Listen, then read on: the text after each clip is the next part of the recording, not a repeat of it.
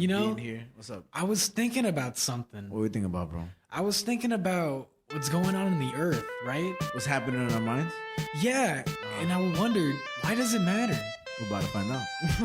Holy shit.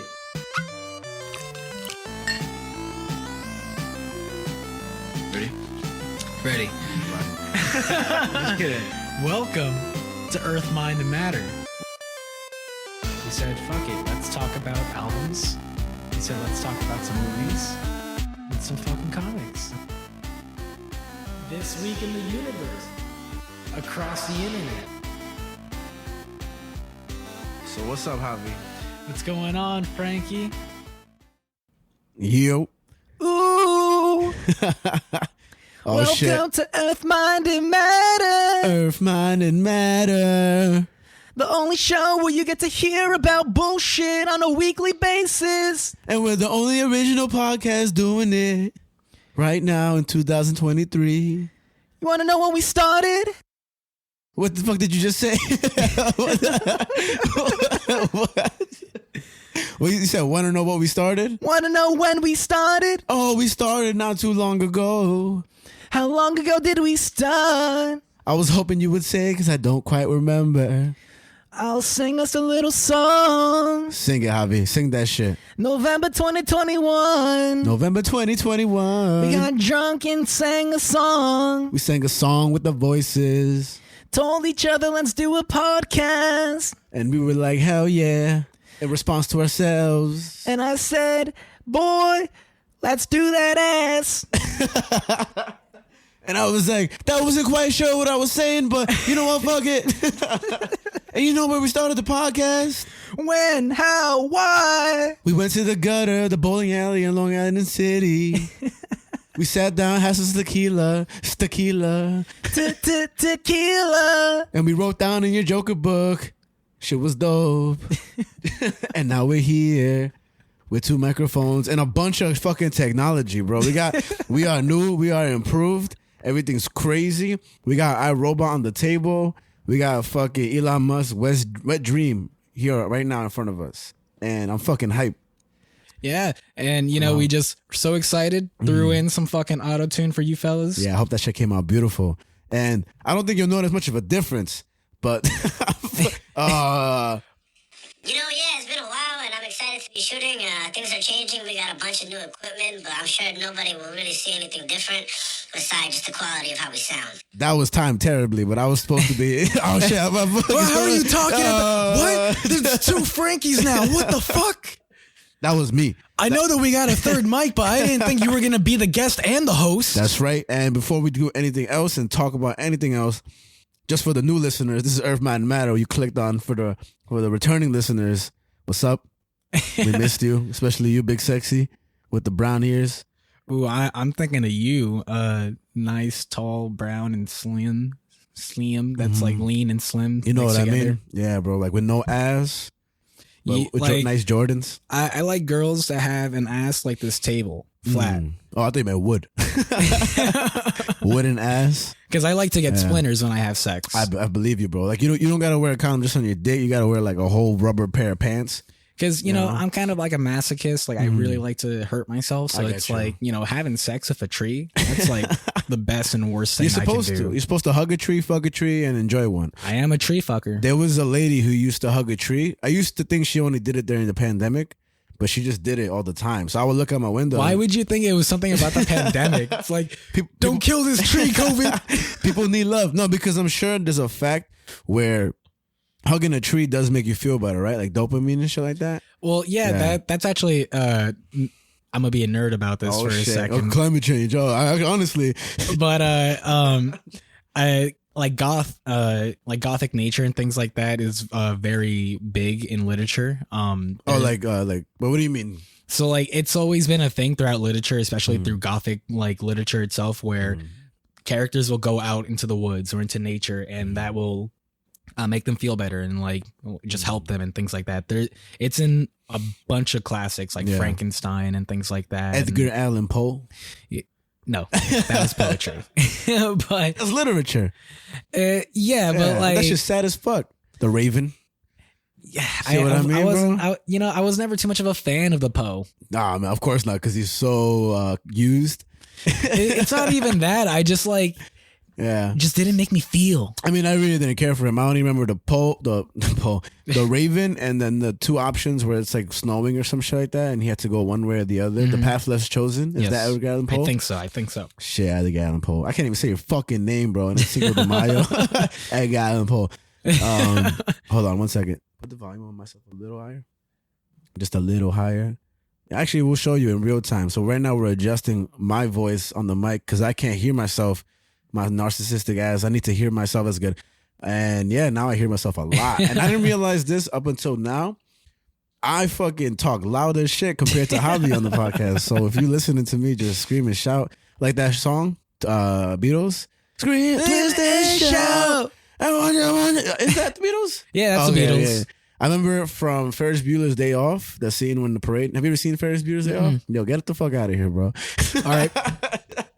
Just all right. Now that Javi left and all the people that watch films. No, Ferris Bueller's Day Off is a good movie, man.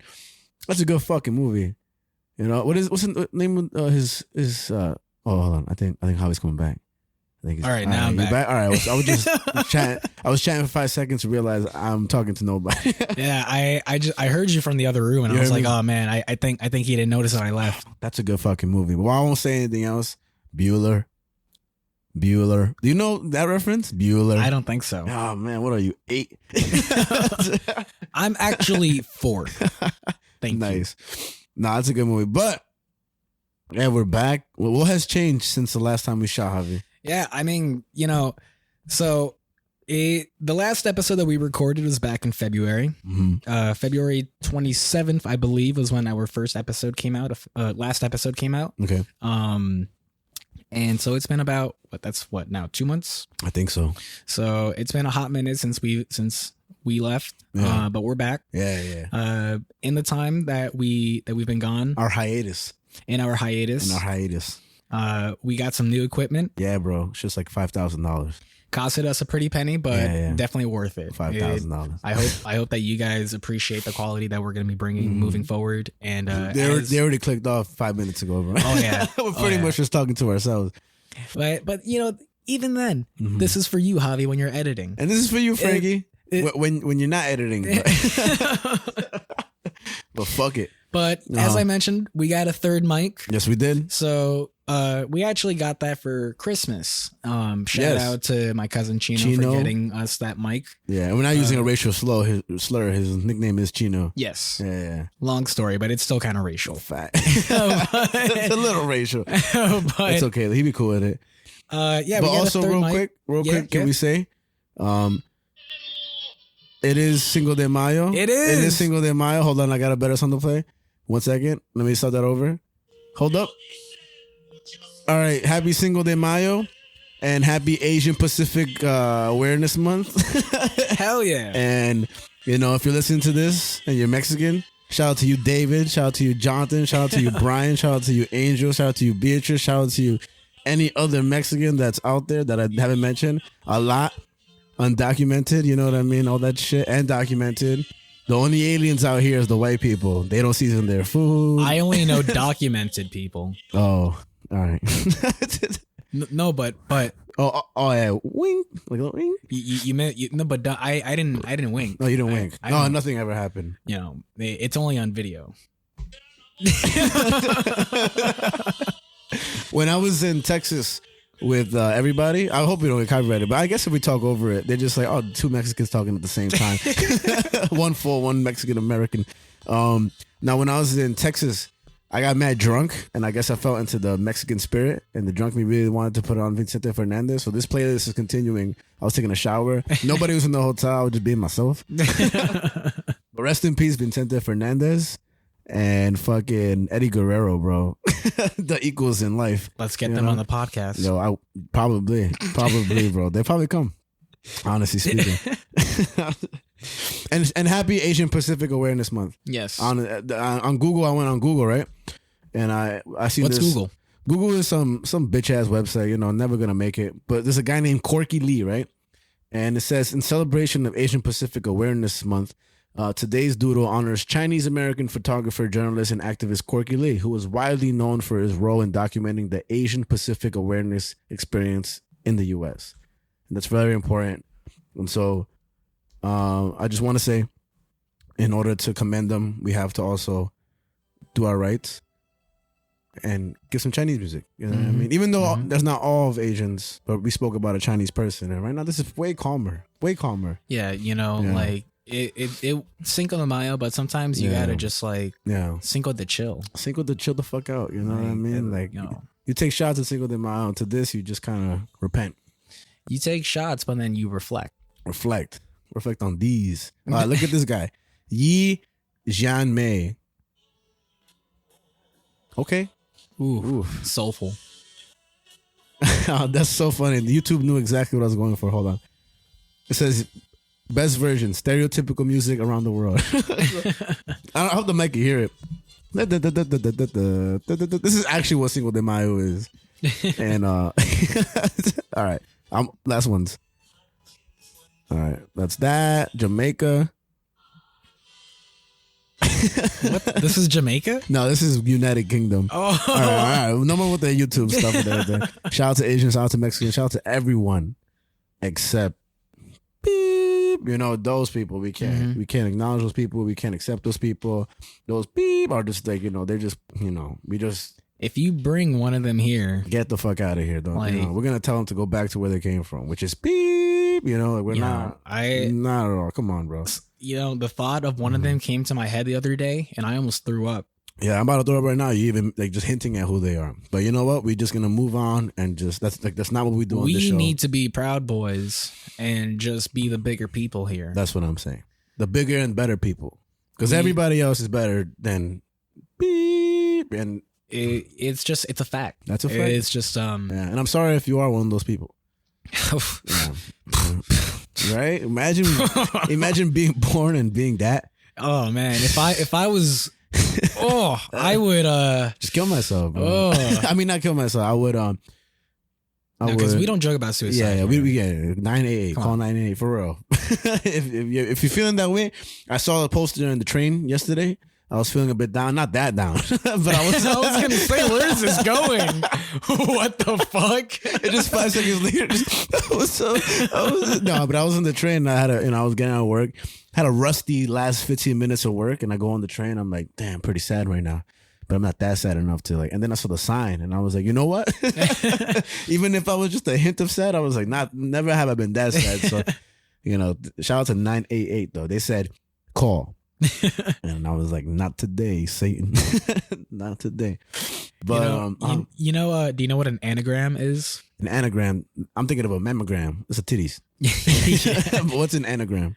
We'll get back to it for the A.M.C. section, but I'll tell you what it is now. Okay. It's when, because I'm thinking this because you also, just said. Get a mammogram for your titties, ladies. Yeah. That's important. The same thing with prostate checks for men over 40 or 50 or some shit. Gotta do it. Gotta get a hole up your ass one day. You know what I mean? A finger up your hole up your ass. And whatever they, I know for mammograms, they put a titty up the ass. Yeah, a whole titty. Yeah, if the right titty, comes up a little. Whichever one is smaller. Exactly. What were you saying about anagram though? Yeah, an anagram. I'll bring it up again when we do the A.M.C. section later. Sounds like a grandma whose name is Anna. Nah. What's up, anagram? Guys, going. But I'm thinking this because you said Santa, and an anagram is when you can rearrange the letters in a word to make it say something else. Like race car. No, I'm kidding. What do you mean? Like so Santa you can also respell to say Satan. Oh, you know what's so crazy that you mentioned that today? Today I saw a receipt for a customer that I had, and this is like no joke, just purely coincidental. Her name was Gringer, Gringer. So that's an anagram, right? Like if you want to write it down for yourself to see what I'm saying. I guess, yeah. Because when I saw it, I was like, wait a minute. Yeah, that's okay. That's so strange that you mentioned that, because that's exactly what I saw today. I'm like, holy shit, that's wild. So now when you go home today, you can be like, I saw an anagram today. That's right. You mean a beat? No, let me stop. Let me stop. That's crazy. No, that's wild, bro. And by the way, the beeps you were saying, we were talking about racist. Yeah, we're just sick you thinking that we would ever exclude anyone of moral ground. Anyway, move along. Get a load of these guys. Walking on eggshells right now. Speaking of expensive. Yo, man. Expensive. And wings too. Wings are fucking expensive as shit. Man, it's not even fair. Like at the grocery store or like just anywhere? like Charlie's Angels wings. Like, heavenly people. Okay. You know what I'm trying to say? Like I didn't know you were into buying people now. I'm always into buying people. You want to buy me? Nah, that's too expensive, bro. Come on, dude. Come on. $7? 20. Pork. Fitty. Tree fitty. Fucking shout out to South Park. No, but it's been a while since we did this show. Man. Yeah, what do we do on this show? Oh, man. What the fuck do we do on this show? We should just keep asking. No. What do we do on this show? What the fuck do we do on this show? No, we talk about what's happening in the ozone layer. The serious look you had, just like the ozone layer. No, we talk about what's happening in the earth. In our minds. And this is why it matters. This is Earth, Mind, and Matter. And speaking of the earth, today I saw a post where I think a telescope was able to see another planet get eaten by a star. That's hot. That's pretty, literally. And that's to show us a hint of how this world might end. Nice. That's kind of crazy. And then I think about when the black hole, what was it that people were putting it up? You put it up too. How a black hole sounded. Oh, right? yeah. And then I thought about today and I was like, who the fuck cares? like that shit's interesting. That's just whatever, bro. That's just interesting if you smoke 2 joints and you're like, wow. There's no sound in space and a black hole can make it? Come on. So interesting. That shit means nothing to me, man. When I die, that'll be like on the bottom of things that are not interesting to me. Who the fuck cares, bro? Fuck that black hole. Fuck that noise. And fuck whoever high enough to think that shit's interesting, bro. No respect. That shit is interesting.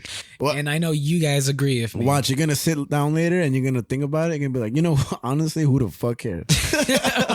who the fuck cares about that bitch ass black hole making a noise, bro? Yeah, what if the noise that it made was like a racial slur?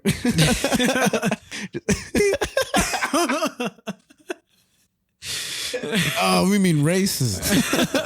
Because that's what the beep represented back then. Just to be very clear. It's just like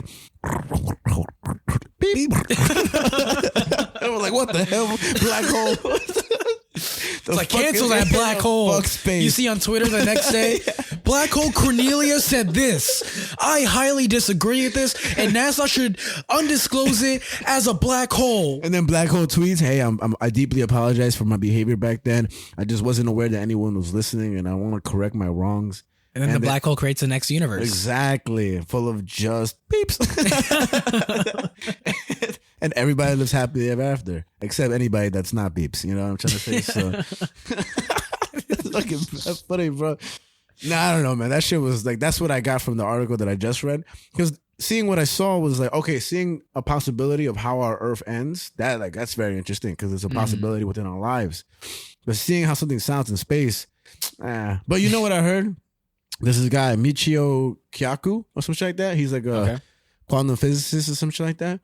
He said some crazy shit, and I cannot even interpret it at all for what he said. But he said something about that. Watch you say the most intelligent thing, and be like, "Yeah, I don't know what he said." Just verbatim. No, but he said something that when the universe is expanding, there are these little parts. Imagine the universe expanding, and there are these parts of the universe that expand outwards, like little universe bubbles. Mm-hmm. And there's like maybe a thought that one of those universe bubbles may have, expanded one day. Because usually when they do, they kind of like decimate. They don't exist after a while. Okay. But this one did and continued to expand. And when you think about how much nothingness is in space, even though it is so weird, bro. You believe in aliens, right? I want to. Oh, damn, bro. I didn't say Jesus. I said aliens, bro. No, I want to believe in aliens. What? There's definitely aliens. It's an interesting conversation. It's just like, we definitely have things that are unordinary. Yeah, right? and we have things that kind of say like, you know what, maybe there's something out there. There has to be, bro. But until I see it for myself, I can't. I can't just say that I believe in aliens. So what about like the noise the black hole made? You couldn't see that. I mean, yeah, but that doesn't mean that they're aliens. But that means that you can't believe in something. You reposted some shit you can't even know. Aliens exist, right? All right, no, I don't know about the UFO, but they released the documentation that might anything could be used. There have been UFO sightings that have been released publicly. Funnily enough, by Tom DeLonge of Blink-182. I know, I remember that he invested a lot of money. He told me, but I think a lot of those UFO sightings could just be like other technology that other countries are just using, our own government, all that shit. But think about how much like galaxies and planets we've seen. We're the only planet in this whole discovered land and planetarium, whatever, that has live people like us. No way. That's like believing in God, bro. You might as well believe in God. You know what I mean? It's funny that you say that because I was like, God did. In my head, that's all I was thinking. I don't know, bro. There has to be aliens because think about it. Even on Earth, there's life that exists in lava, right? There's like little microorganisms that exist in lava. There's microorganisms that I'm assuming believe in. I know for sure in lava. I don't know for sure in like ice, whatever. Yeah. That's what I'm saying. Yeah, microorganisms. Yeah. So you said my girl. Yeah. They have water for sure, Mars? Or they had water. They had water. Had. Probably. That shit was probably like split splash. Mad water everywhere. I don't know. I truly do think that there's life now somewhere else. And there are this I'm just off the top of my head, but I'm sure that there's a telescope that detected a planet similar to Earth light years away. Right? That's an old discovery. I mean, well, they're like scientists are always discovering planets that are similar to Earth, and they say like, oh, this could be a possibly habitable planet. Yeah. But more often than not, they always find that one thing where it's like, actually, this one thing makes it uninhabitable. But how many planets are out there that isn't Earth? A lot. That's what I'm saying. So at least one of them has to have something. I mean, yeah. Scientists are looking. Like, I don't know, bro. It's just like it. I'm not trying to like doubt it. You're shitting on the aliens, and not at all. I'm not here for it. I'm not here for it. I'm like the X-Files. Where's my pin? I have. That's not the theme song for the X-Files, but I don't know. Oh my God, that's the pin I lost. Son of a bitch. See, that's what you get for not believing in aliens. I went to a concert the day of my showcase. After your circumcision? Yeah. And I wore my vest to the show and I felt a pin fall off of me at some point. And you lost it. And now I'm realizing it was my X-Files pin. Fuck. Everybody laughed at and it was like the poster of the UFO, and it says, I want to believe. And it's right next to your swastika pin. Right next to my swastika pin, underneath my patch of Hitler. And it's not even a patch of Hitler. It's Hitler's mustache patch. It's a patch of his patch. Yeah. It's a patch of his patch. It'd be funny if Hitler's stash, like if the curtains match the drapes, like, if his pubes was a little patch. A little patch. And when he wants to hail Hitler, he just got a boner. That's fucking funny to think. Earth, mind, and matter. I got another breaking news. Did I tell you I finally seen Infinity War and Endgame? Yeah. All right, so I guess before you get there, I want to throw out this thing real quick. Okay. To kind of reel back to the space thing for a second. Okay. I'm sorry, I just had this one thought in my head. It's okay. But I think I might have told you about this game before. It's called Outer Wilds. I heard of it. Don't be mistaken for Outer Worlds. No, but I think I've always seen it like on Game Pass to play, but I've always ignored it, even though it looked appealing. Outer Wilds, I played it when it came out. Everything's 20 minutes. It's a 22-minute life cycle. Explain it slowly for people that don't play video games, because even in concept, it sounds dope. So basically, what this game is that you are an alien, a literal alien. Yeah. It's first person, so you can look down and see your alien body, which is awesome. And basically, it's your first day where you are part of this tribe that have become space explorers.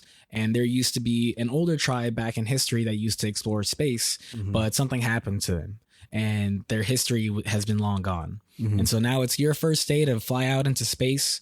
And before you do, a weird magical artifact kind of speaks to you, and you go to your ship and you start exploring other planets just mindlessly.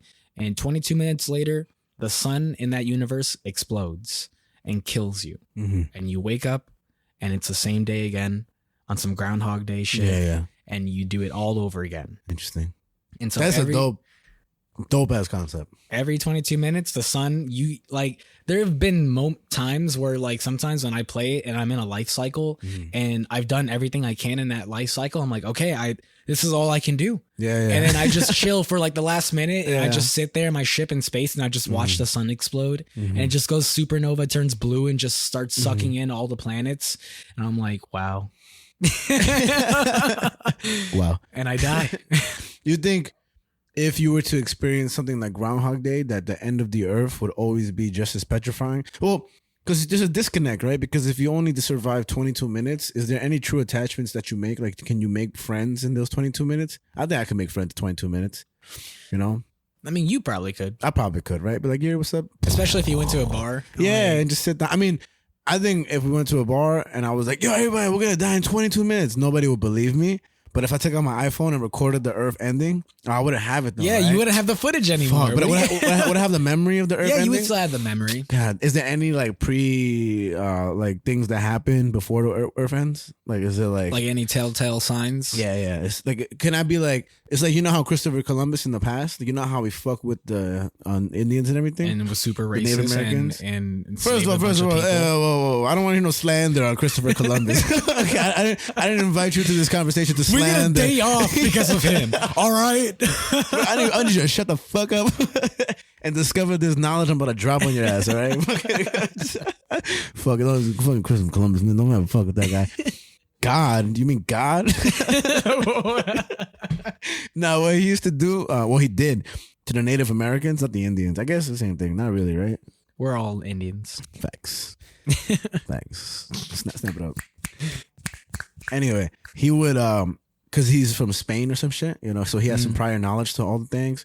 So he went to Native America. Because that's where Native Americans live, right? Yeah. You just never heard nobody say it like that, right? He went to Native America because it was native to him because he's from Christopher Columbus.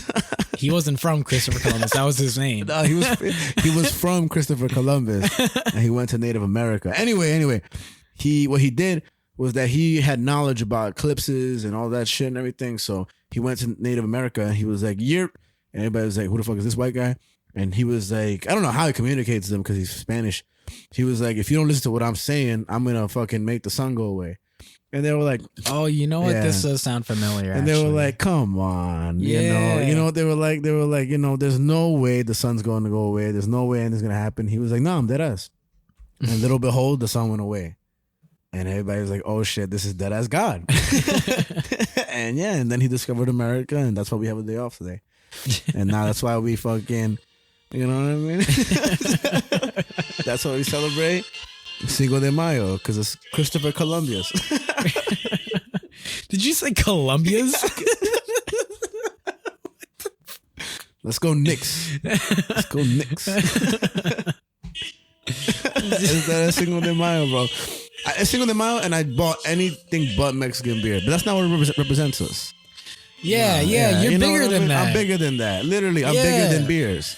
You are bigger than a can. I'm physically bigger than a can. You can step on a can. I can step on a can. Step on that can right now, Frankie. I could recycle a can. And then recycle it. And make 5 cents.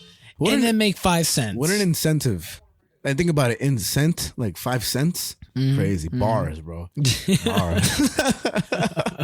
They don't call me a rapper, but I'm a rapper. You know what I mean? They call you an apper. Basically. Because you're everything but a rapper. Can't believe we talk shit about Christopher Columbus on my birthday. It's crazy. You know, it happens, man. That's so disrespectful, man. And the fans are like, "What? It's Frankie's birthday and Javi didn't say anything?" Thanks. Yeah, because I don't give a fuck about this guy. What the fuck? Fuck that guy. What do you do for my birthday? He missed South Park Escape Room. So, yeah. I felt so bad because I got there And then it was so Javi did an escape room for his birthday in South Park, which was awesome apparently. And I got there like late, and you don't want to go to an escape room late because it just disrupts the illusion that you have to escape. Like imagine you got to escape, and then I just walk in through the exit. Hey guys, welcome. And then we got to go back to escape mode. Nah, man, I'm not trying to disrupt the illusion of escaping. But we'll do it again. Well, you'll do it again. I'll do it for the first time. But I felt bad. So I was out there waiting in the cold. I was in a CVS. CVS. Motherfucker, I walked into the CVS and the door wouldn't open. It was the only sliding doors to open. So, so I'm here waiting for somebody to assist me. And then the guy sitting there, super nice, greeted everybody very kindly, big fat black guy, respectfully. That was his true description. And he looked at me. And he was like, he kind of like did the confused hand in the air thing. And I was like, what do you mean confused hand in the air thing? You work here. Open the door. I'm freezing my ass off. So he went to get backup. The manager came and they finally, the old white lady, skinny white lady, to describe her fairly. And they opened the door for me. I just looked at the holiday cards for like 45 minutes. And he didn't even get me a card, guys.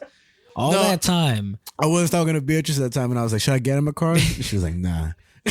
All he got me was an amazing book that we fucking talked about on this show. God. Fantastic Four. What was it called? Fantastic Four. Full Circle. Full Circle. Very good comic. Very short comic. Read it if you're not into comics. It's pretty good. I think that was the last episode, actually. That actually makes a lot of sense. I think so too. Yeah. I think that might have been the last episode. That's fucking wild. It'd be like that sometimes, bro. But you know, fucking to bring it back a little bit. I wanted to point out, as I was trying to point out earlier, but you know, we got the third mic now. We did. So yeah, we did say that earlier. So, you know, this goes out. This is a call to anyone who wants to be on the show. Oh, I thought you were gonna call somebody right now. Fantastic Four was last episode. Fantastic Four, okay. But yeah, so we have a third mic. If you want to be on Earth Mind and Matter, hit us up. Follow us on Instagram, Earth Mind Matter Pod. EARTHMINDMATTERPOD. Just because I feel like, just follow us. You know what I mean? Just do it. It takes 2 seconds. We put funny stories. That's where we're most active. We have a TikTok, but we're not as active on it. Yeah, kind of just is there. You know, shout out to TikTok though, China. You know what I mean? We have a YouTube. We're getting more active on that recently. Oh, we do. We have some little, like, short little videos that talk about certain topics like AI, Dungeons and Dragons, Chinese detention camps. What? What the fuck did I just say? Speaking of TikTok in China, I want to say this. Shout out to Anthony, because I was in Boston recently with one of our friends, Anthony and Brian, and we were sitting down. We've both been on the show before. And Anthony's a journalist, very good, reputable journalist, Mexican, Cinco de Mayo. You already know. And so we were there chilling in Boston, and we were in the longest bar in Boston. Like, literally. How long was this bar, Frankie? That shit was like, if you slid a drink across the table, how far could it go? That shit would evaporate before it reaches the end of the. And then we were like, damn, this bar is pretty fucking long. And then we turn around, the sign that says the longest bar in Boston, which is bad funny. And so, and we won't get too much into this, but I was basically saying, because I was reading a little. I mentioned to you, I was reading about the guy was a CEO of TikTok, and they were questioning him in front of Congress and stuff like that about wanting to ban it. I think one state already did ban TikTok in the States. If I'm not mistaken, it's Missouri. Did you know that? I think you told me this. Yeah, it's crazy. But I was reading it, and basically we were talking about how headlines can be very misleading, and my whole point was saying that the headline said that the CEO of TikTok doesn't allow his own kids to use it, which is like, you kind of grasp the message they're trying to portray to you off the bat. You're like, oh shit, how is they letting us use it if the CEO's kids aren't allowed to use it? And then you just read maybe 3 paragraphs in, and ultimately it says, then he says, I don't let my kids use it because, if I'm not mistaken, in Singapore, where he's from, or wherever he's from, it's not moderated for children. They don't have a kids version of it, as opposed to America, where we do have a kids version of it, or a parental like overview option. And so I'm like, yeah, like, that's kind of irresponsible, in my opinion, of the newspaper to allow that headline to go forward when you know it's very misleading, baiting, and and like kind of spreading misinformation, because I think, if I'm not mistaken, a lot of people don't read a full article. They kind of base and spread news off just reading the headline. And he was like, rabble. Nah, he made a lot of good points, and he's like, and he's correct. He said technically it's not a lie though. And I'm like, yeah, and I was like, it's not a lie, but you know what you're doing. We had a back and forth. We had a little disgruntled conversation, but we made up afterwards. At the longest bar we kissed, we made out. I carried him like in my arms and everything. Fucked him in the butt. Gave him a prostate exam actually. Fucked him in the butt. And then gave him a prostate to make sure everything's okay. Exactly. And he has glasses, so it's all fine. You know what I mean? Yeah. So you put on his glasses so that you could see. What do you think about that though? Like, okay, we won't get too much into it, but what do you think about that? Yeah, I mean, as when you brought this up to me before, as I'll just kind of say again, it's like, like Anthony mentioned, it's like, they're not lying. Like they are telling the truth. So it is a very tricky thing of how to ethically write an article nowadays, especially in the day and age of social media, where it's so easy to just retweet an article and just say, look at this. But did you read it? Yeah. It's just, it's an ongoing issue because, social media just makes it a little bit worse. And when it comes to intaking new information and media from anywhere. And so I think it's important to have these sort of discussions. And if you read the article, maybe tell your people like, hey, like, this is what the article said. Yeah. Because sometimes people don't read. And if instead of telling them to read the article, you're probably better off just explaining it to them. Yeah. Or like, but that's why we do the show. That's what I'm saying. But for me, that came before the ban. And I forget what state. I know for sure a state banned it. Montana.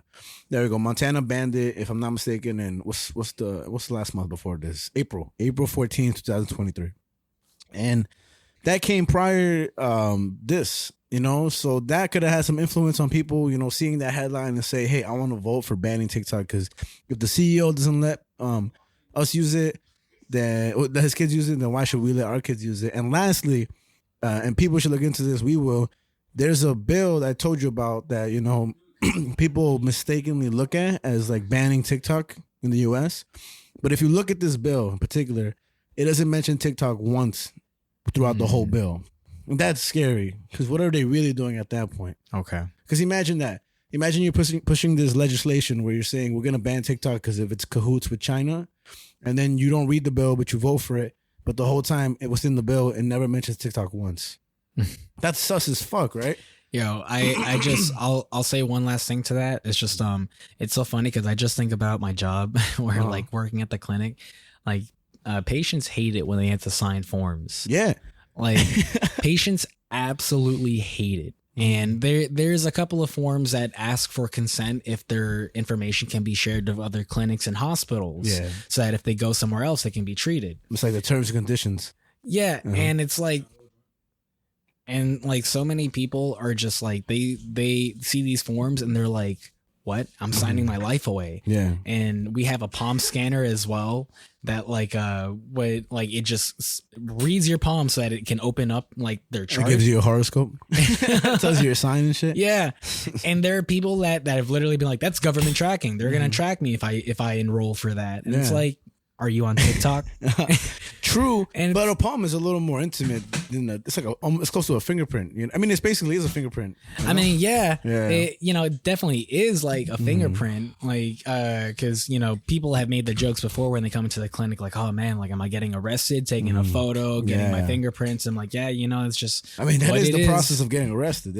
I can't. I mean, I don't know. Yeah, man. No, like I'm not saying like to that regard. I'm not saying like anything's wrong. It's like it's like. It is a lot of security. It's crazy. I know it is a lot. Amazon opened a store recently where you can scan your palm as you walk in, and then afterwards you can pay with your palm. Yeah. That shit's retarded. I don't think that shit should exist. Yeah. But why even do that? But that's a probably right, or maybe just make it easier to like pay. But I don't know. I just think of contactless payment because of COVID. That's what I think.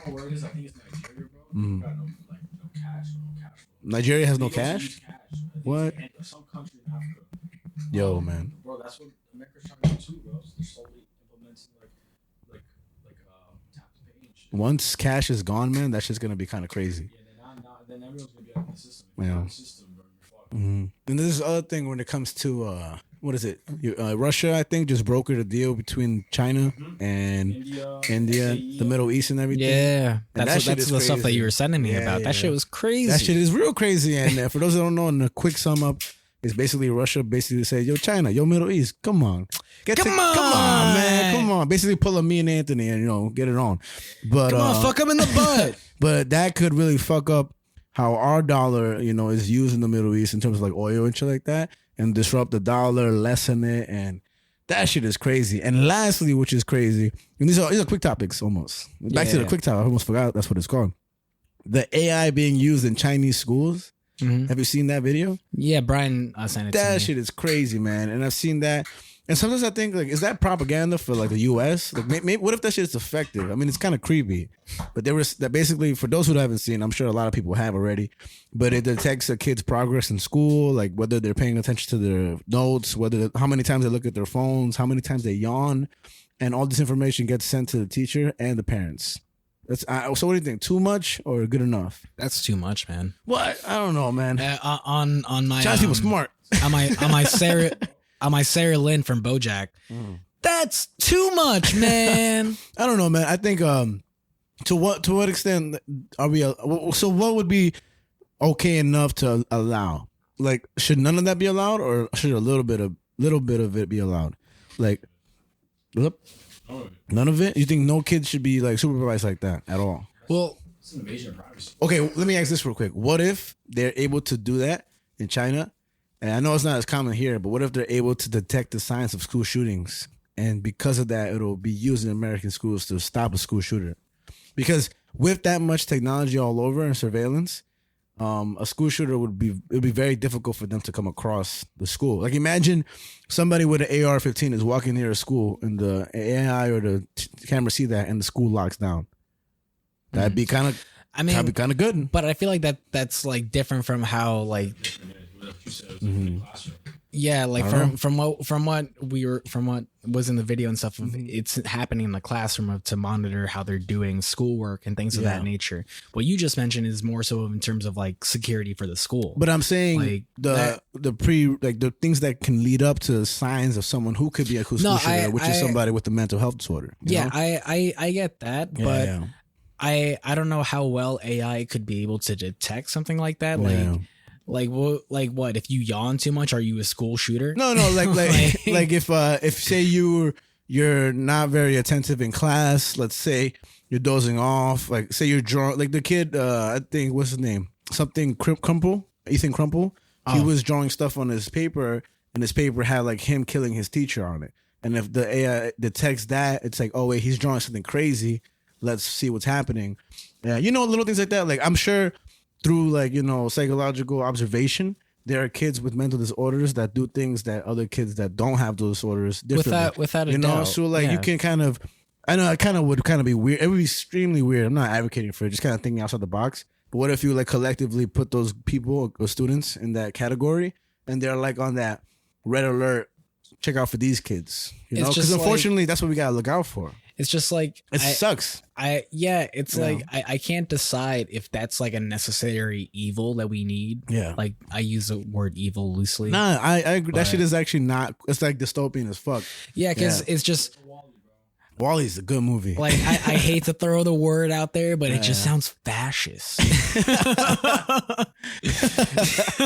But it's just like, nah, you're absolutely right. I agree. I just think, man, something's gonna happen eventually with schools because.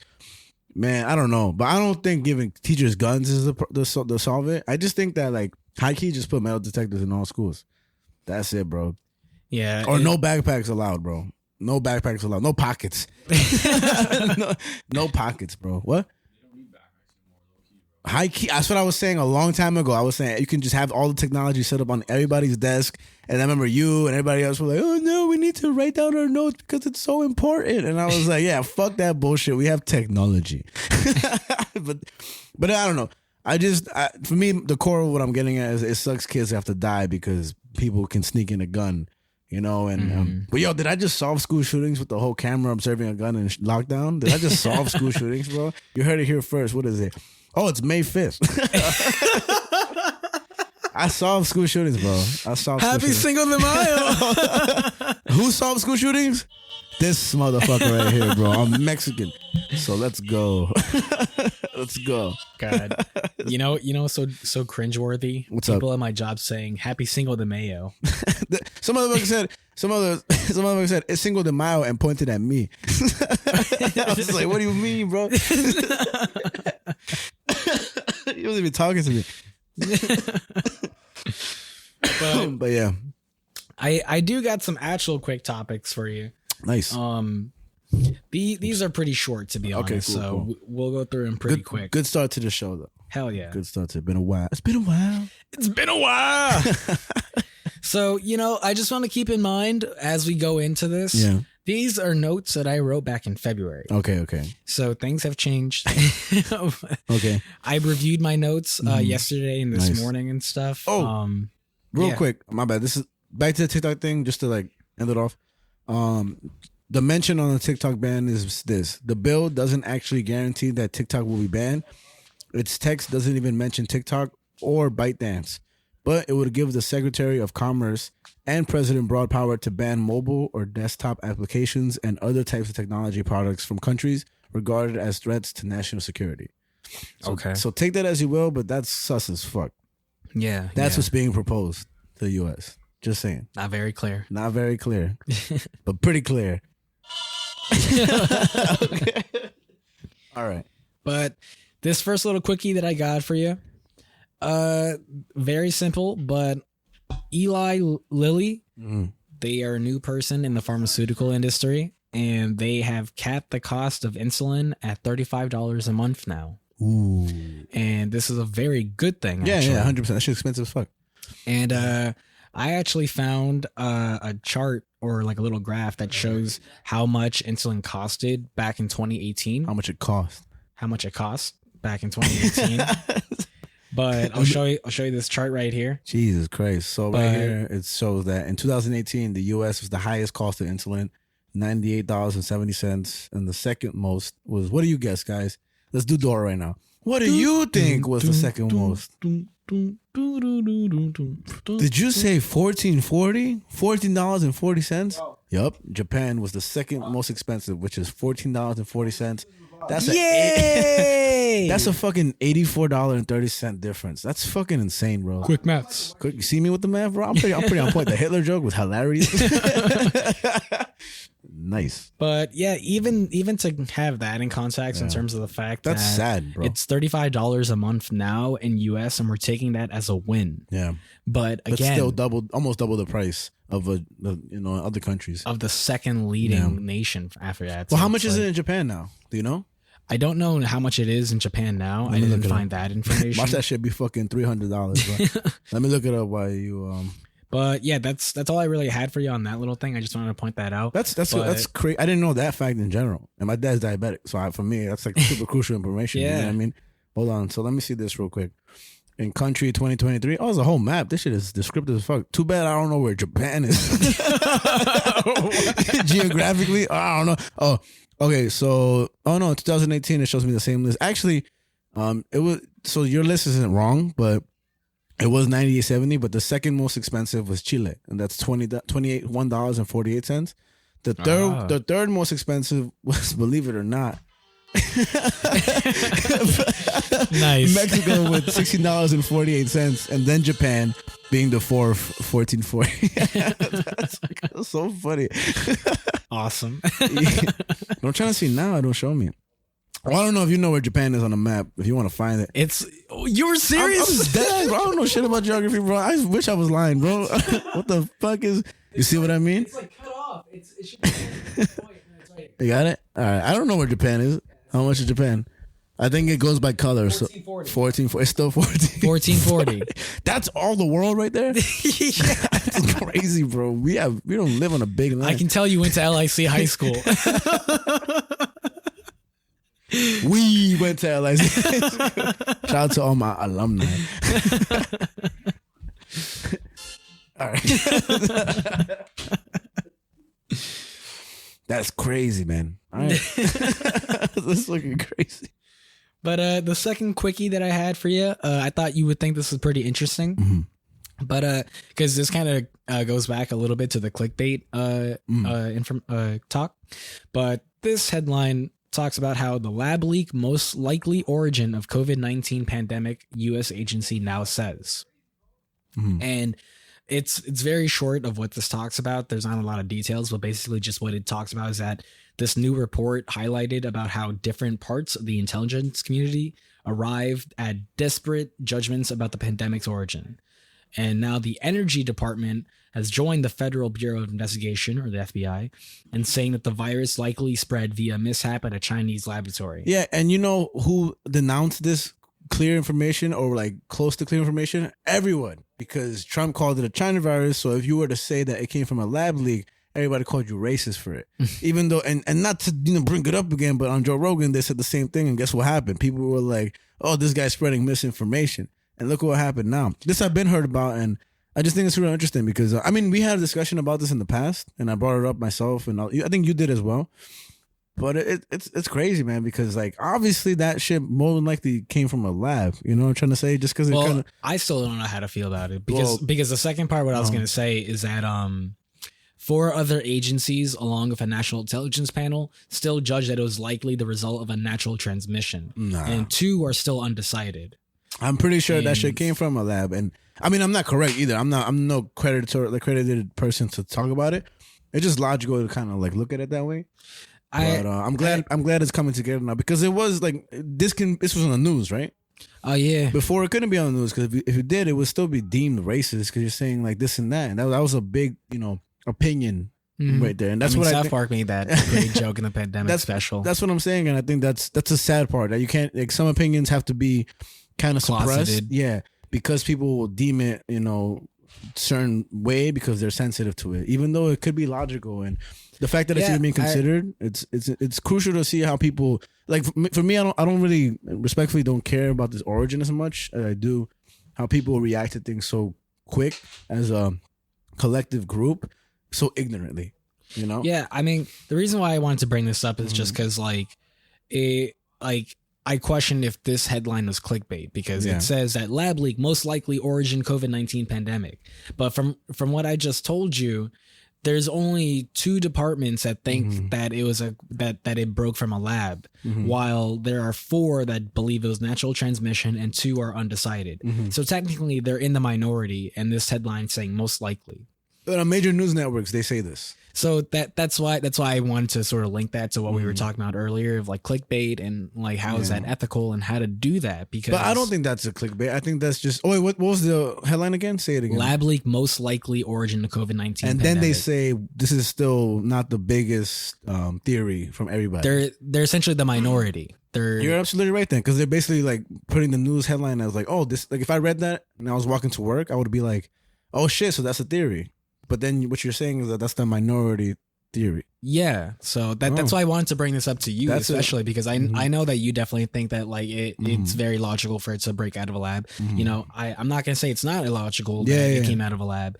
I just don't want to pick anything until there's a clear answer. Like the aliens. That's just how I am with life, man. Yeah, fuck that bullshit, bro. I'm boring as fuck, but it's just I'm boring as fuck, but it's just until I see it right in my face, I don't want to make any sides. I don't want to make any judgments. I'm gonna cut the soundbite of you saying I'm boring as fuck, and now you can do it for me too. And every time you text me, I would be like, oh, sorry. No, but I see here, the first thing that pops up is the House.government, and then it's the National Institute of Health, and then the Wall Street Journal, which is the Wall Street Journal says lab leak most likely origin of COVID-19 pandemic. This came out February 26th. Yeah, this came from the Wall Street Journal. It was written by Michael R. Gordon and Warren B. Strobel. Yeah, and for me, like, if I'm wrong, and most people are wrong, then whatever. But at the end of the day, again, my point is that, like, there's certain things you can't even say no more, and probably major headlines or news networks can't say it because how they'll be effective. And shout out to Tucker Carlson, who just got fired. Yeah, man. And what's his name? The guy on CNN. Who was it? It was Tucker Carlson and some other guy. I got you right now. Tucker Carlson and other guy. What the fuck? Who was the other guy? Other guy. Starring Ryan Reynolds. The sequel to Free Guy. It was somebody else. Something. Don Lemon? Don Lemon, is that his name?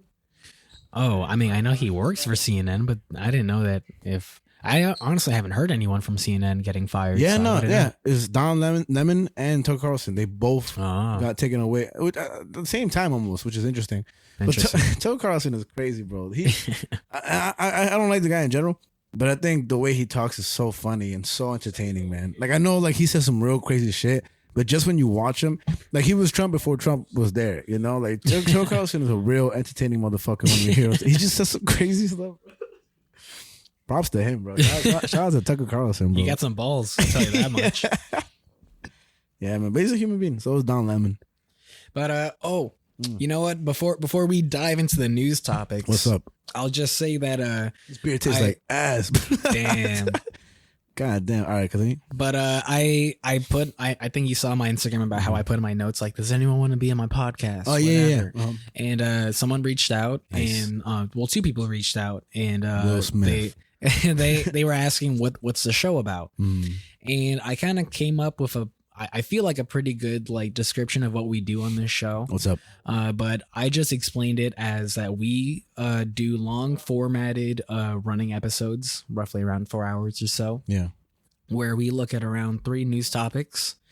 Sometimes we mix it up a bit and do something else and do a short story, a table reading, something of that nature. Mhm.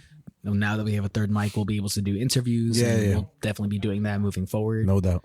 And then we have our A.M.C section where I'll just say it now since it's been a while since It's been a while. it's been a while. But our A.M.C section, it's our entertainment section Yes, of the it is. show. where- Albums, movies, comics. Yep, albums, movies, and comics. We cycle through that every week. We look at an album, then we look at a movie, then we look at a comic. In that order. Literally in that order. Every week we cycle. So 1 week. Today we'll do album. Yes. And then we'll continue movie next week, comic next week. The cycle recontinues and et cetera, et cetera. And then, all right. I like the little ding. That was so perfect. I hope it picked it up. We have not. We gotta put it in. I'm gonna screenshot the exact time. All right, continue. But yeah, I just I felt like I found a good way to sort of explain what we do Yeah. on this show, And it is. that's just what we do on this show. If you like it, let us know. Yeah, and the other day, please let us know if you want to be on, if you want to talk, if you know anybody that wants to be on. We're very open-minded people, and aside from all the jokes you make, so that's all I'm gonna say. The only people we don't want on, Is the only people, like, yo, if I swear to God, if I get if I even see a message from y'all motherfuckers, you motherfuckers better stay away, and that is exactly who you know we're talking about. It's so you already know you've been warned. Stay the fuck away from Earth Minded Man. We do not want you. motherfuckers. Unless you like my Hitler joke earlier, which I'm still very proud of. Turn that into some shit. All right. But now we're here. Yeah, so we can dive into the news section. Mhm. So I'll tell you right now, I got up? 2 news stories for you. Nice. All right, cool. The third one is just gonna be us shit in the shoot. I like shoot in this. the shit. I like this. shit in the shit in the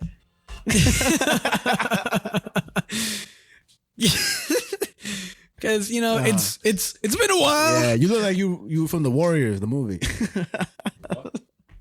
you Throwback to Yeah. episode 2. Yeah, Javi's brother Lucas is wearing a red jacket, and if you haven't seen the Warriors, he looks like he's. I mean, they're not necessarily wearing that, but it's red. Can you dig it? What a good fucking nice. We don't gotta do that. We can take that out because they can't see Lucas. But fuck it. That's a good episode. What episode was that? I think that was episode 2. I will say that was a fun episode to shoot because that was a good movie. The Warriors is such a good movie. Was that? Did it come on in the 70s? I believe so. Let's see. I believe it came out in the late 70s. I want to say 79. Let's see if we're getting smarter. When did the Warriors come out? All this time off, I've just been studying the show. 1979. Oh, shit. That was clap it up. Clap it up. It grossed $3.5 million. But you know what? Why am I even saying this? Go back to the episode. Yeah, plug that shit, boy. It's a good fucking episode, and it's a great talk. It's a great fucking movie, and that's awesome, man. We May 4th was yesterday, Yeah. and we had our first episode talking about Star Wars 4. Yeah. Look at me learning. Which came out in The episode itself or the movie? the movie. The movie, I think it came out, I want to say, was it 79 also? I knew it was late 70s. I wanted to say 76 though. Ooh, okay, let's see. Yeah, you're the one with the lightsaber tattoo. When did it come out? This is all the marbles right here. Wait, I'm going to say 76. so close, Javi. Was it 79? No, not even, bro. 77? Just shut up, bro. 78? 78, bro. 78. Yo, tattoo removal like that, bro. Get that. Just rip off the tattoo. All right, but we got the stories. Yeah, we got Let's some go. news stories for you. So I'll tell you what they're about. All right. So the first one is a little fun. Nice. It's it's a little risky. But my headline for it is Dilbert cartoonist Scott Adams goes full racial. I've seen this. All right. Can I paint the picture? For those that don't know what Dilbert is, it was an old cartoon, which I do love. I like that cartoon, even though it's kind of bad. But it's about basically office work. It's basically The Office before The Office. Yeah, and it was a comic. Into a comic book, and then it turned into a show. Mm-hmm. But it's kind of like, think about the era of Garfield and was it Archie? Mm-hmm. All that stuff and everything. So the rant he went on is crazy. Can we play the rant? You think so? Oh yeah, we'll be able to. I got that. You got it? That. Because it's wild, bro. Yeah. I'm happy you chose it. And the next story that we'll be talking about is a little more serious, but it's about, I'll read the headline. It's Alone and Exploited. Migrant children work brutal jobs across the U.S. It's not funny. But the way you said it was like, yup, this shit about to get serious. Yeah, man. This shit. Oof.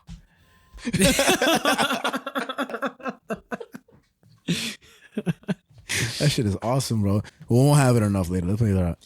But yeah, the third topic will just be us shooting the shit, just catching up. It's been a hot minute. There's been a lot of news topics that have happened over the last 2 months, so we can just rip off of each other and just talk about what's happened in the last couple months. I like that. Even though we covered most of the big major news in the first 10 minutes, yeah, we'll but think of some shit. There's still other stuff. Yeah. Ed Sheeran getting sued by Marvin Gaye. You know what I mean? Well, don't ruin it. God damn it. Shit. All right. So we can start off with the first story. All right. So again, Dilbert cartoonist Scott Adams goes full racial. First of all, what a basic ass name, Scott Adams. What's your name? Mike John. Basic ass name. So for anyone who doesn't know, as Frankie described. I'm combining words today. Discriminated. But Dilbert is an American comic strip which was written and illustrated by Scott Adams, and it was first published back in April 16th of 1989. Wow, I didn't know that. And it is known for its satirical office humor about a white-collar micromanaged office with engineer Have fun, bro. Dilbert as a title character. And this comic has spawned a media empire featuring dozens of books, a video game, a TV series, and thousands of coffee cups and related merchandise. Yeah. In 97, good year, Adams received the National Cartoonist Society Reuben Award, its highest honor. And this is what Dilbert looks like and Scott Adams looks like, if you didn't know. It's kind of like if you think about Bart Simpson, but instead of spiky hair, it's like round circular tops. Like with little bumps. You gotta just Google Dilbert. I'm not gonna describe Dilbert for you. It's not my job. If we put this as a video topic, the image will be here. Right here. But so I'll go down the timeline for you because regardless that he went full racial, he said some controversial stuff before this. Oh, I didn't know that. Yeah, so shit. Back in February, February 24th of this year, good day. Newspapers across the country were pulling the Dilbert cartoon after his podcast Racial Rant from the creator and author Scott Adams on his podcast called Coffee with Scott Adams. So that's what got him. That's the story that we're talking about. Yeah. But his issue started back in 2015. Back in 2015, he once compared former President Donald Trump to Jesus. No way. I did not know that. He said, I mean, clearly he's right. I just didn't know that. He said, this has nothing to do with any logic, but history has turned on a few people, like the founding fathers and Jesus Christ come to mind, who used the same tricks. They describe to people a better vision of themselves, and Trump fits into that model in the most direct way you could possibly do. He's saying, you're an American. I'm going to make you feel great. You're So- a Christian. I'm gonna make you feel great. Oh man, is he the second coming? I'm convinced. But Then I don't gotta know no more. Man. I just gotta say. so that was like one of the earliest signs of controversy that I could find of him. Mm. And then following that, during the pandemic, he was found peddling debunked COVID-19 cures, which were primarily controversial anti-malarial drugs like this one, hydroxychloroquine. And also during the pandemic, That's the one that Trump was saying that would work on you. yeah, that was like basically just drink it. Yeah. But also during the pandemic, Adams made a prediction that if Joe Biden won the presidential election, there was a quote unquote good chance that Republicans would be hunted down and quote unquote dead within a year. What the fuck? I mean, he's just an odd thinking person. So he's definitely got some radical thoughts. Yeah. And I'm just remembering what the rant was about. And it's wild.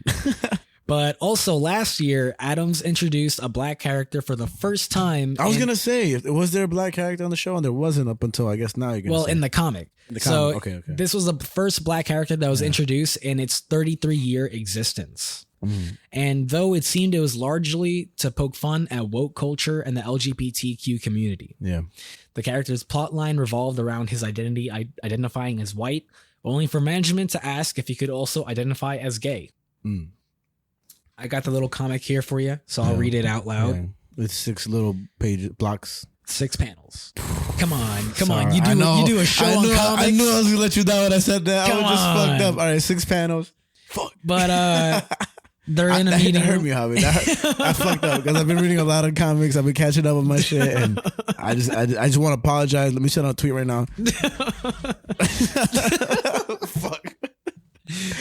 All right, 6 panels. But they're in a meeting room, and it's a meeting room full of white people. There's one black dude, and one of them says, "Management asked me to add some diversity to the engineering team. Meet Dave." And the black guy says, "I identify as white." And the other guy says, "You are ruining everything, Dave." And another guy says, "Dave, I need to boost our company's ESG rating, so I'm promoting you to be our CTO." And he says, "I know you identify as white, so that won't help our ESG scores, but would it be too much trouble to identify as gay?" And the black guy says, "Depends how hard you want me to sell it." And the other guy says, "Just wear better shirts." And that's the comic. That's pretty funny. So, yeah. Basically, affirmative action. No, not affirmative action. It's diversity. It's like you want to have more diversification in the workplace. You it's want like to a have diversity hire. Yeah. Which I don't know how I feel about those, man. Because obviously, I want the workplace to be more diverse. I'm not saying like, oh, we don't want no like Latinos or blacks or nothing. But I think it's I don't know if you can say blacks anymore. Like black people. I want to be correct about that. Okay. I just feel like blacks is so harsh. You know what I mean? Like Mexes. You know what I mean? Or Browns. The Cleveland Browns. No, but this is a random thought, but I heard this from a guy, Tony Hinchcliffe, who's a comedian, and he said that in the NFL, they did this a lot to enforce black coaches to be in, which I think is great. But I think now, if your team has a black coach, you're, I think, entitled or gonna get like better draft picks or something like that. Which is basically saying, you know what a draft pick is, like you know. So that's kind of weird to me, man, because I feel like none of that should be revolved around that. Although, given the fact that the NFL was predominantly white before, I guess, and it had, I don't know, Lawrence Taylor was in there. It's weird, man. I think when you revolve it on race, it's harsher for me to accept it as genuine rather than just like accepting everybody just cause, Then it comes down from a like supremacy factor where it's like the tops don't want the other people. Sorry, this is a little beehole, but the owner of the Cowboys, let me show you, because this is actually pretty interesting itself. Sorry, but it kind of relates to this. The owner of the Cowboys, I gotta get their name right. So say something real quick. Yeah, I'll just say that, it's a little difficult for me to say how I feel about that sort of stuff when it comes to a diversity hire, just because like, I don't know if it's one of those things where it's like, don't look a gifted horse in the mouth. It's like, I don't know if you ever heard that saying before, but it's just like, it's that idea of like, if someone gifts you a horse, don't look at its mouth because the horse might have a shitty mouth or something like that. Like its teeth might be all fucked up. Is it kind of like don't bite the hand that feeds you? Yeah, exactly that. So it's just kind of like, do you accept it or do you question it? And it's like it's just kind of one of those things where it's like this is technically bettering the workforce or things like and that. It's pushing a cause that's super crucial for the world. So and everybody else's future. That's why I question of like, should we really like even question this to begin with, or should we just roll with it? Yeah. Okay. So what do you think about this? So sidetrack, Beho. The Cowboys, the Dallas Cowboys, is owned by a man called Jerry Jones. It's the most valuable franchise in National Football League history, and he bought the team in 1989 for $150 million after making his fortune in Texas from oil and gas. So he's owned it for a while. The Cowboys suck. We all know that. But I didn't. last year, December 2nd, is when the headline came out, or as long as I can see from Google. There was, mind you, he's a white man. This is how he looks. Let me just show you so you can get some Does he perspective. look like a white man? Boy. Oh, boy. That's a white man. That's the whitest man you ever seen in your life. That looks like Alfred. That's what I'm saying. In 1957, he was at a protest that was against black students. And there's a photograph of him being there. And on his Bernie Sanders shit. Yeah, opposite. You know what I'm trying to say? And so when that came out, what it says here is that the media tried to bury it, and I think LeBron James spoke out against it, but they made it more about his response. Just like when he said that he was talking to a reporter, and I think the reporter went on to say, I'm getting my facts kind of tied up, but for sure, the reporter went on to the news, and she was like, athletes just have to shut up and dribble. And all the athletes were like, what? And who's the guy on remember you talked about him? He was like an activist basketball player. Freedom something. Yeah. And he was kind of getting shitted on for being an activist, even though he's an athlete. Yeah. So all the basketball players kind of joined together, wore shirts that said shut up and dribble. And we're like, we're not going to just do that. We're more than that. We're more than athletes. We have voices as well. Anyway, long story short, he was photographed at a protest that was against black students. And that's crazy given how much like black people play in the NFL, and not even just that. NBA. Well, no, he's a football owner. Oh, I thought you were talking about the NBA for a second. Both everywhere. Soccer, football, anything. You know what I'm trying to say? And not even that. They're human beings. And we're all human beings. Like, you know, us too. Like we're considered minorities, even in a world where, you know, we're all just flesh and bone and shit like that. And he's still allowed to own the NFL, even though on their helmets, they wear things like end racism on their helmets. And they advocate for ending racism. And not in the NFL only, but in the NBA and other places. And it's sad because there should be some type of rule against that. Because this is another tangent, another b-hole. But some owner for the Clippers, this is kind of odd. And this is kind of like, I'm sorry I'm backtracking so much.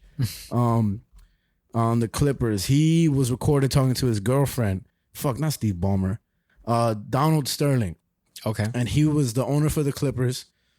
And so he was recorded outside of his like privacy. And he was telling his girlfriend, he's like, I don't care if you hang out with the black players or take pictures with them or fuck them. I just don't want you to bring them anywhere near the house or the game or something like that. And he was removed. Damn. That's crazy. And he was removed as the owner of the Clippers. You know what I'm trying to say? And so, you can do that with a lot of people, like Paul Dean. She said the N-word on her own background and stuff like that without, you know, and I remember me and my sister had an argument where I was saying she was recorded without her knowing. So that's technically not liable in court, I guess. Mm-hmm. But that was like, Paul Dean was like, that's in the like I keep forgetting the word for pre-something. But that's before like cancel culture was huge. That was like at the big pit of it. But this guy straight up has a photograph of himself being there. And so what do you think about that? This is the photograph, by the way. So he's in the protest that's against black students in 1957. Yeah, I mean, you know, got passionate there, sorry. It definitely is one of those things where it's like, you know, it is possible that maybe he has changed his stance. Yeah, that's true too. That picture was taken a long time ago. Those were different times. Mm-hmm. Like I constantly think about how, like, you know, back in the 50s and the 60s, how racially motivated everything was against like minorities and things like that. And how parents would show white people to know that only. Yeah. So it's like when you teach a kid one thing for all their lives, of course they're going to think that like minorities are monsters or whatever the case is, or this and that. But I still think that there should still be an opportunity to understand. Like redemption? Yeah, that sometimes that like people do change. Sometimes people do see like the error of certain ways and kind of say, hey, you know what? Maybe this, like, I was bugging for doing this. Yeah. I will say two things. I'll say one, yeah, I kind of agree with you because you're right, because that happens with a lot of people. Like there's a black gentleman who like basically spoke with Ku Klux Klan members and like basically converted them from being racist like that. Let me look up his name too because it's super crucial. Sorry, bud. But then I think of like, try explaining that to black people. Like, try explaining to black people that like, hey, he might have changed, you know? And it's like, when did that change occur? You know, like from that time that he bought the Cowboys to like, you know, now, you know? And then it's hard to explain because if this paragraph said not black people, say Mexicans. Like for me, I would be like, some people, and maybe me, I wouldn't be able to forgive him. I would be like, I don't want him there. And I feel like if you have a organization that's reliable on fans to, you know, make money, buy tickets and stuff, if they speak out, it's kind of like in soccer. Soccer in certain leagues, which Brian was here because he could explain, but in certain leagues, like they get to vote if the owner gets to like be instated as an owner. Oh, you know, like they actually, like if you want to buy a club, I think for Rob McElhenney and Ryan Reynolds, the team they bought, which is a crazy story. They had to buy it, and then the fans had to agree for them to own it because they technically are part of the owners, and they all agreed. So if that was implemented here, which it wouldn't because it's America, it's an odd conversation to have. Yeah, you know. So it's all touchy eggshell. You're right. You said it from the beginning, but as long as it's not beeps, anything but beep. No, but I think it's a super interesting like conversation overall, and I'm happy that I could think of these three guys because. And Pauline. You know who Pauline is? No. She's like a cook who was caught saying the N-word. Same thing with so many people. Hulk Hogan. Just a bunch of disgusting people just saying these things to other people. You know what I mean? I mean, like, who hasn't said it? Like, honestly, like, I know you've said it, Jake. Don't lie. Yeah. Magdalena.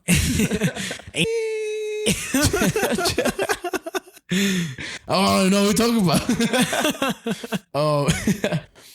The guy's name that I mentioned earlier, who converted KKK members, his name is Daryl Davis. Okay. I'm so sorry. His name is Daryl Davis. He's a black man, fat as well, respectfully. And he was on Joe Rogan. He was on TED Talk. He was on a bunch of other things. He's been on YouTube forever. So, if you want to hear a story, how he sat down with Ku Klux Klan members and kind of changed their life. So, there's two sides to it. But let's get back to Dilbert, Scott Adams. So, from that comic, again, that was posted. He made this comic last year. And amid the incorporation of the quote-unquote anti-woke plot lines, Dilbert was dropped last September from 77 newspapers by publisher Lee Enterprises. And Adams, for his part, claimed the move was quote-unquote was part of a larger overhaul of comic syndication. At the same time, however, he also said it's quote-unquote possible the strip was pulled for other reasons. He says, "Do you think they flipped the coin to decide to keep and what to delete? It wasn't about popularity or costs. That I know." So, you know, he has some things to say when his shit gets canceled. Mm-hmm. And this is a pretty interesting topic as well, or point that happened in his history. But the cartoonist has also previously claimed that his short-lived television series was canceled from UPN because he's white. And so UPN is a United Paramount Network, and that launched back in 1995.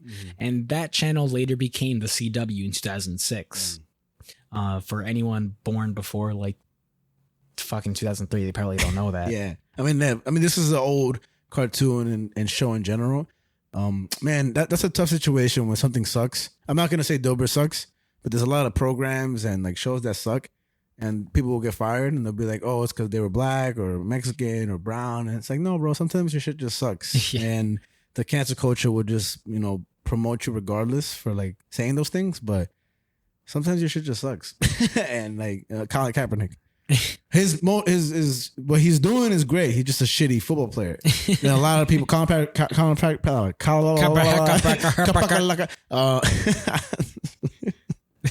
his cause was amazing. What he did is amazing. He protested in the NFL when the national anthem went on, and everybody shit on him. The fans, the organization, everybody was mad at him. Then about like let's say a year or two later, the NFL apologized. They're Damn. like, oh, sorry, we should have let you protest. It's your right, even though it was already your right. And a bunch of Americans, white Americans, or in general conservative Americans, are shitting on the guy protesting, even though it's your right to protest. Mm-hmm.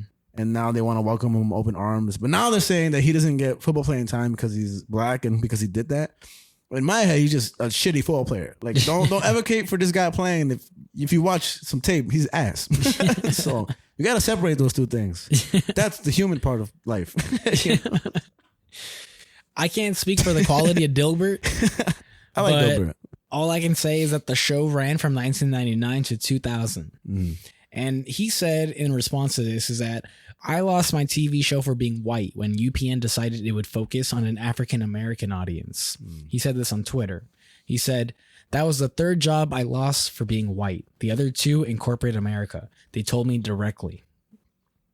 And people on Twitter were quick to call him out for his claims. One person said, it's illegal to fire someone for their race, even if they're white. So no one believes that multiple jobs told you that you didn't get the job because you were white. And this was said by Nicole Hannah-Jones, and she's a journalist from the New York Times. Okay. And then Adams doubled down on his claims and said, I wasn't fired. I was told I couldn't be promoted because of my color and gender. So I left, of course. I invite anyone who had the same experience in corporate America to say so in the comments. Red pill coming, open wide. Which Matrix. is a reference. Yeah. Oh, shit. That, you know. But this one Twitter user, let's go Ayo, said, here's the thing, Scott. We don't believe you. Here's another thing, Scott. Black people read the newspaper. Black people like Dilbert. Black people didn't try to take anything away from you. We had always been among your audience until you became openly racist. Yeah.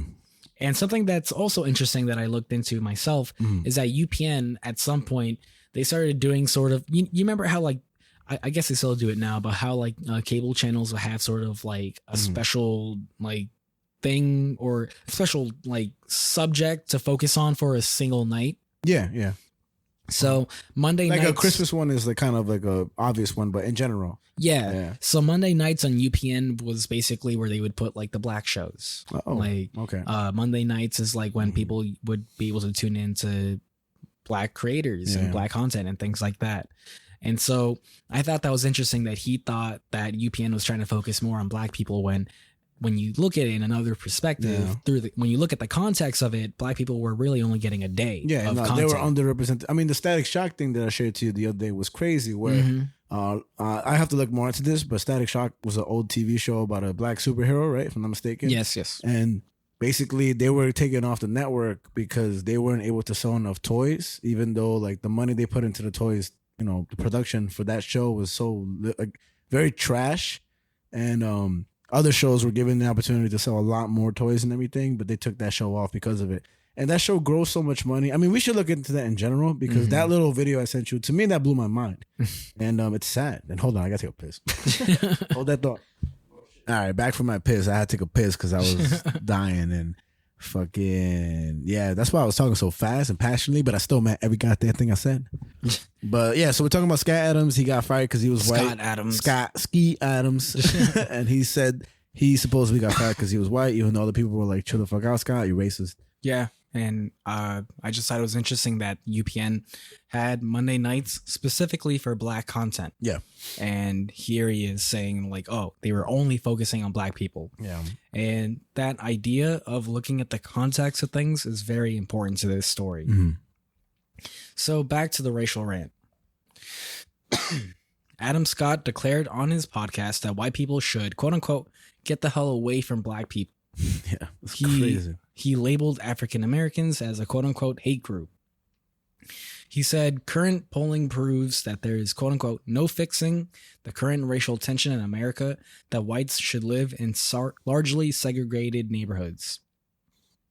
And this was citing a recent Rasmussen survey, which showed that 53% of black people agreed with the phrase, it's okay to be white. And it's very interesting, this survey, because while the Anti-Defamation League has deemed that a hate slogan, it's okay to be white, Adams said on Wednesday that this was the quote-unquote first political poll that ever changed my activities while launching into an overtly racist rant. He said, I've been identifying as black for a while because I like to be on the winning team. And it's very hard to tell if this guy is just kind of like being sarcastic, if he's being a troll. But he says that. I was going to say it's very hard to see if he's being his comic book. You know what I mean? Mm-hmm. Like, that's what I kind of hear in his voice. Like, I'm not trying to, like, you know, justify him or this and that, but a lot of it sounds like he's just trying to sound kind of like his satirical comic book where he's kind of like poking fun at all this. And sometimes, you know, like as a creative person like himself, maybe it could be that too. You know, maybe it could be his version of just poking at today's systemic mindset, you know, where it comes to like, again, sensitivity. Man. I'll play the video. I've heard the video. And I'm not trying to say like all things, especially not the rant. The rant is crazy because he just constantly repeats it. But I'm saying with certain things like that, like I identify as black and da-da-da-da, it just sounds like his comic. Literally, his comic had a black person say that he identifies as white. Mm-hmm. So, you know what I'm trying to say? Like, there has to be some things he's saying where it's, you know. Yeah, because, like, the article. How do you cough, bro? I know, I'm sorry. But the article itself, like, noted that, or wrote that this is something that he said sarcastically. I've seen the video. It's really hard to, like, tell. This, what he said, was in the video?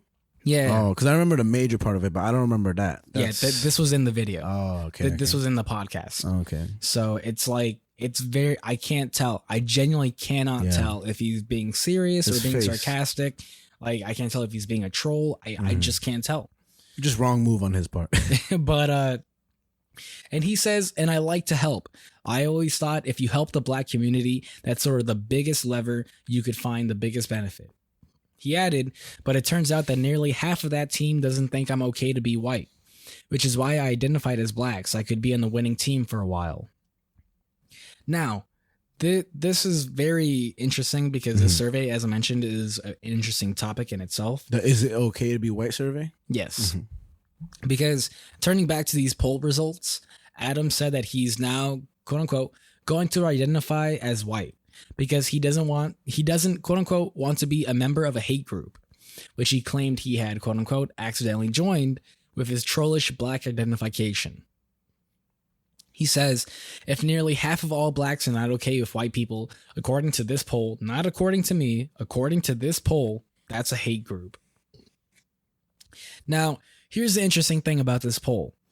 This survey consisted of only 1,000 U.S. citizens. That's a little poll. And roughly only 160 of them were black. That's so dumb. The survey only consisted of white, black, and other. And this is, you could almost say that this is a bit of a stretch, but during the pandemic, there were white supremacists putting up "It's okay to be white" posters around college campuses during the Black Lives Matter movement. Or even Kanye putting up "White Lives Matter" shirts. Yeah. And so it's like, essentially, the phrase "it's okay to be white" can be a loaded question for some people. And I think when you say it with this intention of making a impact on someone's mindset, what I'm trying to say is that, like, obviously it's okay to be white. It's okay to be a human being in any, like, form, you know, skin, disability, anything, right? But when you say it to, like, make a political point or something like that, then it's like, what do you mean, you know, it's okay to be white? Like, are you being as simple as I'm thinking? You know what I'm trying to say? Or are you trying to, you know, versus this against something, you know? And that's where I'm looking at it. Because, I mean, would you agree that it's okay to be a white person?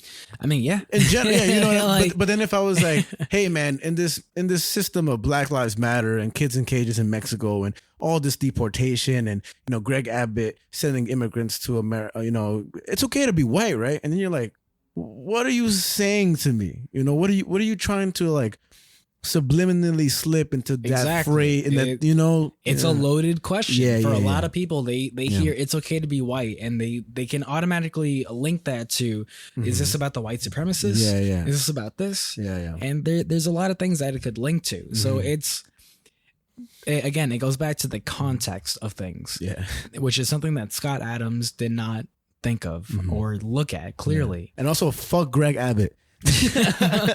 He's already half dead from the waist down, his bitch ass. Why can't the top half just die already, bro? Just catch up already. Just been wanting to say that for a while, and I did. Bitch ass Greg Abbott. But it's just, I gotta say, man, the shooter that shot up in Texas, I think so. He shot. Wait, All save right. it. Save it for the third I'm topic. sorry, yeah. Fuck Greg Save Abbott. it for the third topic. His bitch ass voted best governor and whatever. Fuck you, piece of shit. We're respectful though. All right, sorry. But yeah, it's just I'll get back to it again when I show you the video of him saying all this stuff. Because that's when you guys hear the video, then you understand where even if you don't know who Dilbert is. Sorry, I keep cutting you off. Who Dilbert is and Scott Adams is. The video sums up everything. Yeah. All right, I'll shut up. It's just I was just gonna say that like. Once you hear the video, you'll see everything that Frankie just said. But as well as on top of that, I'll also talk about how in the comments on this video alone, because the video that I found is like Snippet, 3-4 minutes where it kind of cuts it up, the little parts that he says. Because it was a rant. It was a long rant. It was a long rant. And so a lot of comments on that video were like, oh, well, it doesn't say anything about the survey. It doesn't show him talking about the survey and this and that. It's like, well, clearly the people that agree with Scott Adams aren't looking at the context of the survey as well. Yeah. And so it's a very the people in these comments are ridiculous. No, I mean, that's everything. That's all comments are crazy like that. But from there, Adams urged white viewers to completely segregate themselves from Black Americans. He said, I would say, based on the current way things are going, the best advice I would give to white people is to get the hell away from Black people. Just get the fuck away. Wherever you have to go, just get away, because there's no fixing this. This can't be fixed. And he reiterated that whites need to, quote unquote, escape. And Adams said that he had already done so by moving to an area that, quote unquote, with a very low Black population. He then cited Black CNN anchor Don Lemon and to justify his assertion that there's a, quote unquote, correlation between a mostly Black neighborhood and a bunch of problems he didn't see in majority white areas. Okay. And that's all systematic for him to even mention that. It's so ridiculous that he would even make that correlation. Yeah. So dumb. But he says, so I don't think it makes any sense as a white citizen of America to try to help Black citizens anymore. It doesn't make sense. There's no longer a rational impulse. So I'm going to back off on being helpful to Black America because it doesn't seem like it pays off. And he continued, the only outcome I get is I get called a racist. That's the only outcome. It makes no sense to help Black Americans if you're white. It's over. Don't even think it's worth trying. And later in the program, he again said, you just need to get away from them, especially, quote unquote, those who don't want to focus on education. Adams followed that up by saying he's, quote unquote, really sick of seeing video after video of Black Americans beating up non-Black citizens, insisting that it's, quote unquote, every damn day, and that he sees a clip of, quote unquote, some Black person beating the shit out of some white person. And he forgets to mention that a lot of those videos are after the white person calls the Black person an N-word with the hard R with pure intention of hate speech, so. Or completely forgets to think about the fact that most major shooters are white. Yeah, that's a great point. So, so here's a video for you guys, just so that you can really get to hear it from himself. The genius himself. If you didn't believe me, if you thought I was just spewing bullshit. Here, play it, and I'm gonna take a piss while you play it.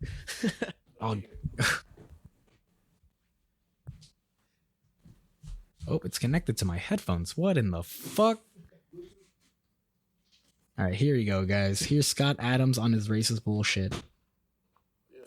Nearly half of all Blacks are not okay with white people, according to this poll. Not according to me. According to this poll, that's a hate group. That's a hate group, and I don't want to have anything to do with them. And I would say, based on the current way things are going, the best advice I would give to white people is to get the hell away from Black people. Just get the fuck away. Wherever you have to go, just get away. Because there's no fixing this. This can't be fixed. Right? This can't be fixed. You just have to escape. So that's what I did. I went to a neighborhood where, I have a very low Black population. Because unfortunately, there's a high correlation between the density. And this is according to Don Lemon, by the way. So here I'm just quoting Don Lemon. when he notes that when he lived in a mostly black neighborhood, there were a bunch of problems that he didn't see in white neighborhoods. So even Don Lemon sees a big difference in your own quality of living based on where you live and who's there. So I think it makes no sense whatsoever as a white citizen of America to try to help black citizens anymore. It doesn't make sense. It's no longer a rational impulse. And so I'm gonna back off from being helpful to black America because it doesn't seem like it pays off. Like I've been doing it all my life. Oh my God. Oh shit. It's fucking time. It's time. Oh bro. my God. I wasn't expecting this. Whoa, Scott Adams. He just did the damn.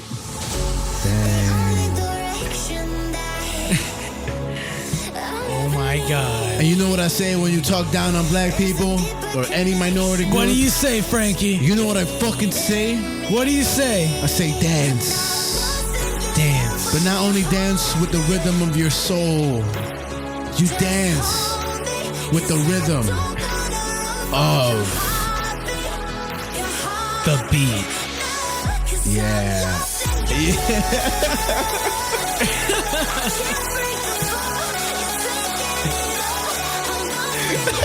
What you laughing for? Come on. Fucking Scott Adams, you know what I gotta say? I gotta say this.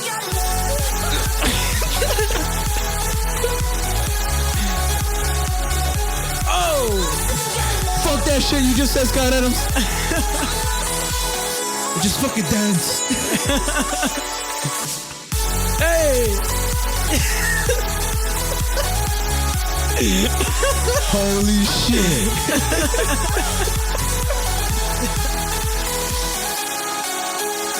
Feel it with your heart, Scott. And yeah, anyway, so what he was saying was kind of crazy. Yeah, so this is what he had to say. Yeah. This is the rest of what he had to say. The only outcome is I get called a racist. That's the only outcome. It makes no sense to help black Americans if you're white. It's over.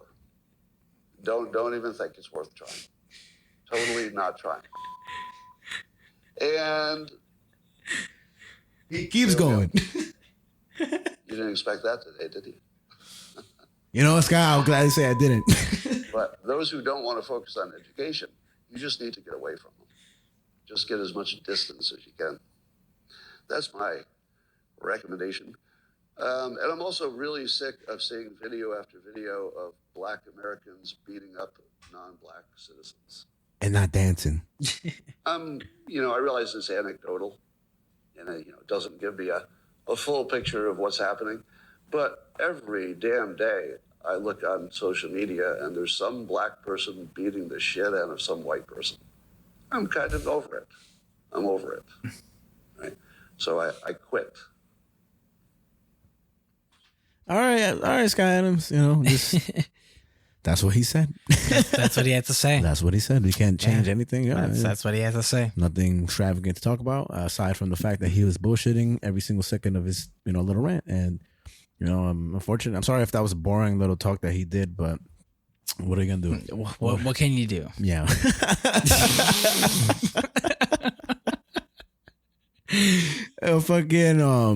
So Totally not. That was awesome. that was fucking epic, bro. Holy shit, bro.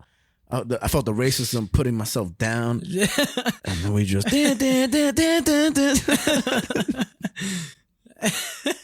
I did not expect that shit whatsoever. Holy fuck. I seen on the audio waves there was a little input, but I was like, oh, I guess that's the speech that he's about to play. and when the music started, you gave me a little smirk, and I was like, it's happening. It's happening. I just didn't expect it to be during a Scott Adams racist rant. That's how you fight back. I was hoping for it to hit during the second news story. No, that was awesome, bro. But that was pretty good. Who says it won't? Who says it won't? First of all, Scott Adams, you're bugging. If you're anybody making an argument for his take on this, it's ridiculous. And unless there's some like truly undeniable proof that he was just kidding and trying to like an attempt to be comedic, or like anything. That's ridiculous what he just said, bro. Yeah. It's like there's no going back from there. You fucked yourself over. You fucked your career over. You're lucky you're already wealthy and already about to be retired or old, but bugging out. Yeah, He's man. bugging out, bro. It's like his real comic book coming to real life, but in the worst way possible. And like I think about how, you know, so many people can agree with the idea that like the art that an artist produces is kind of a mirror of themselves, or it's like a part of themselves. And so even looking at like that anti-woke quote unquote like comic strip and things like that, it's like introducing his first ever black character in 33 years. Yeah. It's clear that there's been this background of himself within it. But again, when you watch the show, it really is a bunch of just like, you know, I mean, the show is one thing from the comics. I've watched the show more than the comics, to be fair. But it is just a bunch of ordinary, you know, ridiculous occurrences. Like, and I won't relate it to The Office in terms of like comedic, what's it called? Quality. Yeah. Because obviously The Office with like Michael Scott, or even the UK version probably, they're both great in their own sense. But the Dilbert sense is basically, I'm pretty sure the creator of The Office read a Dilbert comic in the comic book in the past, or watched the show at the very least.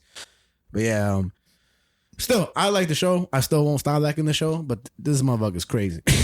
This motherfucker's just crazy, bro. Yeah, man. There's really no justifying any of that bullshit. And like I said, in the comments, people are like, it's ridiculous. Like this guy says, dude is speaking facts. It says, and the username is not a white supremacist 669. This other person says, good on this guy. He's being honest and telling facts. That's crazy, bro. That's fucking crazy. I don't understand how you could listen to this and be like that. You feel me? That's so nonsensical. This one person says, that's been described as a rant. That was not a rant. It was an individual calmly expressing his opinion. What the hell is wrong with that? Bring back Dilbert. I love it. Thanks, Scott. Bring back. Tell me there's a comment that says, preach. This one, I can't tell. Imagine it says, Frankie Earth Might Matter. Preach. He did nothing wrong. I hope you guys don't read this on the show. Free my boy Adams. And I'm like, no, cut it off. But, oh man, someone mentioned Colin Kaepernick. This one person said, Colin Kaepernick is a prime example that sometimes, even if you help a mixed person of color, you'll still be called racist. That situation is wild. The next one is, again, Nelson Mandela is basically the Dilbert creator. Like, all these comments are just people that like agree with him, and they're like, yeah, facts. No printer. I think... to transition.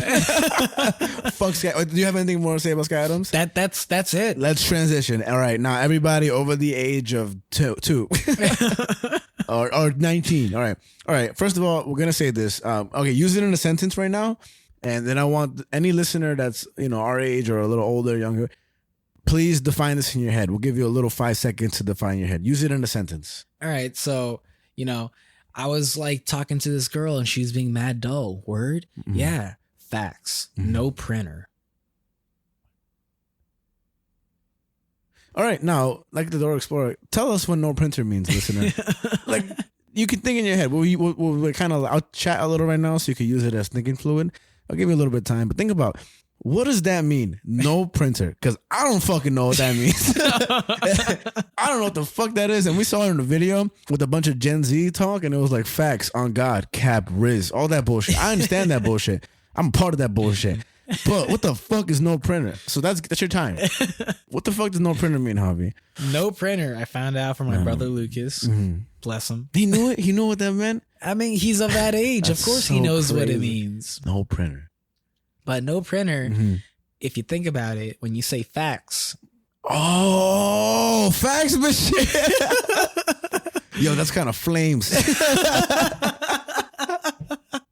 I like that. I like that a lot. Ooh, never mind everything I just said. That's clever as shit.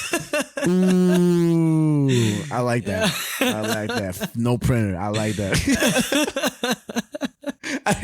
I thought it meant no duplicate. Like, yo, Michael Jackson was a real one, no printer. You know what I mean? No duplicate. Yeah. I swear to God, that's what I thought. No printer. Like dead ass. Yo, Tucker Carlson, real one, no printer. That's crazy, bro. Damn, young people are smart. And I'm not old. I'm pretty young. You know what I'm saying? But damn. Now you know. Jesus Christ. You were today years old. And if you were today years old and found that out, let us know. Just let us know. Just don't, you don't got a whole conversation with us. Just message us, no printer, and we'll know. Right. Please, I hope we got those messages because that's so fucking funny, bro. Wow, I'm mind blown as fuck, bro. Fuck Scott Adams. Fuck everything else we talked about today. I don't even care. No printer. Fact. And I'm genuinely being honest, man. Holy shit. That's so funny, man. Oh, nice, man. nice. I'm glad you love that. It was meant to be, bro. We didn't bring it up for a while, and it was meant to be. Shit, man. All right, well, so we got the next topic. What is it? Kids work in grueling conditions or something like that? Yeah. That's unfortunately no printer what we got to go through right now. It is what it is, bro. Lacking ink. Damn, I want to come up with some shit like that. You know what I mean? Fuck, dead ass. A live penis. Nah, that makes no sense. It's just not as good as facts, no printer. Goddamn, you smart people. Goddamn.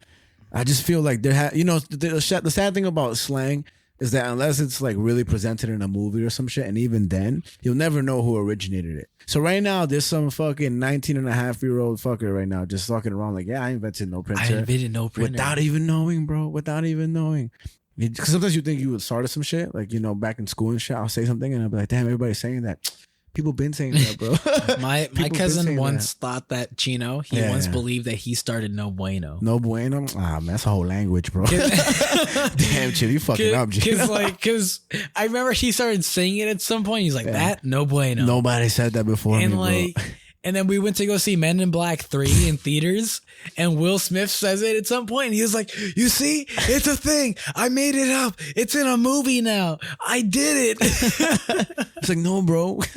That shit been existing. Somebody's going to give a speech saying, I had a dream, and they're going to be like, yo, I killed that shit. And everybody's going to be like, because it's going to be Scott Adams. There's a young black politician who speaks so well today. Oh, yeah? I don't know if you know his name is, but I don't. But Scott Adams probably doesn't. Let me see if I could look up his name because I think he's a great speaker. I just think he's making up his voice. But he's so good Is he purposely trying to sound black? No, he is black. But I wanna find his name. I just don't know. And for anyone that's wondering, what does a black person sound like? They sound like me. I'm black. Basically, bro. Okay. Or like, yo. There you go for being racist. Go on. I'm sorry for being beep. Hold on, I got it. Politician, protest. I gotta find it. Oh, we're gonna pause real quick. Oh, okay. We're back. All right. Who did it? We found it. Okay. I'm going to show you his You voice. found it. I'm not going to take the credit for that. That's real nice. Come on. You found it. Look at you. I'm going to show... Republican Justin J. Pearson and Republican Justin Jones were voted out of office following their participation in a March 30th protest for stricter gun laws, sparked by Nashville's March 27th school shooting. The two had led the opposition alongside Republican Gloria Johnson, shouting, "No action, no peace." So basically, they were like, "Yo, we're against guns," and technically it was not allowed for them to do that because they were doing it on Congress ground. And I think if you're protesting in that area, you're not allowed to if you're okay, which is weird, But I want you to hear how, because I'm not okay. First of all, if anybody interprets this as like, oh, he sounds basically, or he's too intelligent, he sounds too intelligent for being a black person, go fuck yourself. Because I'm not saying that. I'm saying like he sounds like he was born in like 1952. Like look how he sounds, bro. All right, this is on People. All right, let's see. Now that all right. House rule because we're fighting for kids who are dying from gun violence and people in our communities who want to No, not this guy. I was gonna say that don't sound Yeah, black. yeah. I'm not saying he sounds black. Oh, so he doesn't sound black. No, what I'm saying is that So when I pointed that out earlier, you No. just brushed over that. what I'm saying is that he sounds so like different, bro. I gotta show you. Hold on. Is it this guy? All right, so I gotta find. I'm pretty much gonna show you the same video. Join. Oh, he look mad cool in this photo. Look at this. He's like, yeah. Hey, look at that fro. Look Yeah, at that you got a fro. good fro going on. I see you, bro. I see you with the ring and everything. Damn, I really would love to find the video because the way he speaks is incredible, bro. Might be it's the same person, but am I bugging? Not that all black people look alike. No, I'm kidding. I'm not saying that. Nah, because it's two different people. Ah, goddamn, you bitches, man. All right, last attempt, and then we'll move on because we got a show to do, and I don't want to fucking take up all our time. All right. Here we go. Oh, it is him. Okay. Hey, third time's a charm. All right, let's see. Personal privilege, is it possible that Senator Eckberry we still got people who are calling on us to This is not him. This Hey, is not him. third time's not the charm. I lied. This is not him, bro. What the hell is happening? Damn. Is it Justin? All right. Anyway, I'll find it and I'll show you. But he talks so well. Let's see. This is okay. Last people. This is how he talks to the people in the Congress, and he says, "I'm on the right side of history, but we don't want to believe that." I'm doing the worst impression. I let you take the spotlight on that one. Oh man, I applaud this motherfucker because he's. I've said this in the show before, and I promise you that I've always said this that a lot of young people want to protest for change in government, but nobody want to run for fucking like Congress. Mm-hmm. And now we're seeing in the last year, a lot of young people are finally running for Congress. People that are 20 and 30, and they're being elected, and they're being within even AOC. Yeah. Fine ass. Woo, you know what I'm saying? But everybody, and not just her, everybody. Like I like to see less wrinkly people, less Mitch McConnells, less white people, and more true representation of me and you. You know, because without that, we don't get. You know what I'm trying to say? We don't get Cinco de Mayo. But we'll move along. Waste of 5 minutes right there. Now, if you can find the video, we'll put it right here. I'm sorry. And then it'll be there. And if we couldn't find it in that small gap, you're just gonna hear me say, "I'm sorry." We tried, and maybe the video never existed, and Frankie's delusional. But yeah, fuck it, I'll find it later. But yeah, so we're at the second news topic now. And before we trial intervention, let's see what our CFO is doing. Oh, okay. Let's see what our CFO is doing. Let's see. All right, hold on. So we're calling our CFO. What does CFO stand for again? Chief Financial Officer Of the show. He actually is our Chief Financial Officer, and he's here. Yeah, what's up? What's up, man? Hold on. How you doing, bro? Hey, We can hear you. Say something. Oh, he's cheering us. Oh, you can't hear us? Oh shit! Hold on, wait. He's gonna take a shot right now. Hold on. All right, hold on. All right, so right now our CFO is gonna take a shot of. I mean, we'll cut out that whole thing right now, but he's gonna send us a video. All right, whatever. Take the shot. I'll keep you here just in case he calls back, but he's in a loud place right now. All right. So we're up to our second topic. Yes, sir. This one is a bit of a serious one. It's got. It is a serious one. It's just got a lot of information to it, so buckle in. I'm ready. But again, the headline for it was "Alone and Exploited: Migrant Children Work Brutal Jobs Across the U.S." And this was a New York Times article. And the article opens up with a Carolina Yoke. She's 15 and she's working at midnight in a factory in Grand Rapids, Michigan. A conveyor belt carries bags of Cheetos about every 10 seconds, and she's stuffing these sealed plastic bags of cereal into a passing yellow carton. Oof. And she came to the U.S. on her own last year and is living with a relative she had never met. She's 15. Yeah. Crazy. And her job is pretty dangerous. There are fast-moving pulleys and gears that had torn off fingers and even ripped open a woman's scalp at some point. Jesus Christ. The factory was full of underage workers like Carolina, who had crossed the southern border by themselves and were now spending late hours bent over hazardous machinery in violation of child labor laws. And nearby plants, other children were tending giant ovens to make Chewy and Nature Valley granola bars and packing bags of Lucky Charms and Cheetos. I had a Nature Valley bar yesterday. How dare you? I didn't know this. I like Nature Valley. But all of them have been working for the processing giant Hearthside Food Solutions, which would ship these products around the country. And Carolina said, sometimes I get tired and feel sick. She said this after a shift in November, and her stomach often hurt, and she was unsure if that was because of the lack of sleep, the stress from the incessant roar of the machines, or the worries she had for herself and her family in Guatemala. And she said, but I'm getting used to it. These workers are part of a new economy of exploitation. Migrant children who have been coming to the United States without their parents in record numbers are ending up in some of the most punishing jobs in the country. This shadow workforce extends across industries in every state. That floating child labor laws that have been placed for nearly a century, and they're just kind of saying, fuck all that. And 12-year-old roofers in Florida and Tennessee, underage slaughterhouse workers in Delaware, Mississippi, and North Carolina.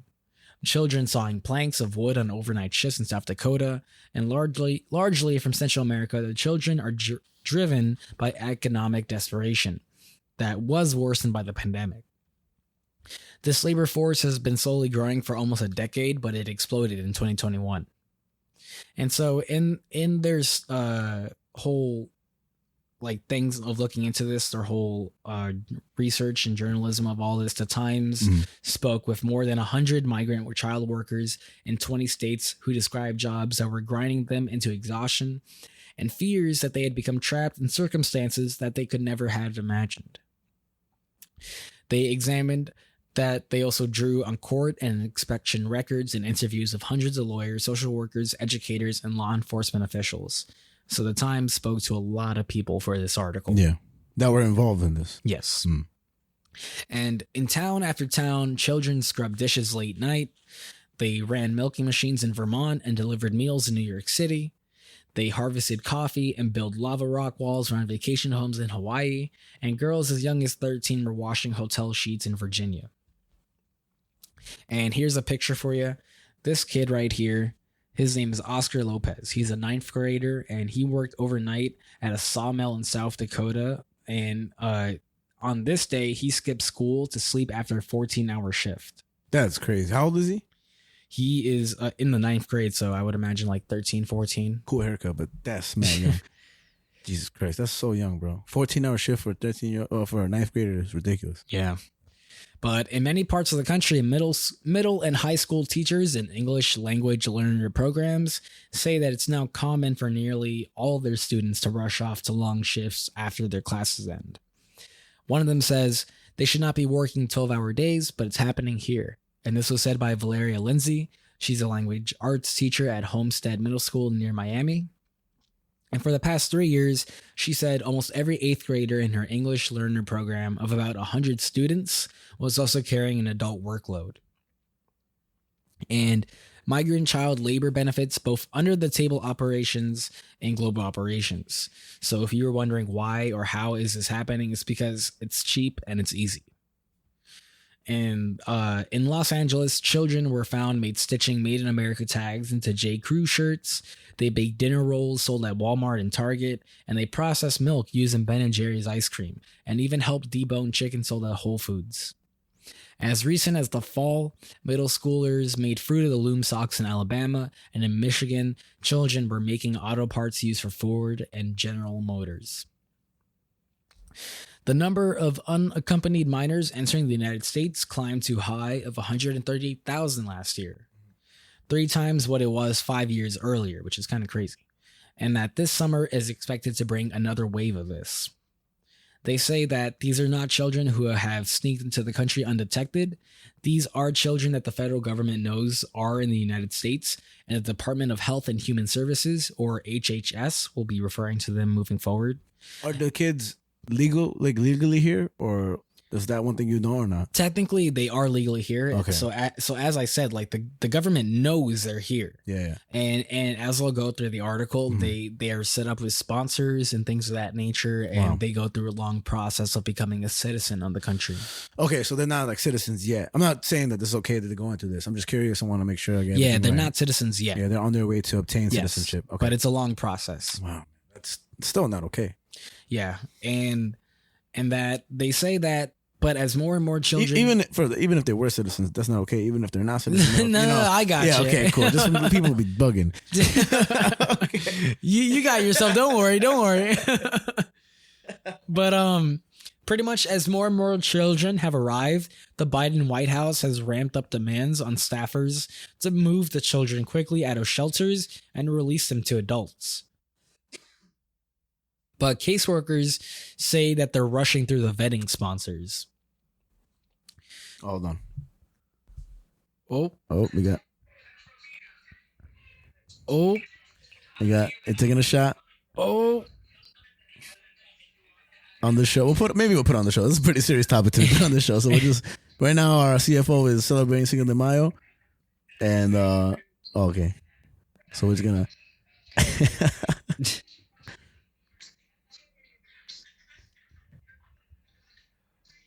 Oh.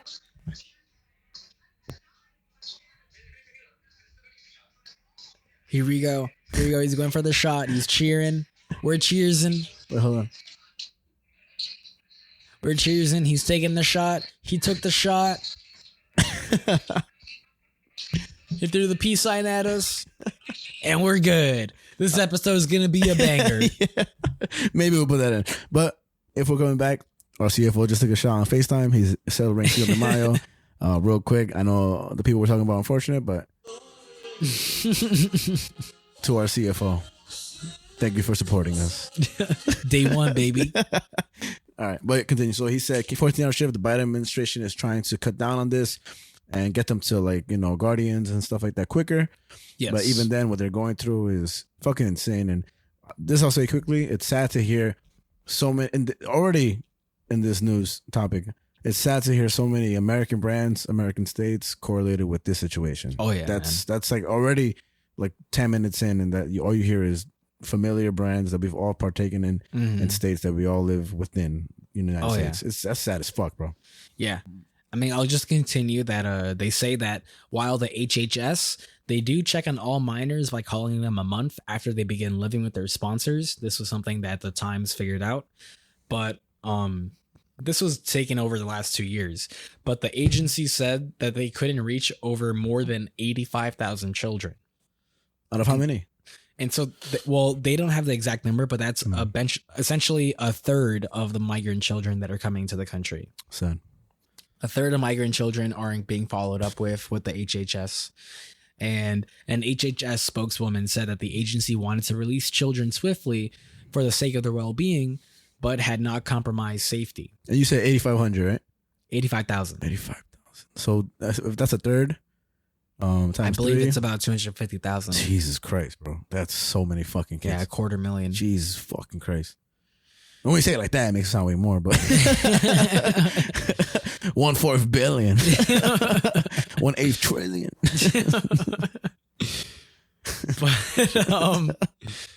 But yeah, this spokeswoman, she said there are numerous places along the process to continually ensure that a placement is in the best interest of the children. This was said by spokeswoman Kamara Jones. And far from home, many of these children are under intense pressure to earn this money. Yeah. They send cash back to their families while often being in debt to the sponsors for smuggling fees, rent, and living expenses. They say it's getting to be a business for some of these sponsors. This was said by Annette Pasalacqua. The X, is the X in there? Nah, Oh, fuck. Pasalacqua. Pasalacqua. Okay. She left her job as a caseworker in Central Florida last year. And she said that she saw so many children put to work and found law enforcement officials so unwilling to investigate these cases, and to the point that she largely stopped reporting them. Instead, she settled for simply explaining to the children that they were entitled to lunch breaks and overtime. Yeah, and just not extreme work conditions that somebody who's like 30 should have to endure willingly and legally, with aside the lunch conditions and everything. Yeah. But what's interesting about this whole sponsors situation is that that's not even too great of an option for these children. But sponsors are required to send migrant children to school, and some students juggle classes and heavy workloads. Other children arrive to find that they have been misled by their sponsors and will not be enrolled in school. And the federal government hires child welfare agencies to track some of these minors who are deemed to be at high risk. But caseworkers at those agencies said that the HHS regularly ignored obvious signs of labor exploitation. And that was a characterization that the agency, the HHS, disputed. In interviews with more than 60 caseworkers, most independently estimated that about 2/3 of all accompanied migrant children ended up working full-time. Wow. And a representative for Hearthside, the food company that I mentioned earlier, said that the company relied on a staffing agency to supply some workers for its plants in Grand Rapids, but conceded that it had not required the agency to verify ages through a national system that checks social security numbers, and that unaccompanied migrant children often obtained false identification to secure their work. The company said in a statement, "We are immediately implementing additional controls to reinforce all agencies' strict compliance with our long-standing requirement that all workers must be 18 or over." So save face as much as you can. Basically, we're going to let them keep doing it until we fix it, but we might not fix it for a while. It's crazy. But at Union High School in Grand Rapids, Carolina's 9th grade social studies teacher, Rick Angstman, super angsty name, has seen the toll that long shifts take on his students. One who is working nights at a commercial laundry began passing out in class from fatigue and has been hospitalized twice, and is unable to stop working, so they dropped out of school. Mr. Angstman said she disappeared into oblivion. It's a new child labor. You're taking children from another country and putting them into almost indentured servitude. And justifying it because they're not born here. And that's a pretty good point that you bring up, because I'll mention about how they are from not this country in a second. But here's a picture of children being processed by the U.S. Border Patrol in Roma, Texas. This was from the last 2 years alone. Like I mentioned, 250,000 unoccupied minors have come into the country at this point in the last 2 years. That's crazy. So 250,000. Yeah. 1/8 trillion. 1/8 trillion. But when Carolina, going back to her again, when she left Guatemala, she had no real understanding of what she was heading toward. Just a sense that she could not stay in her village any longer. There was not... Oh, what the fuck happened? Oh my God, it brought me to the first page of my notes. Well, what I'll say while you look for your notes is basically going from one area that may be havoc in itself to another country where you're hoping to find better, a better pathway to a better life, and you're just stuck into a more organized havoc and deemed as, a living, which is terrible. Yeah. But when she left Guatemala, she had no real understanding of what she was heading toward. Just a sense that she could not stay in her village any longer. There was not much electricity or water, and after the pandemic, not much food either. It's just slavery with extra steps. It really like, is. Rick and Morty, shout out. But the only people who seemed to be getting by were the families living off remittances from relatives in the United States. So basically, if they had family in the U.S., they seemed to be doing okay. And Carolina lived alone with her grandmother, whose health was beginning to fail. And when neighbors started talking about heading north, she decided to join them. And she was only 14 when she did that. She said, "I just kept walking," which is crazy. Yeah. It's like, but 14, bro. You just young. keep walking. Like, goddamn. Until you find some shit, Damn, bro. This is sad as fuck. I told you. Imagine if Christ. the EDM came in at this point. I mean, what if it? No, no, this shit is heartbreaking. Realistically. But Basically, when Carolina reached the U.S. border, she was exhausted, obviously, and she weighed 84 pounds. Jesus Christ. Again, she was 14 and weighed 84 pounds. That's not okay. Agents sent her to an HHS shelter in Arizona, where a caseworker contacted her aunt, Marcelina Ramirez. And Miss Ramirez was at first reluctant. She had already sponsored 2 other relatives and had 3 children of her own, and they were living on only $600 a week, and she didn't even know Carolina. So it was kind of a big task for her to take on. It's props to her. And when Carolina arrived in Grand Rapids last year, Miss Ramirez told her she would go to school every morning and suggested that she pick up evening shifts at Hearthside. She knew Carolina needed to send money back to her grandmother. She also believed it was good for young people to work because child labor is the norm in rural Guatemala. Yeah. And she herself had started working around the 2nd grade. And, you know, wow. Yeah, as another Hispanic, I'm sure you can attest to that. That like in Hispanic culture, child labor is like, why aren't they working? Yeah, or you work as early as possible. Even for me, like I've always wanted to work since I was a kid. I don't know how much that was instilled in me just because of the culture around me, but I just wanted to in general. But even then, it's just like, man, get your school shit together, get your life together if you have the opportunity to do so. But having parents from different countries, that may not have been the case. And not that my parents, you know, told me like, oh, you need to go work ASAP. They were like, no, go do your school shit. But, you know, it is what it is. Like, it's something that's mentally within yourself. That's sad, man. You should not be working at 2nd grade. And they had a whole fucking, what was it? And I don't think this is necessarily kids. I know for sure in American history, they stopped child labor because kids were dying in machines and factory machines. But I think of the t-shirt factory in the city where there was a fire because there was unsafe conditions. Oh. That was predominantly women, I think so. Yeah. Like basically when the tower burned down or the building burned down, they couldn't even get out the building because the doors were sealed shut because of the heat and everything. And that's a whole thing in history. So the fact that we're still allowing it to occur, even though it's not to quote unquote, you know, citizens, like that's still fucking slavery and terrible and ridiculous. It's almost like the jail system. You know what I mean? It's robbing people of their humanity.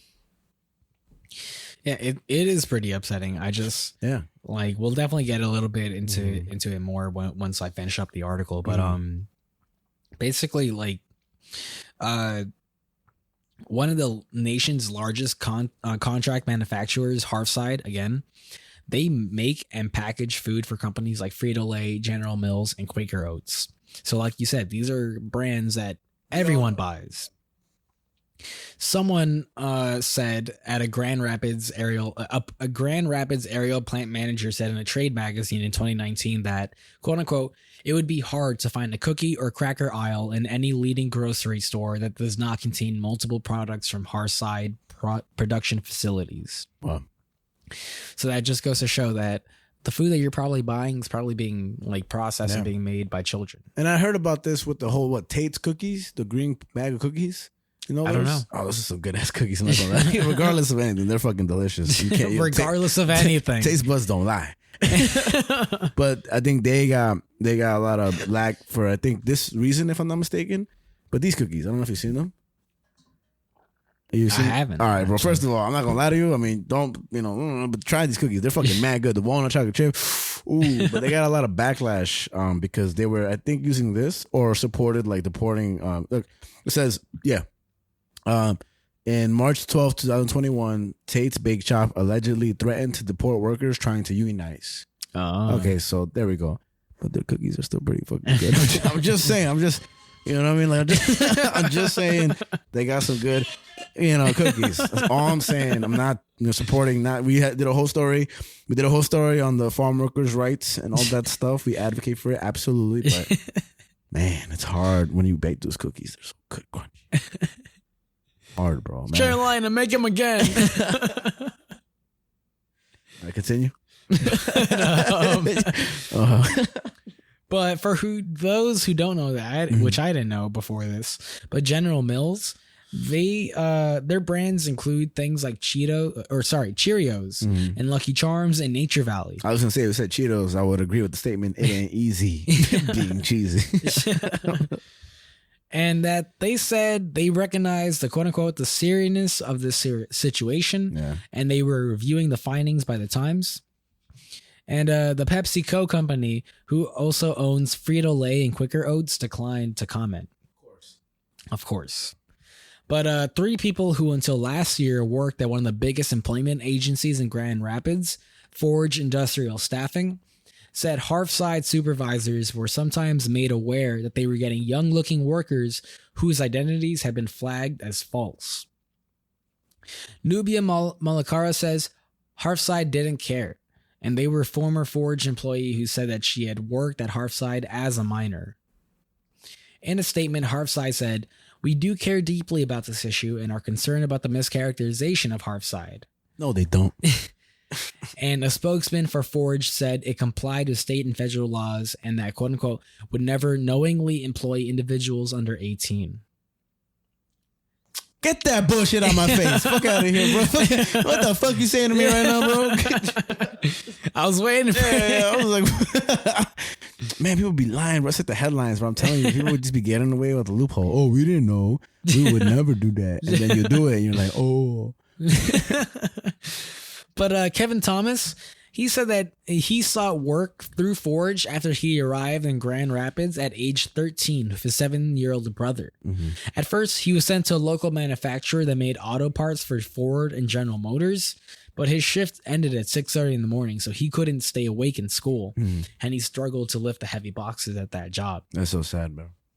And he says, it's not that we want to be working these jobs, it's that we have to help our families. Yeah. And that by the time he was 15, Kevin had found a job at Hearthside, where he was stacking 50-pound cases of cereal on the side on the same shift as Carolina. And here's another pick for you. This is Christian. He's 14, and he's been working in a construction in North Miami for 2 years instead of going to school. I can't believe this isn't over like everybody's like new. I know this was like in February. But I can't believe I didn't see this story because this is fucking. This is sad. Yeah, man. This is crazy. Like this is stuff that this is what reminds me again that like we live in such a world where so much stuff passes us by, but things like this, like fucking Donald Trump could clip his toenails at Palm Beach, and everybody's like, no way, but they would completely ignore this shit, and everything we mentioned at the beginning of the show with the whole China, Middle East, with the whole everything, Ed Sheeran, Marvin Gaye. it's the most important. This is peanuts to Ed Sheeran, but it's sad, bro. It's super sad, and it doesn't even come from a matter of being Latino or black or anything. You know what I'm trying to say? It comes from from being a human being. And I'm sure there's a lot of Scott Adams out there that would say, oh, well, that's why we need to stay away from these people or these people deserve it because they're not here legally. It's like, all right, bro, that's how you feel, bro. Fuck you. You can just fuck off over there. I did have this thought today, and I feel like I think what a lot of people that are like second generation or first generation from immigrant parents, they'll never understand being denied a job because they don't have papers. Yeah. And it's one of those things where like no matter how much you say you would, or like can like empathize, because you could to a certain extent. That's what the literal definition of it is, But to really like truly feel what somebody had to feel. Like today I saw somebody come into my job and ask for a job. If I'm not mistaken, this is no fault of the person that worked there, but they asked him like, are you able to work here legally? And the guy said no. And it's like, well, we can't hire you. Not in a dickhead way, like get out. Just like, legit, we can't. And I looked at that situation and I was like, you know what? Like, that's a hard situation to really be a part of. And I know a lot of big companies today, even though with a lot of shit in their background, will still hire people that are not documented. A lot of people won't. And you think of big companies, but then you think about people who are small, local, and conservative states that will never hire Mexican. Ever. You know what I'm trying to say? And it's interesting, bro. It's very interesting and sad. Yeah, I mean, I'll get a bit into it later about what some of the companies had to say about this that are involved in this situation. Like Ben and Jerry's had a pretty interesting sort of response to this. Yo, there's some hot shit too, bro. Ben and Jerry's. There was a whole article I was reading about Ben and Jerry's that it's way too long to even get into. But they were on a little fucking. I got a brief. I'll write it down. But yeah. Moving forward from this point, the article starts to focus a little bit on the status of the child labor here in the U.S. Yeah.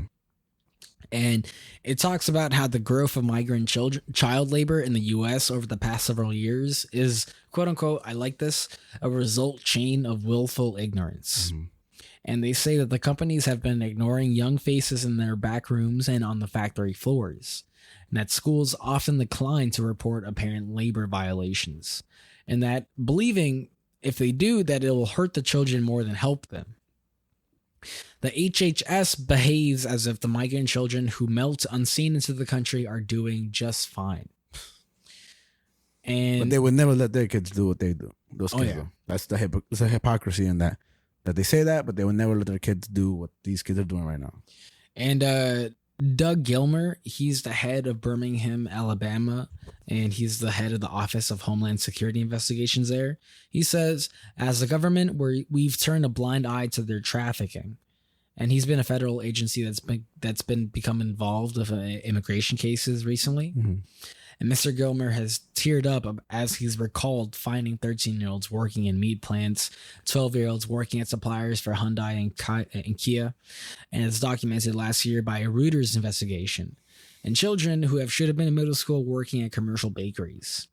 He says, we're countering it here because we're looking for it here. It's happening everywhere. Yeah.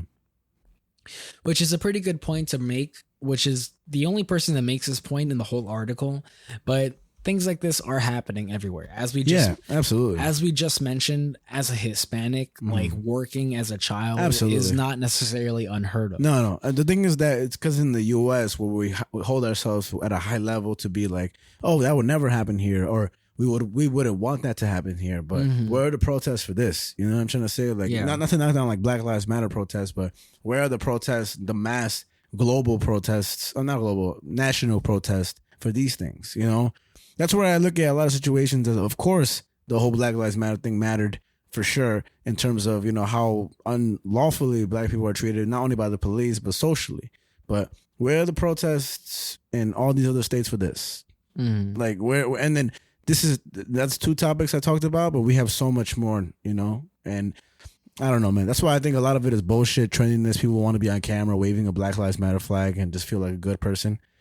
I don't believe a lot of people I believe that they inside care about what they're pushing for, you know, but I think a lot of people truthfully went out to protest just to be on camera. Yeah. I do believe that wholeheartedly. And that doesn't take away from all the great people, the millions, the 100,000s of people that went out to push for a greater cause, because more often than not, those people are there way greater than those shitty people that I mentioned.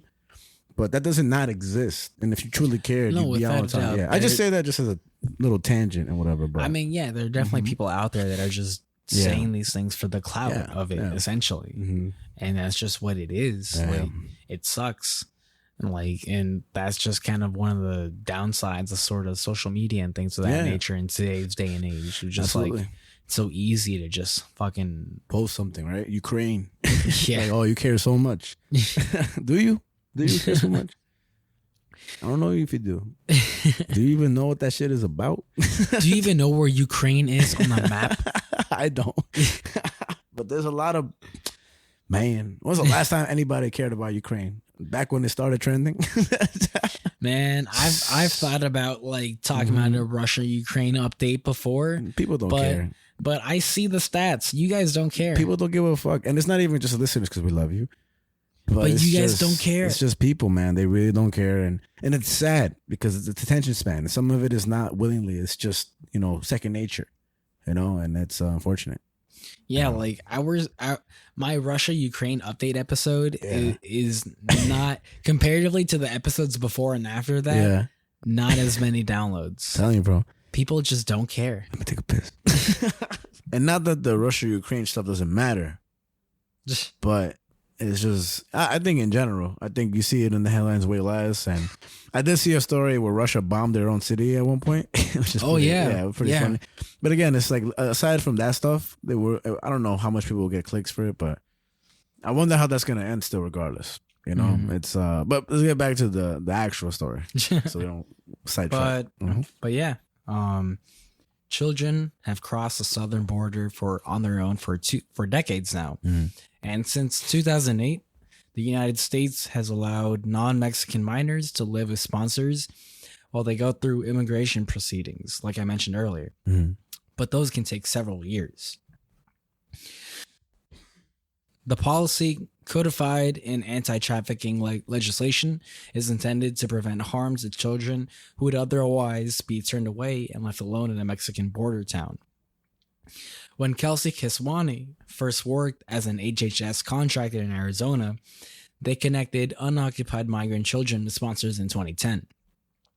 The adults were almost always the children's parents, who had paid smugglers to bring them up from Central America. But around 2014, the number of arriving children began to climb, and their circumstances were different. In recent years, she said, the kids almost all have a debt to pay off, and they're super stressed about it. She began to see more failures in the vetting process. She said there were so many cases where sponsors had sponsored multiple kids, and it wasn't getting caught. So many red flags with debt, so many reports of trafficking. Now, just a third of migrant children are going to their parents. That's crazy. Like, it's almost like the third that's here. A third of children that come to this country are going to their parents. Absolutely, man. Because their parents are probably still back. Yeah. Yeah. And so basically a majority of them are sent to other relatives, acquaintances, or even strangers. And this was found by the Times and analysis of federal data. Nearly half are coming from Guatemala, which is really interesting that it's coming from Guatemala. Mm-hmm. But they say where poverty is fueling a wave of migration. Parents are known that they would be turned away at the border or quickly deported, so they send their children in hopes that remittances will come back. Mm-hmm. In the last 2 years alone, like I mentioned earlier, more than 250,000 or 250,000 children have entered, or an 8 billion children have entered the United States by themselves. Mm-hmm. And the shifting dynamics in Central America have helped create a political crisis early in Mr. Biden's presidency, where basically children started crossing the border faster than HHS could process them. And with no room left in shelters, the children were stayed in jail-like facilities run by Customs and Border Protection and later in tent cities. Mm-hmm. And we've all seen the images of this when this was on the news. I remember this. The images of children sleeping on gym mats under foil blankets which attracted all that media attention, like I mentioned. In a cage. Yeah. And that the Biden administration pledged to move children through the shelter system more quickly. Where Xavier Becerra, shout out. They said, we don't want to continue to see a child languish in our care if there's a responsible sponsor. And they're the Secretary of Health and Human Services. This was said in 2021. Mm. And the image that I just showed you, which is something that we've all seen at this point, I would imagine, is just a cage full of kids just sleeping in a detention area. Yeah. They're on mats and under foil blankets. And this picture that I showed you was taken at a detention site in Rio Grande Valley in March 2021. Crazy. And so his agency began paring back protections that had been in place for years, including some background checks and reviews of children's files. And this was according to memos reviewed by the Times and interviews with more than a dozen current and former employees. Basically, what this is saying is that Ms. Kiswani says 20% of kids have to be released every week or you get dinged. And Ms. Kiswani is an HHS worker. And these concerns piled up in summer 2021 at the Office of Refugee Resettlement. The HHS division was responsible for unaccompanied migrant children.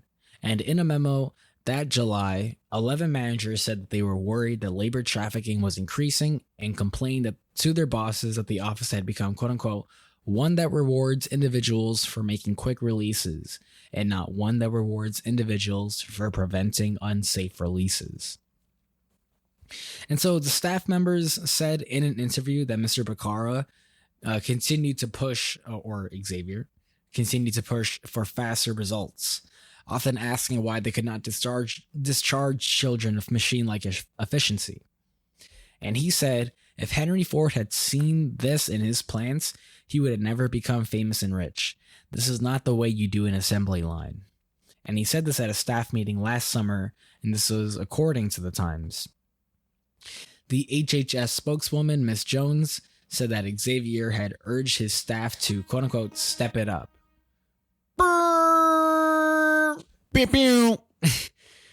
But he says, Miss Jones says, like any good leader, he wouldn't hesitate to do it again, especially when it comes to the well-being and safety of children. And during a call last March, Xavier told Cindy Huang, the ORR director, that if she could not increase the number of discharges, he would find someone who could. And that according to 5 people familiar with the call, she resigned a month later. So he's really putting in that work. He's putting in the pressure. Yeah. And he recently made a similar threat to her successor during a meeting with senior leadership. And according to several people who were present, they could affirm that happened. Yeah. And here's another picture for you. But these are migrant children among the day laborers who were gathered on a school day in Homestead, Florida. And these kids were off to find roofing, landscaping, and other work. It's a fire picture, though. It is a fire picture. It's sad, though. From this point on, the article starts to talk about the dangers of these sponsors, like I mentioned. And so while the unfamiliarity with the strangers you're being put into like their home is scary, bro. Oh yeah, that's terrifying. It's you're entrusting your life with a stranger completely. You don't know what they're like capable of. Yeah. And so while many migrant children are sent to the United States by their parents, others are persuaded to come by adults who plan to profit from their labor. Yeah, of course. Nettie Kutzal, who was 13, a slave. Pretty much. Yeah. Nettie Kutzal was 13 when he met his sponsor over Facebook Messenger. Once Nettie arrived in Florida, he discovered that he owed more than $4,000 and had to find his own place to live. His sponsor sent him threatening text messages and kept a running list of new debts, like $140 for filling out HHS paperwork, $240 for clothes from Walmart, and even $45 for a taco dinner. The sponsor even said to him in text, "Don't mess with me. You don't mean anything to me." That's so sad. Nettie began working until 3 a.m. most nights at a trendy Mexican restaurant near Palm Beach to make the payments. And he said, I would be able to go to, he's saying to the sponsor, he said I would be able to go to school and he would take care of me, but it was all lies. His father, Leonel Cutzal, said the family had become destitute after a series of bad harvests and had no choice but to send their oldest son north from Guatemala. The father said, even when he shares $50, it's a huge help. Otherwise, there are times we don't eat. And he understands how much Nettie was put to work. And he says, I think he passed through some hard moments being up there so young. Nettie eventually contacted law enforcement, and his sponsor was found guilty last year smuggling a child into the U.S. for financial gain. Good. But that outcome is pretty rare. In the past decade, federal prosecutors have brought only about 30 cases involved in something similar to this situation. God damn. So it's very upsetting. Yeah. But here's a picture of the handwritten ledger of the kid, right? Of Nettie Kutzal. Oh, okay. Of all of his debts to the sponsor. That's so crazy. He handwrote it. This little black square is because they had to redact that for court reasons. Yeah. But yeah, you see things here like he charged him for the flight to even come here and things like that. Everything. There's Everything. There's amounts to 1,000, 400, 500, 60, 45, just crazy things. Yeah. Wow. But what's crazy is that unlike the foster care system for essentially children who are citizens of this country, which is something you were mentioning before, in which all children do get case management, the HHS provides this service to about a third of children who pass through its care. That's like the magic number right there, a third, right? Jesus Christ. So it's a third of a third. You know what I mean? Yeah. So like how you were mentioning about how like, you know, these are children that are undocumented coming in and they're clearly not being taken care of. Yeah. They are being undermined and just being looked past over children who are citizens of this country. They're robots. They're not kids. Yeah. So, and they say that everyone who passes through their care, this process is about usually 4 months. They say that tens of thousands of other children are sent to their sponsors with little but the phone number for a national hotline. From there, they are often on their own. There is no formal follow-up from any federal or local agencies to ensure that sponsors are not putting children to work illegally. In Pennsylvania, one caseworker told the Times that he went to check on a child released to a man who had applied to sponsor 20 other minors and found out that the boy had vanished. Oh, that's sad. In Texas, another caseworker said she had encountered a man who had been targeting poor families in Guatemala, promising to help them get rich if they sent their children across the border. He had sponsored 13 children. And what this one person says, who is a caseworker supervisor in Oregon, they say, if you've been in this field for any amount of time, you know that there's what the sponsors agree to and what they're actually doing. Yeah. And this was said by Bernal Cruz Munoz. Because there's so little supervision on what's actually happening between these individuals. Exactly. And so they don't even know what's happening, but they look Yeah. at sponsorship as like a gracious opportunity anyway. So they allow it to happen. But that's just embarrassing, bro. That's sad as fuck. Holy shit. Yeah. Holy fuck. And that hotline that I mentioned isn't even a sure way to get support either. Juanito Ferreira. It's like a hotline to get another job. God. God, no, I was going to say a bad joke. No, Say it. I was going to say it's like the 988 hotline. Basically, bro. But it's like, do it because it's better to end it all than just continue to be with these sponsors. But we don't joke about suicide on this show. That wasn't even. Call like, 988. No, call 988 if you're feeling sad as shit. Yeah. But not, you know. You know. But this kid, Juanito Ferrer, called for help after he was brought to Manassas, Virginia at age 15 by acquaintance who had forced him to paint houses during the day and guard an apartment complex at night. This sponsor would take his paychecks and watch him on security cameras as he slept on the basement floor. Wow. Juanito said that when he called the hotline in 2019, the person on the other end just took a report. And he said, I thought they sent the police or someone to check, but they never did that. I thought they would come and inspect the house at least. And when asked about this hotline, HHS said operators pass reports onto law enforcement and other local agencies because the agency themselves did not have the authority to remove children from homes. Which just seems like a messy situation. It's like if they can't take the kids out of the house and if law enforcement isn't doing it, who is going to do it? Yeah. But that's just a whole thing in itself. I know, Link. Yeah, it's crazy. I feel you, bro. He's outraged. Samesies, bro. Samesies. But the Times, they analyze in the government data that to identify places of high concentrations of children who had been released to people outside their immediate families, which is a sign that might have been expected to work, is that in Northwest Grand Rapids, for instance, 93% of children have been released to adults who are not their parents. So basically, to sum that up, the Times, they tried to figure out where in the country are these high concentrations of children that are coming into the country and being put to work. And they found that 93% of children in Grand Rapids, Michigan are being sent there without their parents. It's crazy. Too high of a number. And so HHS does not track these clusters, but the trends are so pronounced that officials sometimes notice hotspots anyways. Scott Lloyd, who led the resettlement office in the Trump administration, said he realized in 2018 that the number of unoccupied Guatemalan boys being released to sponsors in South Florida seemed to be growing. He said, I always wondered what was happening there. I wonder what was happening there. What the fuck is going on? But his attention was diverted by the chaos around it. This thing keeps losing my place. Don't worry about it. It's just the iPad's way. Yeah, it's just the fucking way of the iPad, iOS bullshit. That good stuff. But yeah. Fucking. But here we go. Okay. But his attention was diverted by the chaos around the Trump administration's child separation policy, and he never looked into it, pretty much. So he got busy. The trend saw that the trend was seen that it had only accelerated. For example, in the past 3 years, more than 200 children have been released to distant relatives or unrelated adults around Immokalee, Florida, an agricultural hub with a long history of labor exploitation.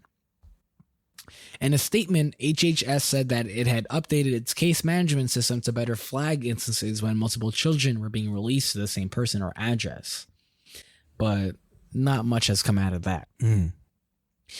And like how you mentioned that many of these sponsors are basically trying to be benevolent in the way that they see themselves, and that they're doing a friend or a neighbor a favor by agreeing to help a child get out of government shelter, even though if they don't intend to actually offer any support. Yeah. I just wonder what they're doing aside from collecting money. You know, like what is it, this power move to like obtain a bunch of these kids and have them work for you almost, you know what I mean? It's like, it's more employing, you know what I mean? Yeah. Rather than like, you know, caring, which is obviously not a check they have to write off to make sure they're capable of taking care of these kids. Yeah, which is unfortunate that they don't have something like that in charge. But it's like at the same time, how do you even measure something like that? Yeah. Like I feel like something that would be beneficial is maybe if they did background checks on these sponsors. But even then, they probably wouldn't even care about that. And if they did, it would take too long. You know what I mean? Yeah, I don't know, man. It just seems like such a difficult situation. I just don't even know how you would combat this. Yeah.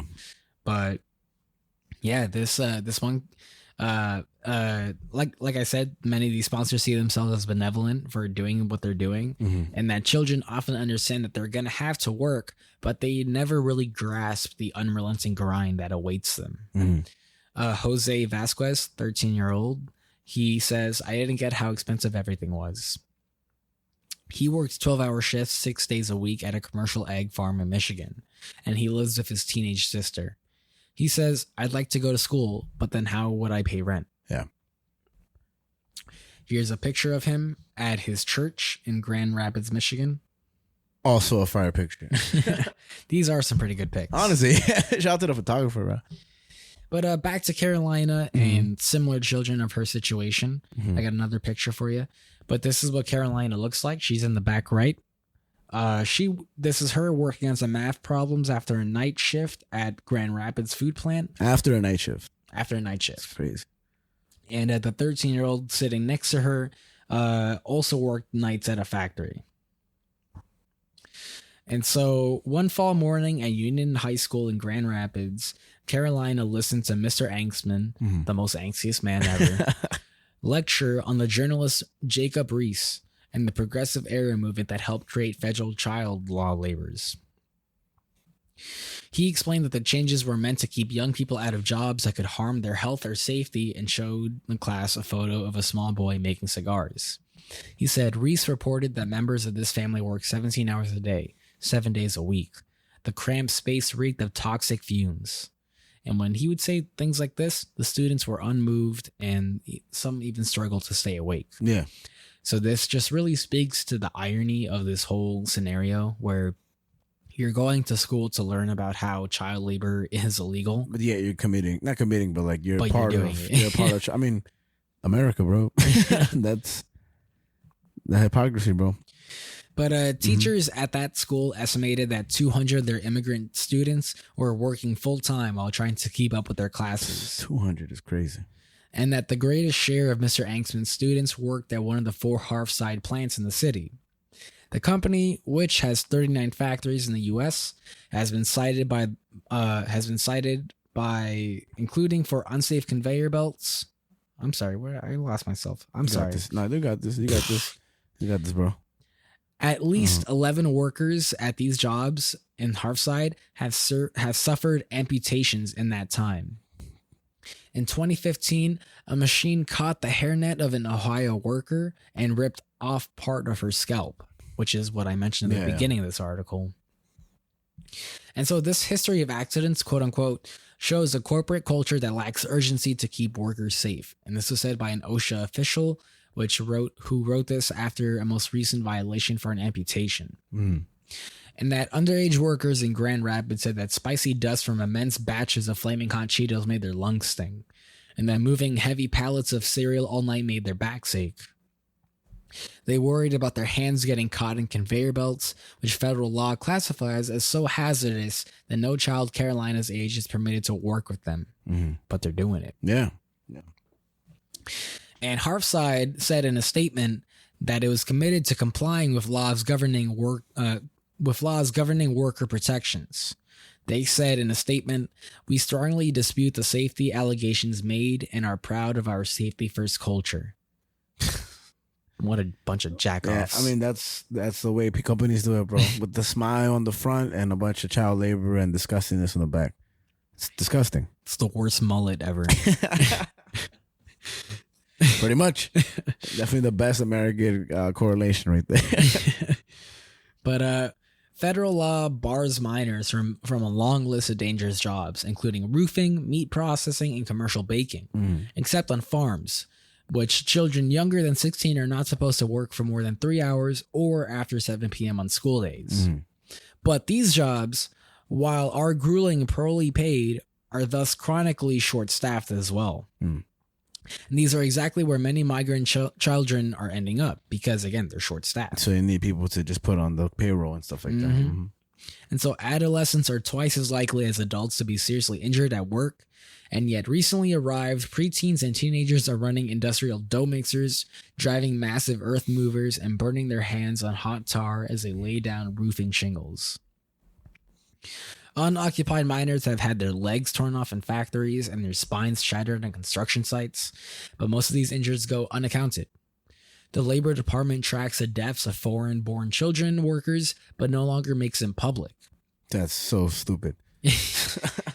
Reviewing state and federal safety records and public reports, the Times found that a dozen cases of young migrant workers killed since 2017, the last year the Labor Department reported anything. How dare you say deported? How offensive. I'm sorry.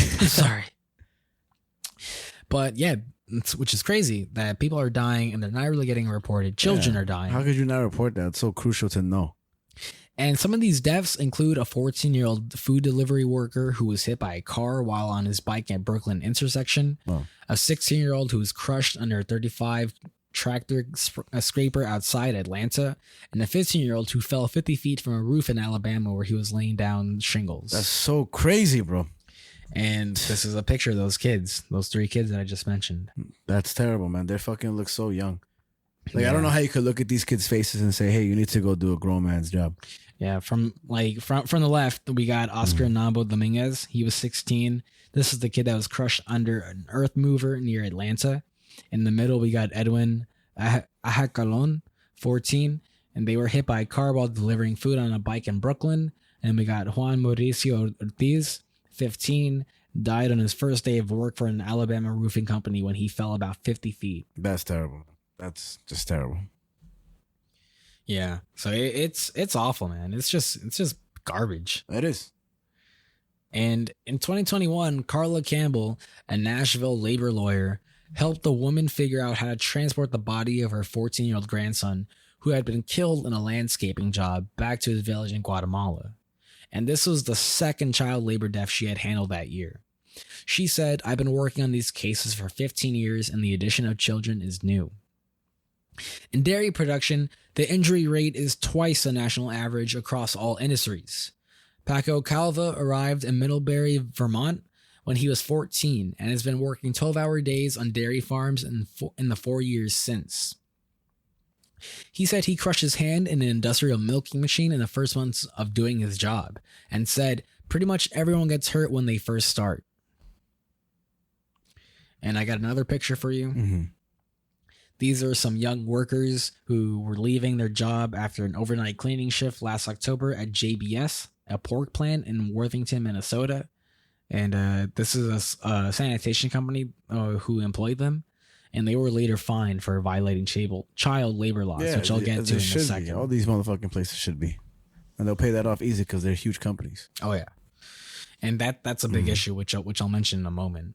But Charlene Irizarry, the human resources manager at Farm Fresh Foods, an Alabama meat plant, mentioned that they struggle to retain staff. and recently realized she was interviewing a 12-year-old for a job slicing chicken breasts into nuggets in a section of a factory kept at 40 degrees. Miss Irizarry regularly sees job applicants who use heavy makeup or medical masks to try to hide their youth, and said sometimes their legs don't touch the floor. It's like the worst Charlie in the Chocolate Factory. God. If the Oompa Loompas were like Actual children. Yeah. Wait a minute. These aren't dwarves. These are 6-year-old. children. It's crazy, bro. It's crazy. But other times, an adult would apply for the job in the morning, and then a child would come in using the same name for orientation that afternoon. Wow. And that she and her staff have begun separating other young applicants from the adults who bring them in so that they can admit their real ages. Miss Irizarry said that the plant had already been fined for one child labor violation and that she was trying to avoid another, but wondered what the children might face as she turned them away. I worry about why they're so desperate for these jobs, she said. In interviews of underage migrant workers, the Times found that child labor in the American supply chains of many major brands and retailers, several including Ford, General Motors, J. Crew, and Walmart, as well as their suppliers, said that they took the allegation seriously and would investigate, which was bullshit. Target and Whole Foods did not respond to requests for comment, and Fruit of the Loom said it had ended its contract with the supplier, and they'll probably supply themselves elsewhere. One company, Ben & Jerry's, which I think this is very interesting, said it worked with labor groups to ensure a minimum set of working conditions at its dairy suppliers. Cheryl Pinto, the company's head of values led sourcing, said that if migrant children needed to work full-time, it was preferable for them to have jobs at a well-monitored workplace. So they basically said, we're going to let it be, but we're going to make sure it's okay for the kids. Yeah. Some bullshit. Which is, I just think it's so interesting. Where it's just like Ben & Jerry's of all companies to try and do that. That's crazy. People need labor, bro. They want to sell their ice cream. But the Labor Department is supposed to find and punish these child labor violations. But inspectors in a dozen states said their understaffed offices could barely respond to complaints, much less open original investigations. When the department has responded to tips of migrant children, it focused on the outside contractors and staffing agencies that usually employed them, not the corporations where they perform the work. So they're focusing more on the contractors, not the companies. They're shifting the blame. Yes. Yeah. And so in Worthington, Minnesota, it had long been an open secret that migrant children released by HHS were cleaning a slaughterhouse run by JBS, that picture of the company that I mentioned, the world's largest meat processor. The town has received more unaccompanied migrant children per capita than almost anywhere in the country. Outside the JBS pork plant last fall, the Times spoke with baby-faced workers who chased and teased one another as they came off their shifts in the morning. Many had scratched their assumed names off company badges to hide evidence that they were working under false identities, and some said that they had suffered chemical burns from the corrosive cleaners they use. Not long after, labor inspectors responded to a tip found 22 Spanish-speaking children working for the company hired to clean the JBS plant in Worthington, and dozens more in the same job at meat processing plants around the United States. But, as we mentioned, the Labor Department can generally only issue fines. The cleaning company paid a $1.5 million penalty, and while JBS said it has been unaware that children were scouring the Worthington factory each night, JBS fired the cleaning contractor. And again, they'll probably hire someone else. Yeah, pretty much. And many of those children who are working there have basically just found new jobs at other plants, the Times found. Yeah. This one kid, who I mentioned before, Mauricio Ramirez, 17, he says, I still have to pay back my debt, so I still have to work. And he was found at a meat processing job in the next town over. And so it has been a little more than a year since Carolina left Guatemala, and she has started to make some friends. She and another girl who works at Hearthside have necklaces that fit together. She and another girl who works at Hearthside post selfies together, and each of the necklaces are strung with each half a heart. And when she has the time, she posts selfies online decorated with smiley faces and flowers. Mostly, though, she keeps to herself. Her teachers do not know many details about her journey to the border, and when the topic came up at school recently, Carolina began sobbing and would not say why. After a week of 17-hour days, she sat at home one night with her aunt and considered her life here in the U.S. The long nights, the stress about money. She said, "I didn't have expectations about what life would be like here, but it's not what I imagined." And she was said while holding a debit card given to her by a staffing agency, which paid her half-side salary this way so she did not have to cash checks. And she turned it around over and over in her palm as her aunt looked on. And her aunt said, "I know you get sad." And Carolina looked down, and she wanted to continue going to school to learn English, but she woke up most mornings with a clenched stomach and kept staying home sick. Some of her 9th grade classmates had already dropped out. The 16-year-old boy that sat next to her in math class, Christian Lopez, had left school to work overtime at Harfside. He lived a few minutes away. Oop, lost myself again. Gotta find yourself, bro. These kids did. You gotta find yourself. I gotta find myself, man. Somehow, some way. I don't bro. know who I am. Somehow, some way, bro. I don't know who I am. Frankie, who am I? I don't know, bro. I don't know. I'll tell you who I am. I'm Figure the it person who's got the notes. I'm the first thing to piss, bro. Hold on, wait. Let me. I'll lean back. I got you. Oh. All right, go. I won't make as much noise. But yeah, so Christian, as I was mentioning, the 16-year-old who was next to Carolina in this math class, had left school to work overtime in Harfside. He lived a few minutes away in a bare 2-room apartment where he shared it with his uncle and his 12-year-old sister Jennifer. His sister Jennifer did not go to school either, and they had spent the day bickering in their room. Now night had fallen and they were eating Fruit Loops for dinner. The heat was off, so they wore winter jackets. In an interview from Guatemala, their mother, Isabel Lopez, cried as she explained that she had tried to join her children in the U.S. last year but was turned back at the border. Christian had given his uncle some of the money he earned making Chewy bars, but his uncle believed it was not enough.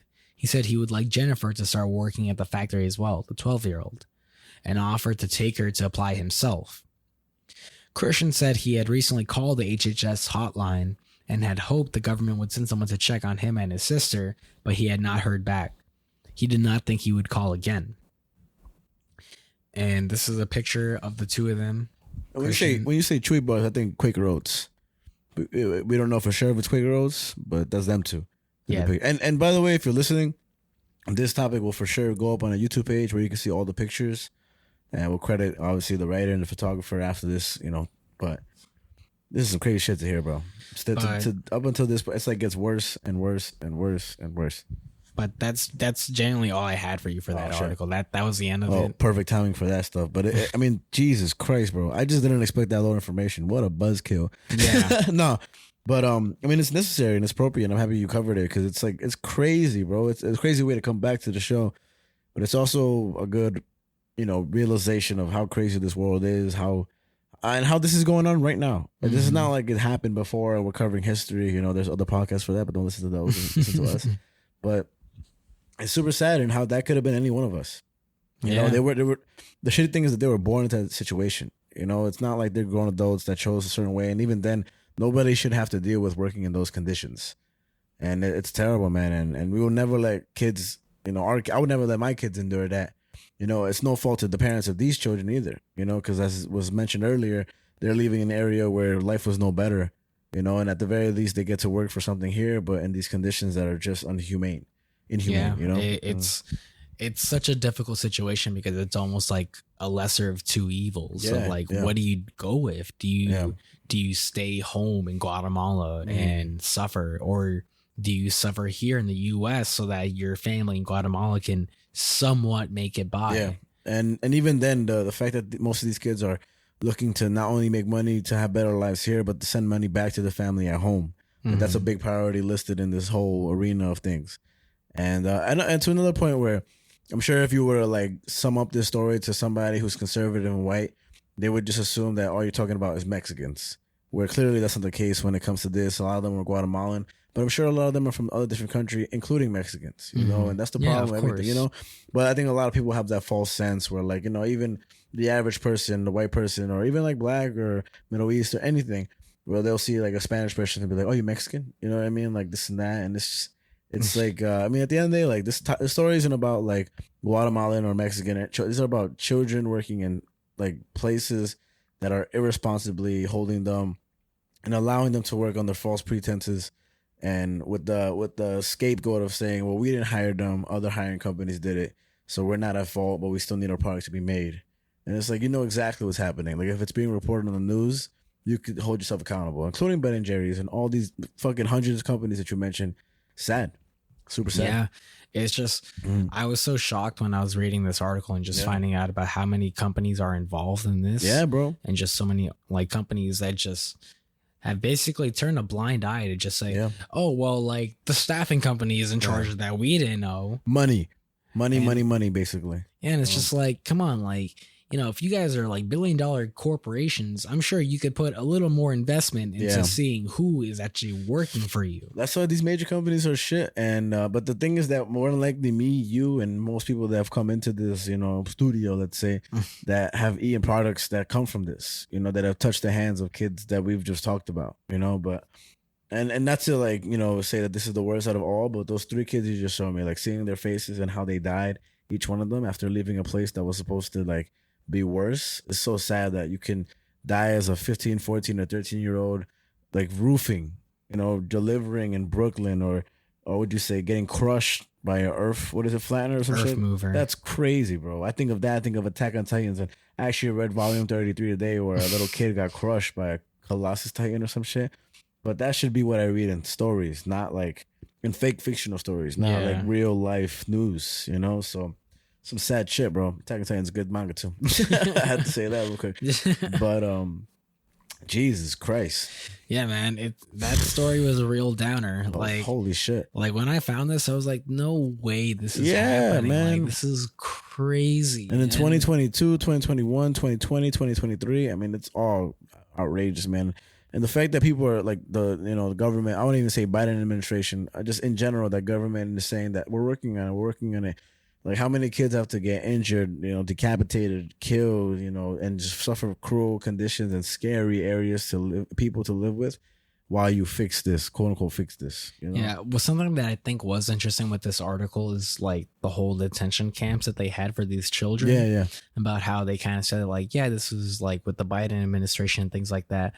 And I just thought that was interesting that they mentioned that this was done by the Biden administration, because I remember a lot of discourse when those pictures first came out, people saying that like, oh, well, Trump built those camps. No, those things. I mean, Obama deported more people than Trump, if I'm not mistaken. You know, and I know it's a different topic, but what I'm trying to say is that there's this disillusion. I'm not defending Trump, but there's this disillusion with the whole like Trump being the scapegoat for a lot of our mindsets on how politics works. But it's like, no, man, all political, you know, like figures, you know, stem down from something, and that comes from Republicans and Democrats in Congress. And people forget how government works. Not that I know it fully, but it's not just the president, you know. And if I'm mistaken with the whole Ohio thing, remember the whole Ohio derailment of the train? The train. That, like, you know, a lot of people try to say that was Trump's doing, that it was his, what's it called, like implement in certain. Really? Like, what the fuck? Yeah, a lot of people are saying that his ecological implementation in terms of like law or whatever was a reason that couldn't be cleaned up or this and that, but that wasn't at all Trump. That was, I think, if anything, Obama or something else, which is, again, like people use him as a scapegoat. And again, I'm not defending Trump, but it's just that. But you love him. Basically. But people are satisfied with saying, well, at least I can point the finger. But if you're pointing the finger incorrectly and without knowing the facts, you're just going in circles and not helping anyone. And you might as well keep your mouth shut. You know? Yeah. And it's sad. Yeah, I mean, I just thought it was interesting to bring that up about that, because it's like, I was half expecting like for the New York Times especially to be like the camps that were built by Trump. Yeah, but no. used by the Biden administration. Yeah, man. Like I thought they were gonna do like a double jab, but they just did the one jab. The one jab. I mean, I don't know, man, because again, it's like, who was Biden at the end of the day? Who was Kamala Harris? These bullshit people. Kamala Harris put a bunch of people in jail for marijuana, and now they want to act like marijuana is such a blessed thing. You know what I'm trying to Biden's say? like, I smoke weed. Come on, son. I don't even know what's happening. What's a cage? What's a 2040? Yeah, man. I don't know, man. That's a crazy piece of news. You just, and I thought that shit was gonna be kind of funny. I feel bad for Not laughing. at all. God damn, bro, that shit was crazy, bro. Shit.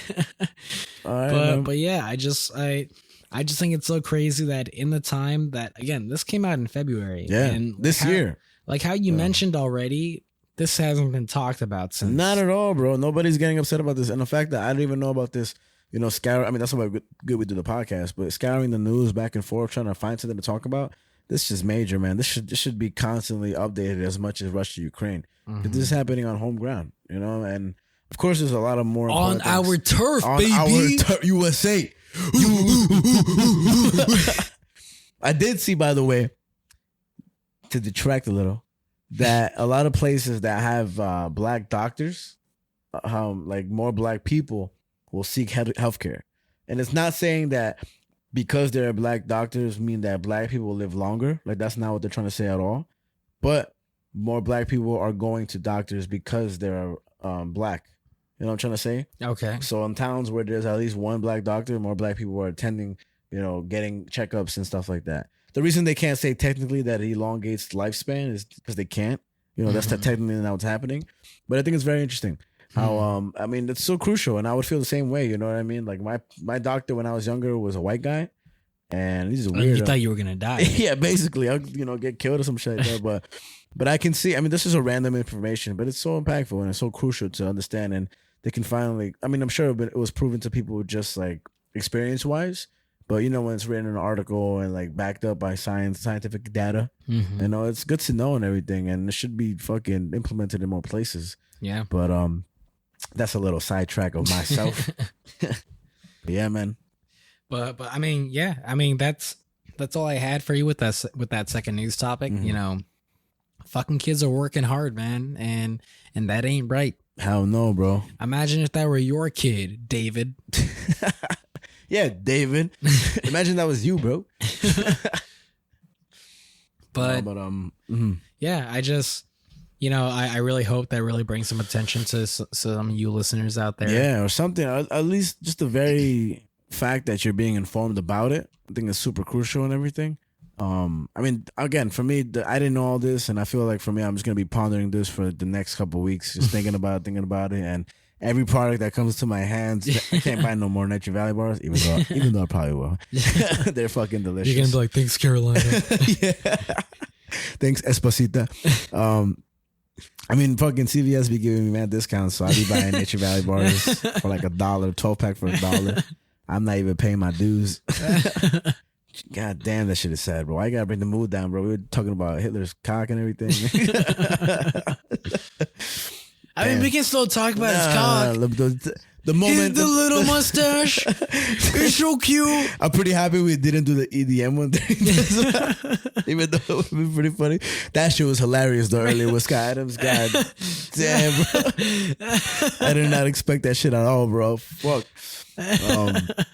But let's move on. Let's move on for this fucking sad ass topic. But yeah. So, I mean, third topic, which is basically just shoot the catching shit. up. All right, let's do it, bro. Let's do it, man. What's up? What's up, Javi? Yo, man. I mean, you were mentioning it earlier, but that shooting in Texas of the neighbor. All I want to say with this bitch ass Greg Abbott, well, basically it was an undocumented person who's been deported 4 times. But my whole point is, first of all, he's a piece of shit. I think he's been jailed. He was hiding in his sister's house and they found him under a pile of clothes. But Greg Abbott, who's obviously a big advocate for gun rights and everything, he basically called the victims of the shooting, which is about 5 people. And the only reason that the 2 kids survived is because the parents were shielding the 2 kids like with their bodies. And Greg Abbott decided to call the victims that were shot and killed in a home illegal immigrants. So he was like, these 5 illegal immigrants were killed by this shooter and everything. And it's like, why would, like, politics, I get it. I get people, like, do what they got to do and say what they got to say. But when you dehumanize these people to other, like, followers of you in Texas and stuff like that, it's like, what is your, like, I don't give a fuck what I said earlier about, like, the half of him is dead, down. And, like that's not even like an inch of badness I can say when what you say affects the portrayal of, you know, real Mexicans living around there. Because in Texas, there's been a lot of shootings that have targeted Latinos. You know, there's one that was at a Home Depot where the shooter was seeking out just to kill Latinos and everything. Okay. And mind you, this shooter wasn't white, but again, it's a sad situation where you have an opportunity to at least do something, and this guy will not at all lean towards just denouncing gun rights, even to the point where he'll call the victims illegal immigrants when they were killed in their own home. You know, it's just like if they had defended themselves with their guns, would he have called these victims the Patriots? Exactly, or would he have said, "Oh, these illegal immigrants defending themselves in their home with their guns"? You know, like what would he have said? Yeah. You know, and probably he wouldn't mention that they're illegal immigrants for the sake of this and that, because that would mean that illegal immigrants are able to obtain guns, which the guy who was deported 4 times did. You know, and I don't know, man. That shit is crazy. So fuck that piece of shit. You know what I mean? That, you know, I'm not gonna say. You know, that piece of shit. That's what I was gonna say. But I got some other shit right here, real quick. I got some Ben and Jerry's conflict as well. Because they're a good company, but they're not that good as a company as they seem. And this I have my facts loose on. But basically, the owners and everything are very big advocates for, like, what's the word? Like pushing, you know, good movements and stuff. But I was trying to read the article and it was so long, lengthy. It was on, if I'm not mistaken, on Bloomberg News or something like that. But it was fucking hard as shit to read. Ultimately, Ben and Jerry's good company. They push for a bunch of rights. And at one point, they were talking about the Palestine and Israel, like, you know, conflict and everything. Yeah. Long story short, a bigger company bought out Ben and Jerry's with this kind of like agreement that we'll buy you out, the big company said, but you can continue to push for your rights and everything. Yet, I think at one point, whether it was Israel or Palestine, they wanted to shut down a Ben and Jerry's there. And if I'm not, this I'm for sure, in one of those places, that's where Ben and Jerry's, the idea got started, or at least pushed. Okay. Pushed. Meaning, let's just say Palestine for now. I may be wrong, but maybe Israel. But Ben and Jerry's had their idea and they wanted to push their ice cream. So they allowed one person to go sell their ice cream in either Palestine or Israel. And they got a lot of like push because of that. We skip over a long time of history. And now Ben and Jerry's and the owner of their company, kind of like Google's owned by Alphabet, you know, like it's a big company owned by a bigger company. And yeah, they just had to decide whether they would continue pushing for this or that, or choosing one side or the other against the bigger company. Huh. And so I would have to, I mean, maybe I'll talk about it next week just because it's an interesting topic in itself. You're right. But like at one point, can you stop pushing for what you believe in? And what if what you're pushing to believe in, like Ben and Jerry's, is for a side in a problem that isn't really resolved? You know, if say Ben and Jerry's is pushing for Israel, a lot of Palestinians will look at that as like, how dare you, not side with us or side with anybody in a conflict that's between us. Right. You know, and it's crazy. But to hear that shit about Ben and Jerry's, fuck that company too, bro. I mean, it's just like a lot of things you would have never want to hear about a certain company that you think is so gracious and like, genuinely like good. And then you hear a bunch of bullshit and it's sad, bro. Yeah. I mean, that's why I thought it was so interesting, even with that article about how their response to these migrant children workers and their forces of just how they're shifting kind of the blame. I mean, for Ben and Jerry's, they weren't even much shifting the blame as much as they were just trying to say that, like, I mean, if they're going to work, they might as well work here. Yeah. And it's just, we still need workers. And it's like, it's so crazy to think about how, like, even a company like Ben and Jerry's, like, I used to work for them. Like, I don't really fall too much into sort of like the corporate bullshit of companies like that too often, but I definitely fell into that with Ben and Jerry's. It was like, oh, these guys are basically just a bunch of hippies and things like that. Yeah. Like, they really are about like peace, love, and ice cream. That's what's up. But it's just shit like this. It's just like, oh man, like even Ben and Jerry's. Yeah, man. I mean, it probably is every single big company out there that has their demons. But I mean, when you learn about that stuff, I'm still gonna buy some Ben and Jerry's ice cream, but it sucks too. I'm not gonna eat it with my full heart and everything. This is only kind of good. I'll give it a 6 out of 10. It's whatever, bro. Fuck, it's whatever. There is another thing, kind of like quick topics, real quick, because I just thought of a bunch of things. But there's a chocolate factory that exploded. Did you see about that in Pennsylvania? No, I did not. So a chocolate factory exploded in Pennsylvania on March 24th this year, 2023. And yeah, really quick, it's pretty interesting. So apparently it blew up in Pennsylvania in March that left 7 people dead and was caused by natural gas. What And the fuck? this was reported by the National Transportation Safety Board, said in a preliminary report issued Tuesday.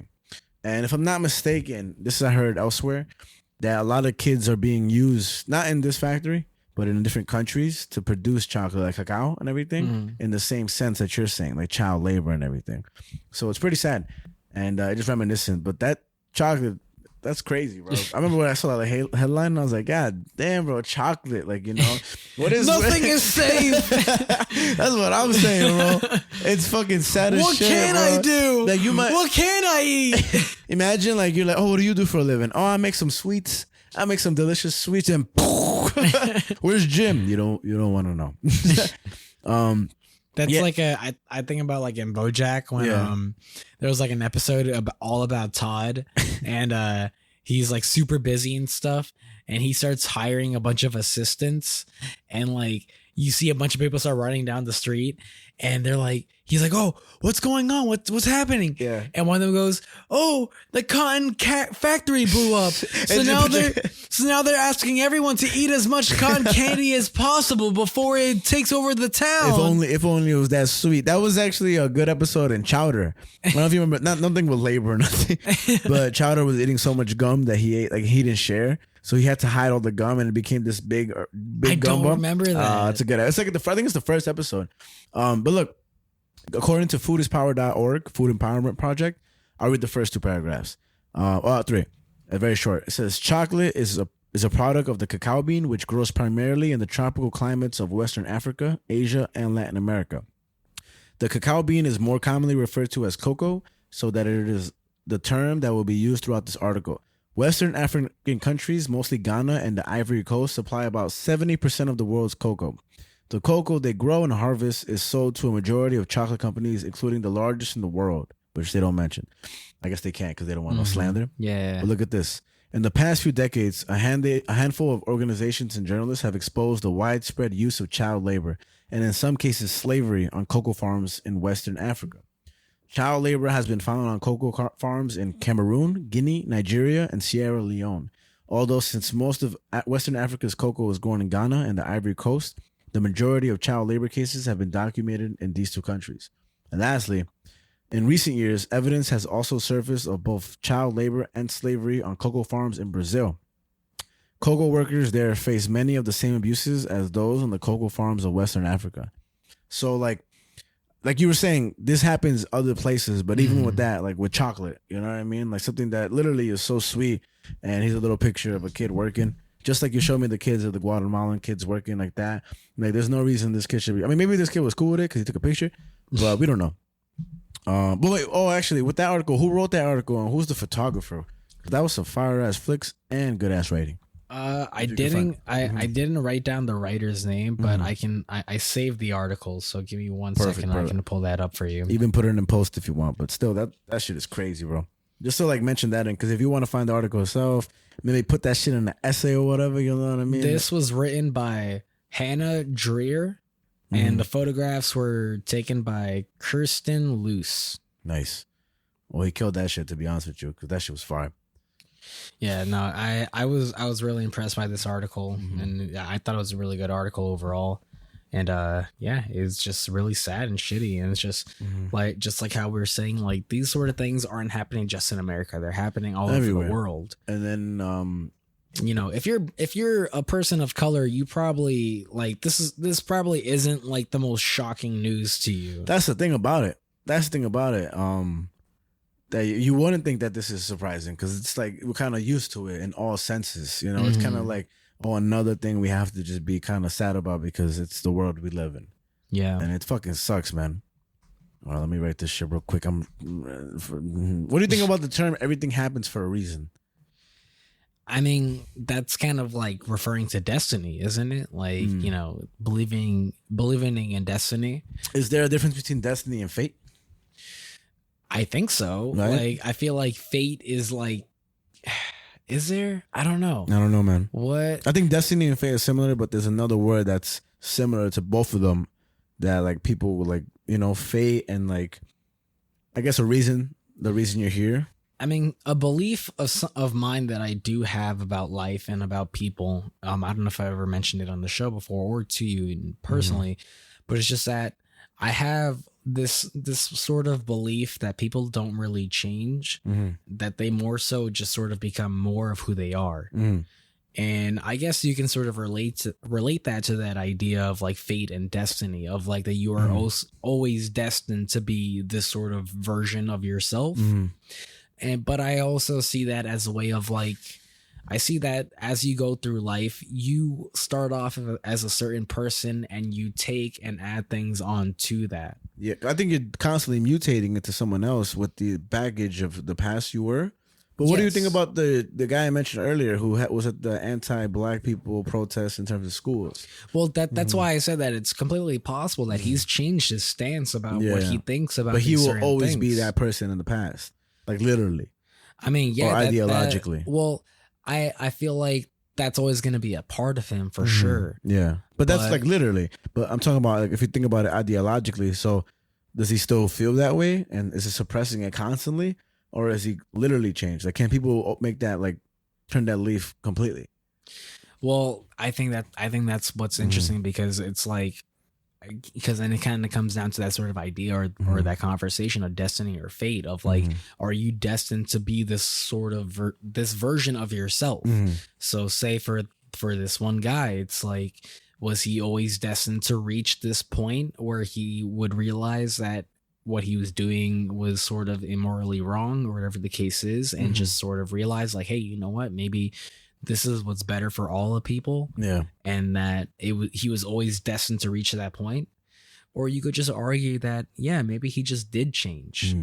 Like it's an interesting conversation. I don't have a strong stance on it. I just do think it's interesting to sort of think about and talk about. Yeah, no, yeah. For me, I Googled it just to see what the Google answer would say.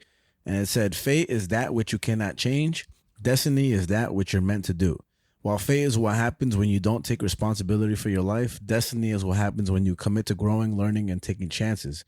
Being destined for greatness only comes through active and conscious decisions. Okay, so destiny is working towards what you're meant to be. What you're meant to be. And fate is just going along with saying, fuck it. Well, for me, I would say I guess I lean more towards fate, but not in the sense of this definition, just in the sense of I feel that like, well, this is where my sense is. I think all people are just people. Like back to the kind of almost back to the aliens thing where there really is no fate or destiny. Like I think that's just how we define ourselves because we have such a ego to ourselves. It's actually this interesting little thing I heard. Same thing from the guy Anthropic something. Let me see if I can find it. This is Anthropic principle, and the Anthropic principle, also known as the observation selection effect, is the hypothesis first proposed in 1957 by Robert Dick that the range of possible observations that we could make about the universe is limited by the fact that observations could only happen in a universe capable of developing intelligent life in the first place. So basically saying that like because we are the sole existence of life and we honestly don't have any, like you say, clear awareness of any other life that exists, and without that clear awareness, we're the life that matters the most, And I feel like in that sense, like, is it true? Is it not? Is that our ego kind of pushing that? But for me, I think that like because we exist and because we can only reflect upon ourselves and other people around us, that we have no choice but to make something of it in terms of, again, ideology, but I really think that we're just a bunch of organs walking around that are here, not for any reason in particular, and that we just go on and that's it. And that's how it's been forever. Like beyond us to the Stone Age, to the prehistoric age, where it's just living organisms going on until everything ends in terms of Earth, but things will still always go on just like they did before and after. So then would you say that's more in line with fate? Of things are what they are and just like it is what it is? No, I think that it is what it is a simple version of nothing is anything. Everything is nothing. Like everything was always everything to me is always and will always be nothing, and we just add labels to it and are the way we are because we choose for it to be that way. We don't even get to choose how we live our lives from the beginning. I know it's a lot of like real stoner talk to say, but like from the beginning we abide laws that we just have to follow, because if we don't, we put in jail. And that to us is the worst version of life, But any life is a better, would you say, than no life? Would you? Like any version of life, whether it be the worst, like being tortured from day 1 to day 0. Well, I mean, that's kind of like sort of, is it better to like love than lost until I have loved at all? In some sense, but in terms of life, that's much more major than love. Love falls under the category of existing. Well, love is life, Frankie. Okay. well, I'm saying like existing is one thing way major than any emotion you could ever feel, because existing is a collective ball of everything you've ever experienced in your whole life. And to experience is better to not ever have experience in a better way. But we don't know what it's like to never experience because we're here.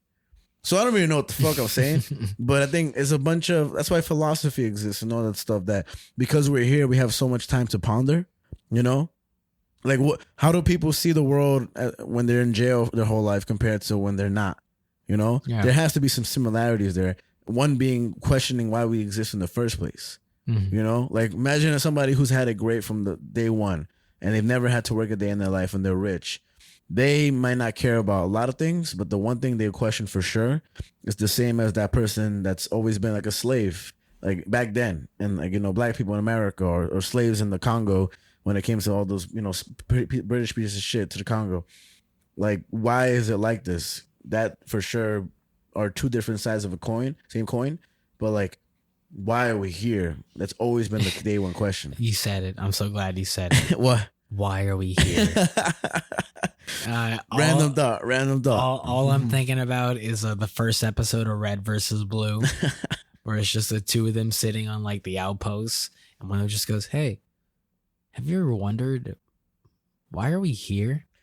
Well, and he just goes on a whole long rant of philosophical like thinking. Is like, I think we're here for like this and those reasons. And by the end of it, he's just like, no, why are we here in this gulch? like we gotta get some moving to this other fucking location. I guess to put it simply, I don't think why are we here. I think we're here. And that's it.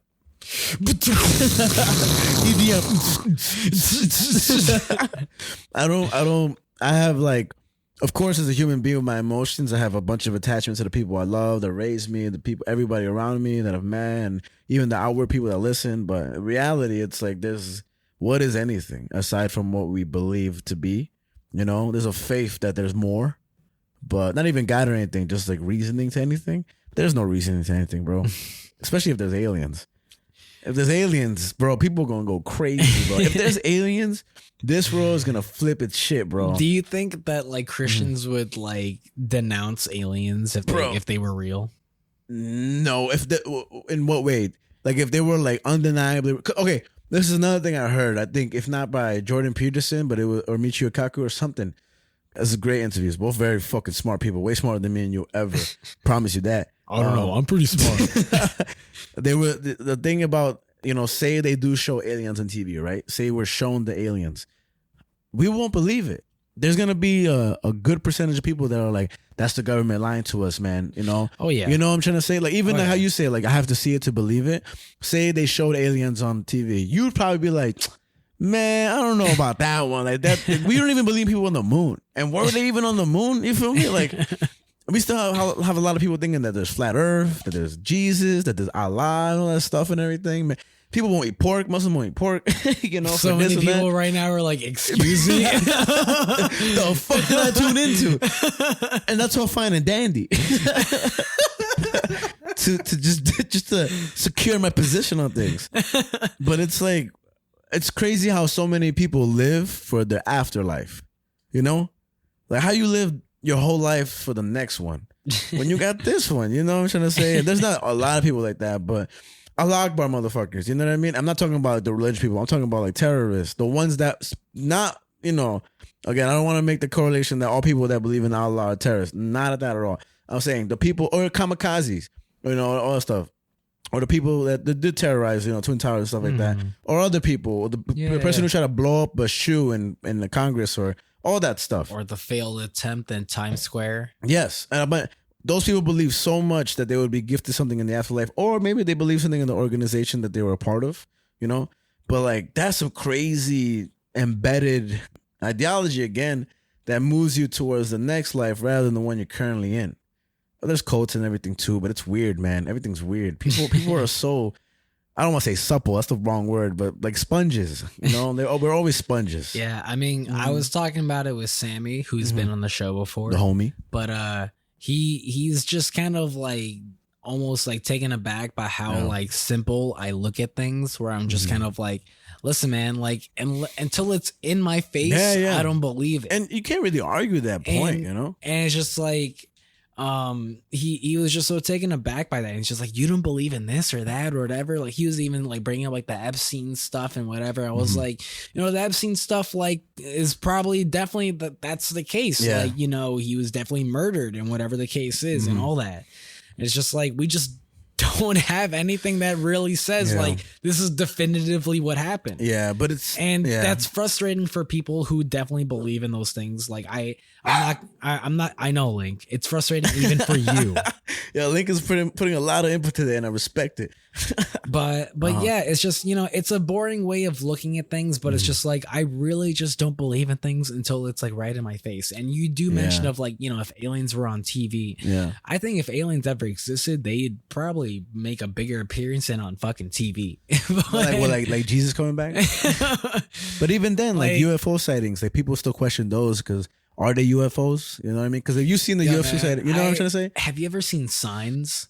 That movie is Signs. Like, is that the one? Intense. Is that the one where it's an M. Night Shyamalan movie? Is that the one where they get someone to communicate with the alien, the big alien, the black one off the cliff? No. That's Arrival. Arrival. That movie was pretty good. Arrival is really good. Yeah.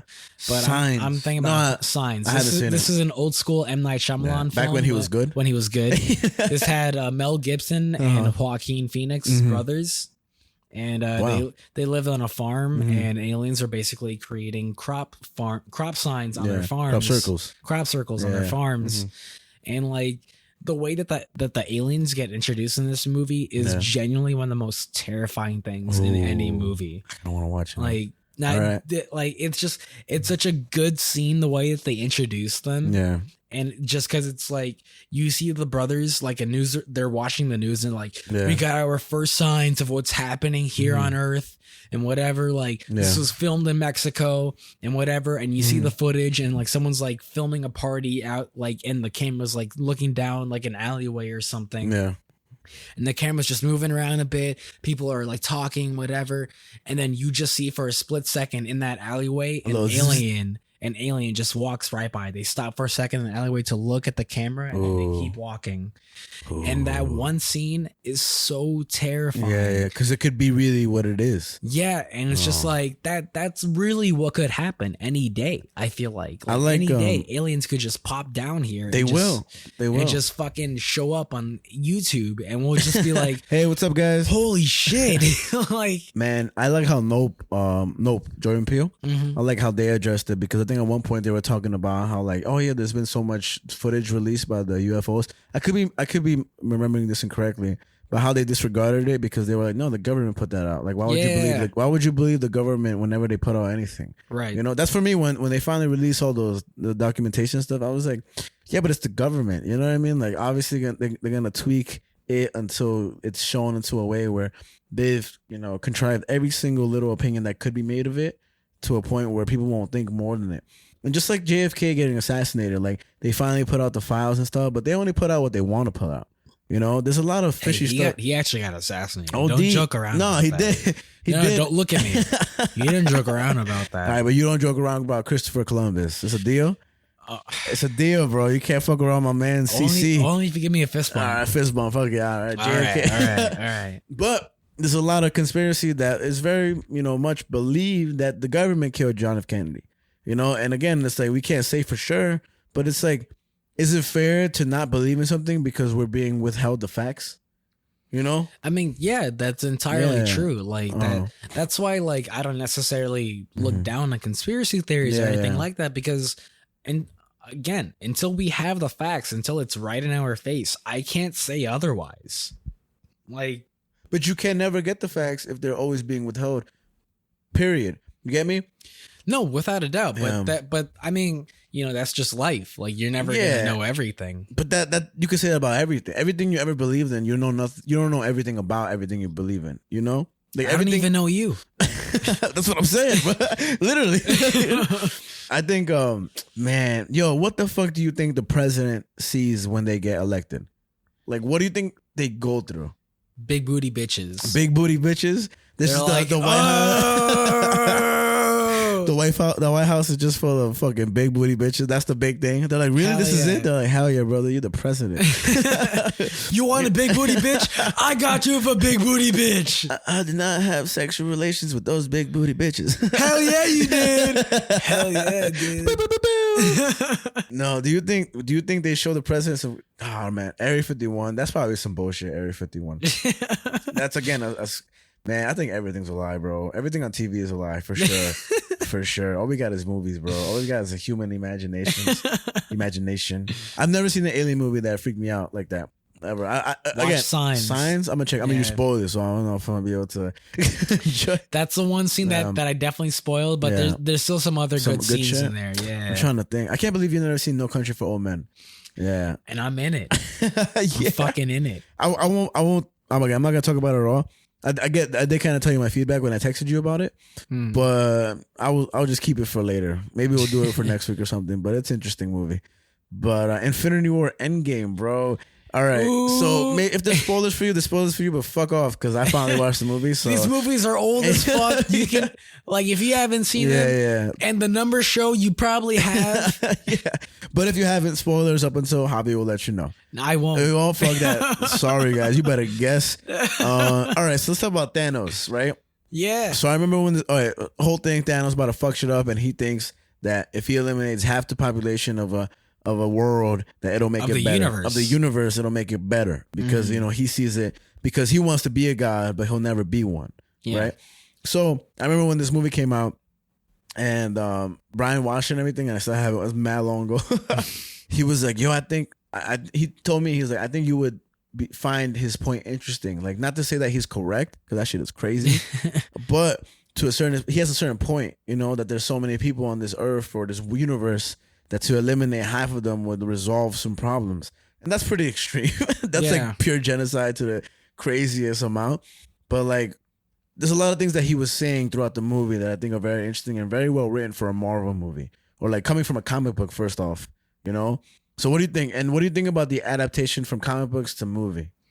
Well, I mean, I'll just say that like I wasn't too familiar with sort of like Thanos and things like that in the Okay. comics before this movie came out. But I'll just say that like from what I understood in the comics, Thanos was just kind of in the comics at least, Thanos wanted to erase half of the population just cause like there was no real depth to that. He was just like, he was just like a straight up villain. He's like, I want to erase half of the planet. So something that I think the MCU did very well is that they humanized. I found the word. Human eyes. Real eyes. Yeah. But they humanized Thanos a bit, where they really sort of showed like this is something that I strongly believe in. I've seen one person online affirm this in my belief. That one person. But Chino, shout out to him again. Shout out to Chino. He doesn't agree with this. Okay. But I'll just say that Infinity War is basically Thanos' origin story. Yeah. Like before, Ooh, but they're kind of both his origin story. well, like I say like Infinity War because I said it the time that came out and stuff. But I'll just say that like because before Infinity War, we didn't know what his motivation was or what he was necessarily doing with the Infinity Gauntlet. Like before any of these movies, we just knew that Thanos was coming. Collecting the stones. Yes, we didn't know what he was gonna do with it though. True. With Infinity War, we get the whole backstory. We get all of the context of The why reasoning. he's doing this, and all of it is explained. That's why I feel like Thanos is like Infinity War is his origin story, because that's where we get to really see who Thanos is in the MCU. Yeah. And I just feel like, Infinity War was crazy in theaters. Yeah. It's a great movie. It's a great fucking movie, bro. Infinity War went crazy in theaters. Like I was shouting when Captain America pulled Thor's hammer. Everything. I could imagine, bro. Did you like Infinity War better or Endgame? I liked Infinity War more. But that's just because like how I said to you in the text and stuff, like with Endgame, there's just so much plot to go through. It's like you can't kind of like there's like maybe like a few scenes in Endgame that you could probably take out, like the scene where they're testing out the time travel stuff. Or going through all the phases of what they each did to stop the stones from being taken.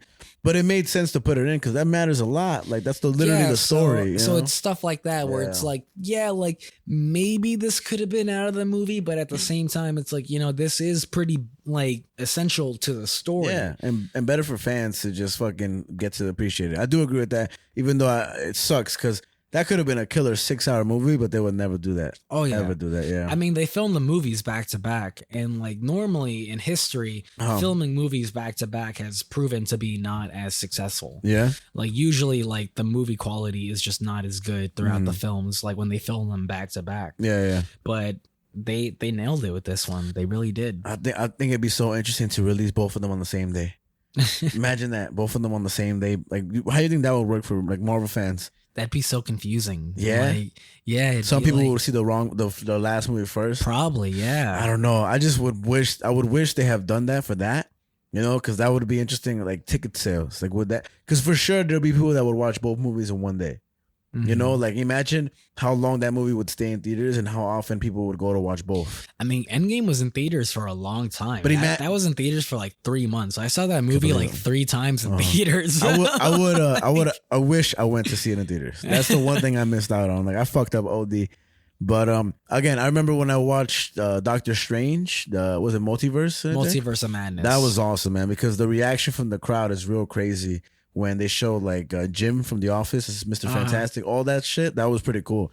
And I don't know if you've heard about this, but in No Way Home, when Daredevil appeared, they told him to take a pause when he like was about to stand up, and he asked why. It's kind of awkward if I do that in the movie, and they said to do it because we want to allow a cheer break for the audience. Isn't that interesting?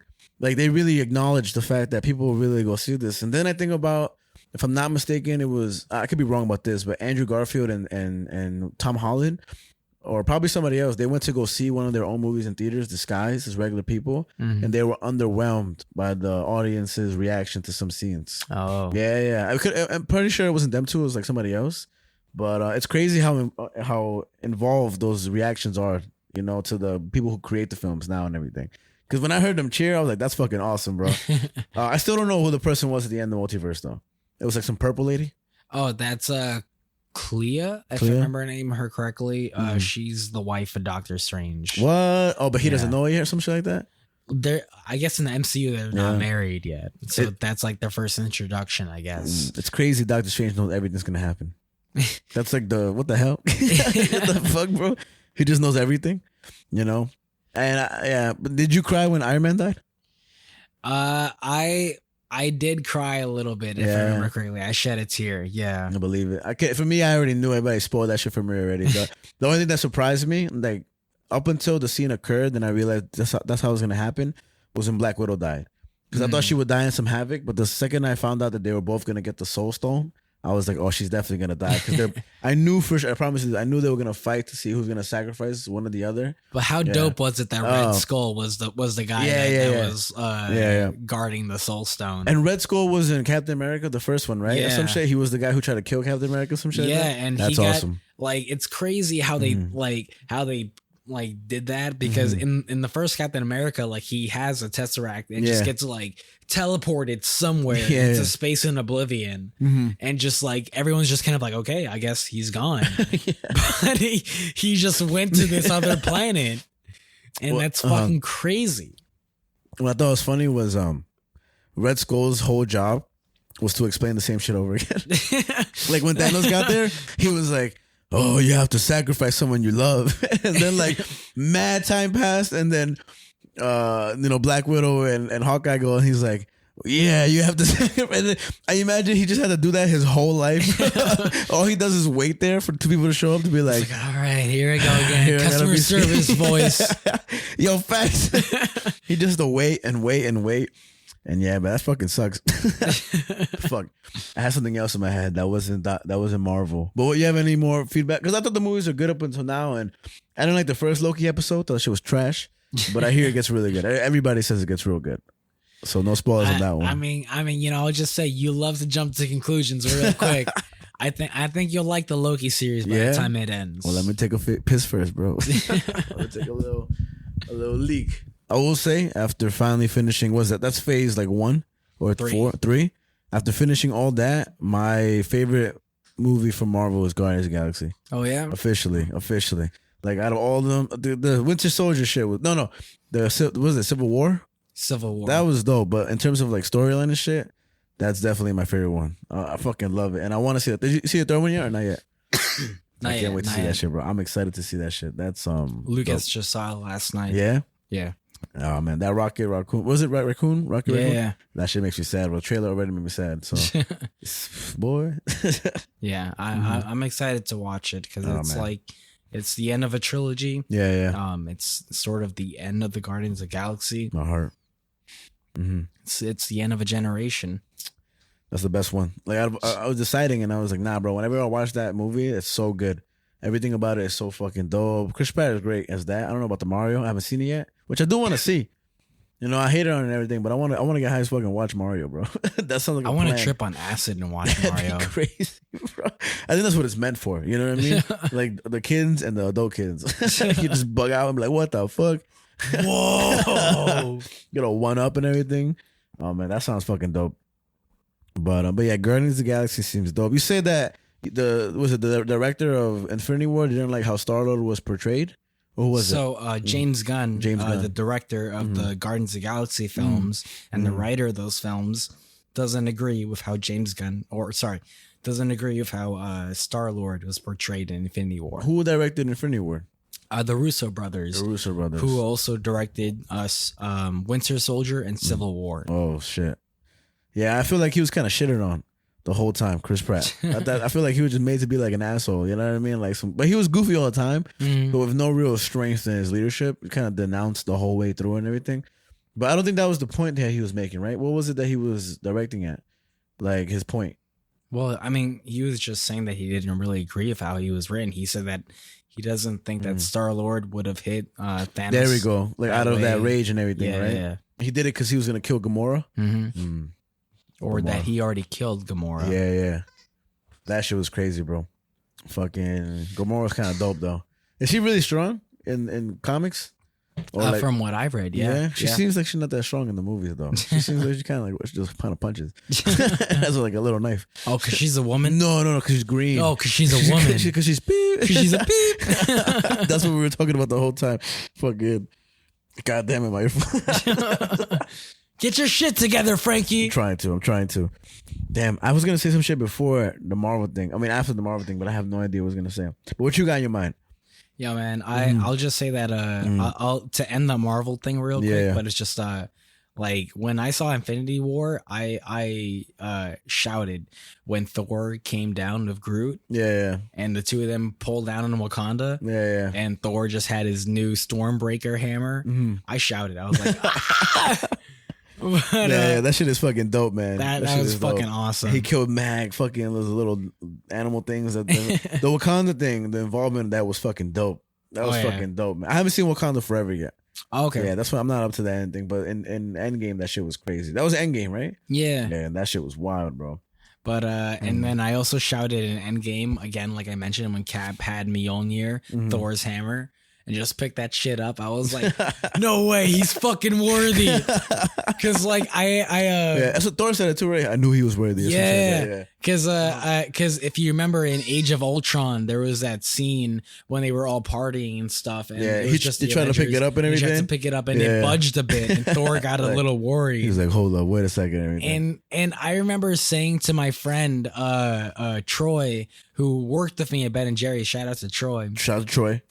But he used to shit on Captain America. He's like, Captain America's a bitch, this and that, like Iron Man all the way. Yeah. And I was like, boy, like he is a rebel at heart. Like Captain America is the man. Yeah. And like when fucking Endgame came out and he wielded Mjolnir, I messaged him. I was like, what I fucking tell you? This motherfucker is worthy as fuck. For me, it was when I first started watching Marvel movies, when Captain America ran into a fucking war zone and getting shot at 360 degrees. I was like, how the fuck is shield deflecting all 360 degrees of shot? This makes no sense to me. Belief, baby. Bullshit. Nah, but his character is fucking dope. So he just got old and died of natural causes, right? I mean, technically, he might still be alive. He could go back in time and everything, right? And everything. Well, he already went back in time, so now he's like old now. But he can't really do much. Yeah, so technically he can. Technically, he's probably still alive in the MCU. Just chilling. Yeah, just chilling That's with dope. Peggy. That's dope. He did that though. She's probably dead. She's not Captain America. You know what I mean? Like she probably died. She probably born man, old gold, you know. Those diseases. He didn't last that long, bro. Come on, bro.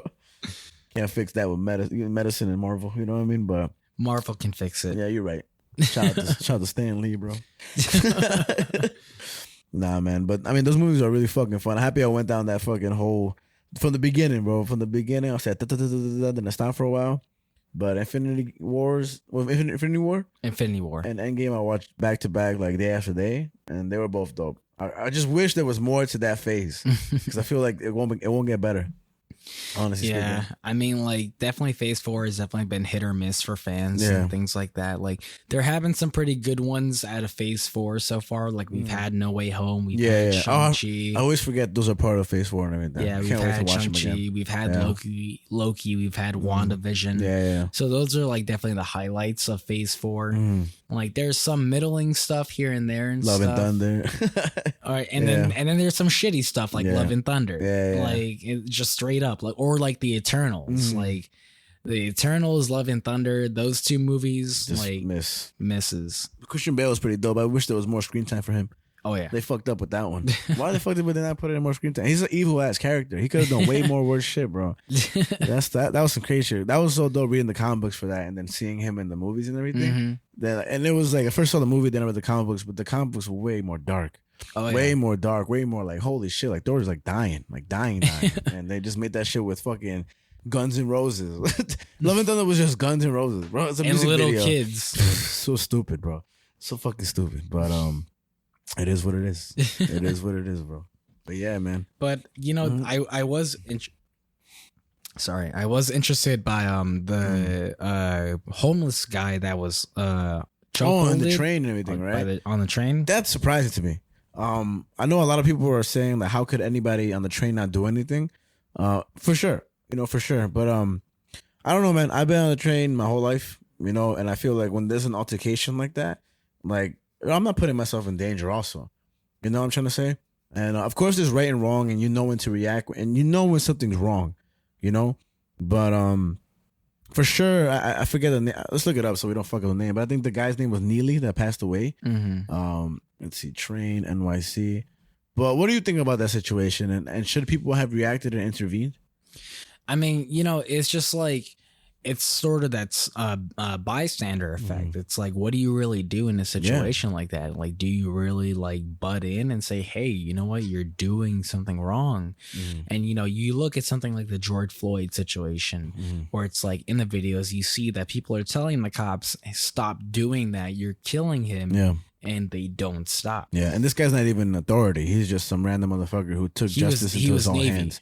He was a Navy. Even then, I mean, I don't think what this guy did is called for that.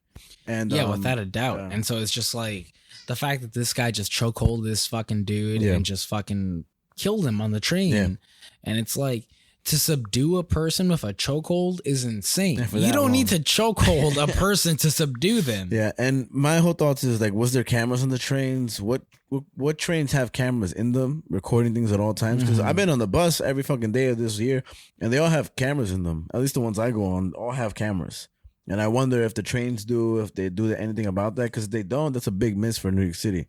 Again, I think like, it's only the newer carts it's so that crazy. have the cameras. It's so crazy that doesn't.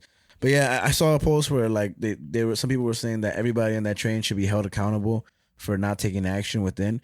I just don't That's think a little intense. that's a little intense because again, to me, like when people see danger, some people are full of trauma when it comes to situations on the train and everything, and like you want to say all that, but some people want to go home to their family.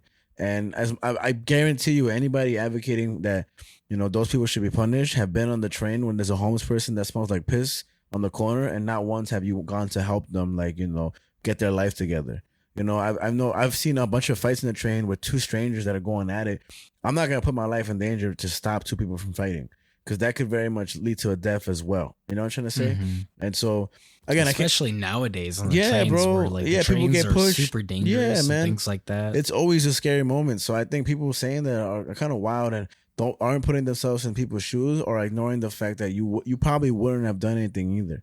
I mean, it's just like the bystander effect is very real. Yeah, like absolutely. that's just like, it's just what it is. Yeah. Like it sucks, but Yeah. it's like a lot of the times, I mean, you should just be glad that we have it on footage. Yeah. Like, yeah, it sucks that he got out of custody like very quickly, Mhm. but we have the footage, and now there are people protesting Yeah. and really bringing this to people's attention. Yeah. So hopefully we will see some But judgment. there from is this. footage of the headlock and everything. Yeah, Oh, I was gonna yeah. ask. I didn't know there was. I thought there was gonna. I was asking if there was footage in the trains. Well, good, because then you could really bring it to court and everything. But at the end of the Exactly. day, Yeah.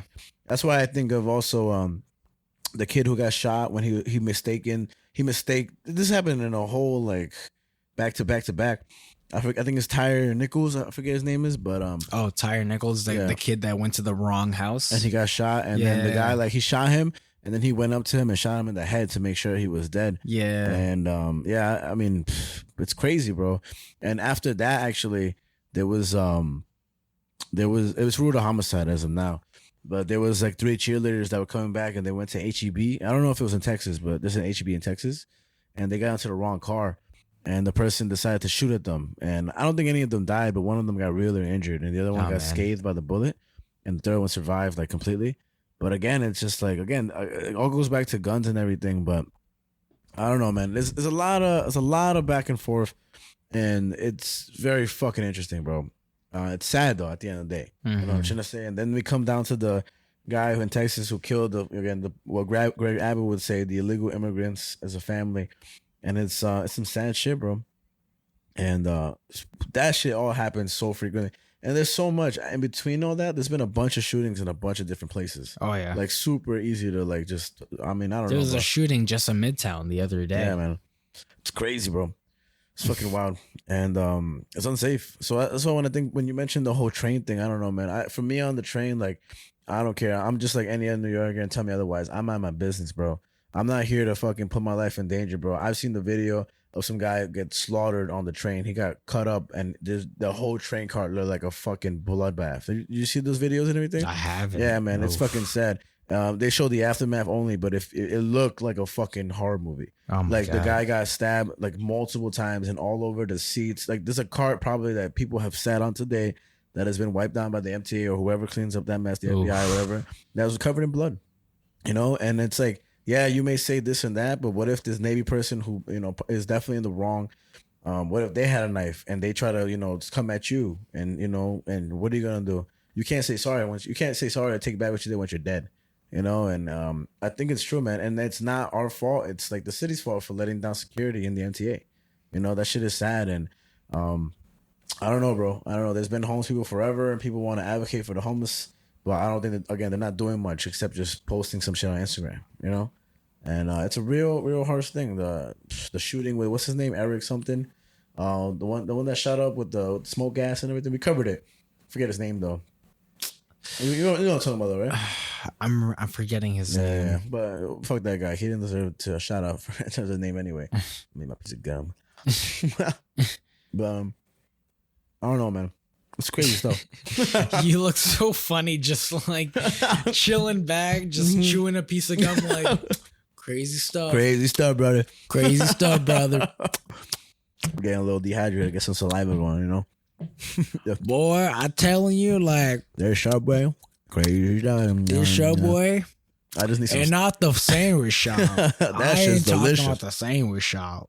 That shit is tasty, bro. That sandwich shop, you get yourself a Italian BMT. Yo, you know what I get from Subways?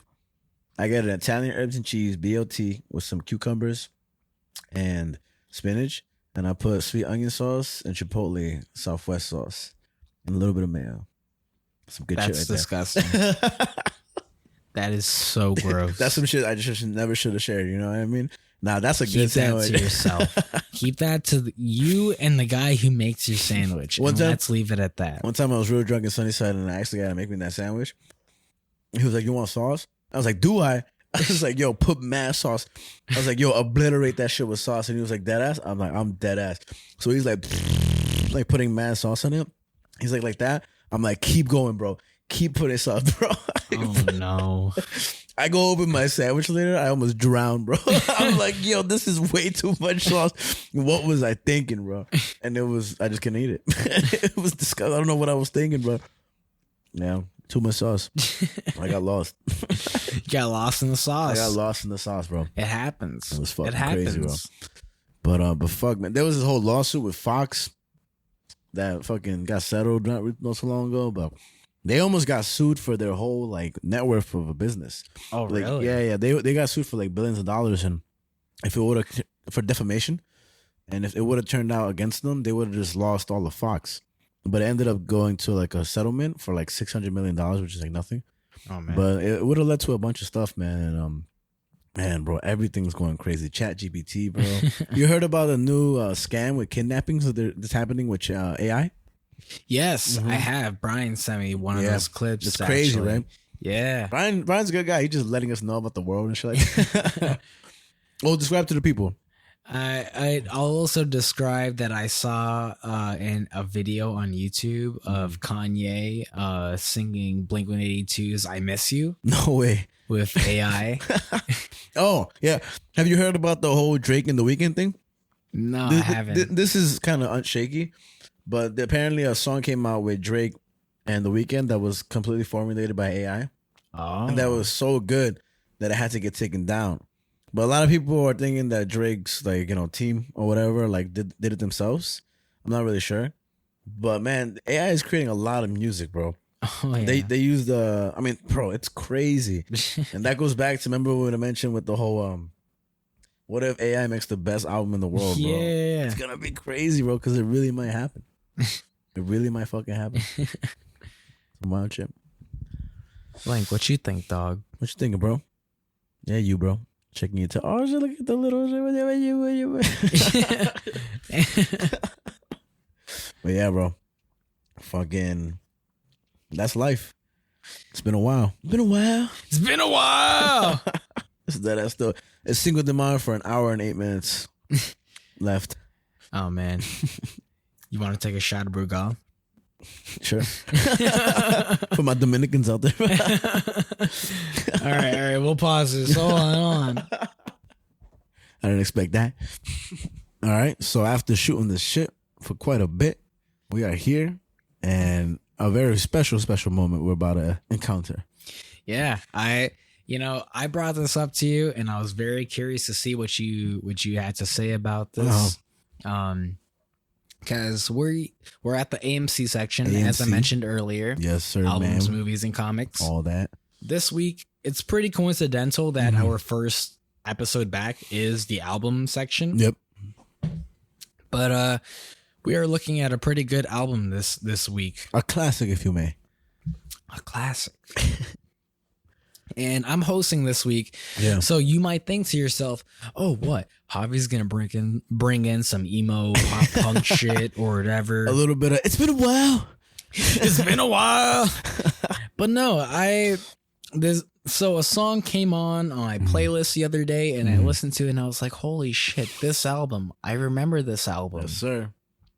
And it brought back so many memories, and I wanted to talk about this album.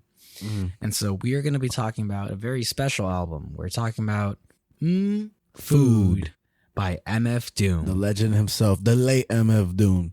And I'm gonna lie, when you showed me this album, I was pretty surprised. I was like, oh my God, we're gonna be talking about some rap. You know what I mean? And I, first of all, this is a very important album to music in general, right? And I remember even when we were about to shoot week after week, like I delayed it even for a week to like keep looking into the history of it. And I'll say this, it's a hard album to cover, you know, in terms of in depth. And so I kind of thought outwards of like, because there's so much lyrics to this. Like, this guy is like a lyricist to his core. Yeah. And a person that truly appreciates music, you know? So I was curious how you wanted to aim at this. Because truthfully speaking, if we were going to cover every like little bit of this album in and out, we'd be covering it for the whole night. Like we'd be here till 6 a.m. Yeah, because like, I mean, I'll just say off the bat, it's like, it's funny that you sent me that one meme about MF Doom where I was just like, MF Doom, it very much is an acquired taste. Yeah. And the meme I sent you was like, people be like, oh, listen to MF Doom, or your parents be like, MF Doom was so good, and they'd be like, whoop-diddy, back in the day, Cereal, yeah, that guy was gay, you know? Like just a bunch of that stuff. And it was like, of course, that's what it does sound like to like the new generation of music, when the rappers be talking like this, and no maybe this, and the perk and the zinc, and the Percocet. And it's just like, that's most rap today, just with the fire ass beat, and I respect it, but I don't know, Pop Smoke is whatever. You know what I mean? Like, I don't know, all that bullshit.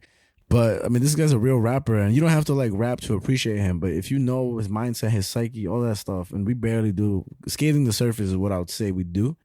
But I think it's a real, I mean, I listened to the album 3 times today. And even back then I was listening back to back,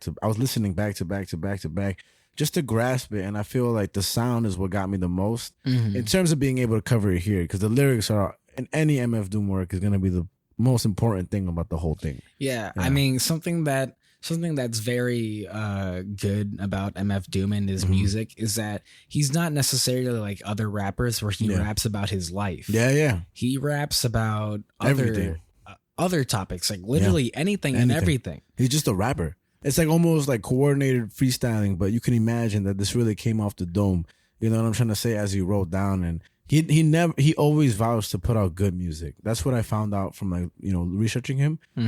His goal was to always put out the best music. I don't know, man. I mean, I'll have it written down here just to be like sure and not fuck around with the details of it. But that was really what he valued the most. And I think that's fucking awesome. I'll say, calling back to what I mentioned earlier in this episode about anagrams. Yeah. But with the A.M.C section for this episode, we're looking at Food by MF Doom. This is an anagram. Food is an anagram of MF Doom. Because you could write it in different ways and everything, right? Yeah. But isn't there one extra M? No. Food. No, there's no, because there's the one M in MF and then the second M in Doom. But there's 3 M's in total in food. No, there's just 2 M's. It's just Food with 2 M's. Oh, you're absolutely right. Holy shit, I didn't even realize that. Oh, fuck, so it is an anagram. Yeah. Damn, bro, down to the fucking, that's dope. Yeah. That's dope as fuck. I didn't realize that. That's pretty fucking cool. And so for people who don't know, MF Doom, he's a rapper, obviously, as we've mentioned. But this album is his second solo studio album. Yeah. He had 2 other albums which he co-produced with another rapper or producer. I think it's not his second studio album. I think Mad Villainy was his only studio album. Well, he had his Doomsday album that was his first one as MF Doom. But those weren't studio albums. The only, if I'm not mistaken, because this is straight up on like Spotify, because I was thinking the same thing. Mad Villainy that he did with, what's his name? I'm fucking up already. Madlib is the only studio album by him. And I think So look how it says by footage fucking quit. Oh shit. We gotta get that. 1 second. I'll turn it back to you when it's ready. What is this? Yeah. So show me what you had it there. So it's very Mad Villainy. Oh, how much? So if you look closely, it says that Mad Villainy is the only studio album by American hip hop duo Mad Villain. So You're right. So you're absolutely right. So it's not just like his only studio album. It's consisting of Madlib as well. Exactly. Got you. So this is something that MF Doom did very consistently. He took on different personas for different albums. Gotcha. His first album as MF Doom was his Doomsday Project. Doomsday Operation, you said, right? Doomsday Operation. And then his second album was this, Food. Okay. Soul Project as himself, MF Doom. Yeah. And something that I've seen was argued online. What does MF stand for in MF Doom? Oh, yeah. What would you say? It's Mask Face. And that's because I learned it, not because I would say. Well, Metal actually, Face, right? Actually, from what I found, it stands for Manhattan's Finest. Ooh. And this was proven in a podcast with Madlib, who confirmed it. Really? Yeah. Oh, because right here, okay, so I watched a documentary with MF Doom and everything, but you might be right because this is coming from somebody who worked with him. That's awesome. It says MF Doom's name came about because when he was younger, his friends called him Doom. His partner Grim came up with MF part for the Mad Flows, but the MF stood for Metal Face. But you said Manhattan's Finest? Manhattan's Finest. Wow, get the fuck out of here. If I pull it up for you right here, it was said on a podcast years ago with an interview with Cage, who explained MF originally stood back for in the Monster Island's SARS days. That's what Griff had as his MF name before then. And the person that was on the podcast says, I had the tag since the late 80s and it meant Manhattan's Finest, mad flows, multiple frequencies, but original name is motherfucking Grim. Wow. That was given to me in the streets of New York. That's so crazy. Damn, bro. I mean, fuck it. That's cool to know, man. Because for me, man, it's just, when you want to do so much research, but the core research I have here is awesome. But good to know that. I'm going to write that down here just like so it's actually Manhattan's Finest. Yeah, man. That's fucking dope as shit, bro. And I feel like, I want to ask a bunch of people because I feel like that's some information that this guy's so underground, but he's not. I feel like people know about MF Doom, but you don't really know about him until you really invest your time in it. And all that you know will show how much you invested time in. And I think that's already dope that you're starting off like that, because I'm sure a lot of people listening that think they know, unless they really do, will just learn right now. It's fucking dope. I mean, awesome. And like I mentioned, this was his second solo studio album. Again, the first one was Operation Doomsday, which is a great album in itself. Yeah, classic. That has rhymes like dimes, right? That's how I knew about Hamilton from the beginning. I saw rhymes like dimes. You know what I mean? Like that's from the beginning of when I liked rap, and I barely knew who MF Doom was. That's what I for sure knew. But this album, Food, consists of 15 tracks, and I guess you can kind of argue that it's sort of a concept album because it's all about food. Yeah. Every track its title is reference to food. And I'll say something real quick. That Brugal shot we took woke me the fuck up. I'm just gonna say right now, holy shit, I'm awake. Welcome, motherfucker. One beer. All right, go later on. All right. But if I could just go down the track list for you, we got 15 tracks for you. Beef Rap, Hoe Cakes, Pot Holders, which features Count Bass D, One Beer, Deep Fried Friends, Poo Putt Platter, Filla Rapper, Gumbo, Fig Leaf Biocarbonate, Angelica, Con Carne, Guinness featuring Forsyth and Star, Con Queso, Rap Snitches Knishes featuring Mr. Fantastic, Rap Snitches, Vomit Spit, be a perpetrator. Yeah, I'm right here. Yo, man. And Cookies. Oof. Oh my God. Hold on. Wait, real quick. Because, man, I'm just, for me, it's surprising to cover this album because, like, it's one of those albums that I never want to cover because I never want to fuck up. You know what I mean? But the chorus to rap snitches, telling all the business, sit in the court and be their own star witness. Do you see the perpetrator? Yeah, I'm right here. Fuck around, get the whole label center for years. Like, it's so catchy, bro. You think we could play it a little right here? Hell yeah. Hold on. All right, cool. I'm gonna play it out loud, and we got to rap over it so we don't get fucking struck by anything. You know what I mean? But we're gonna do that shit. We're gonna be on a fucking living our lives, bro. Hold on, bro. The beats. Oh my God! All right, I'm gonna keep talking so we don't get fucked over with the whole. But we let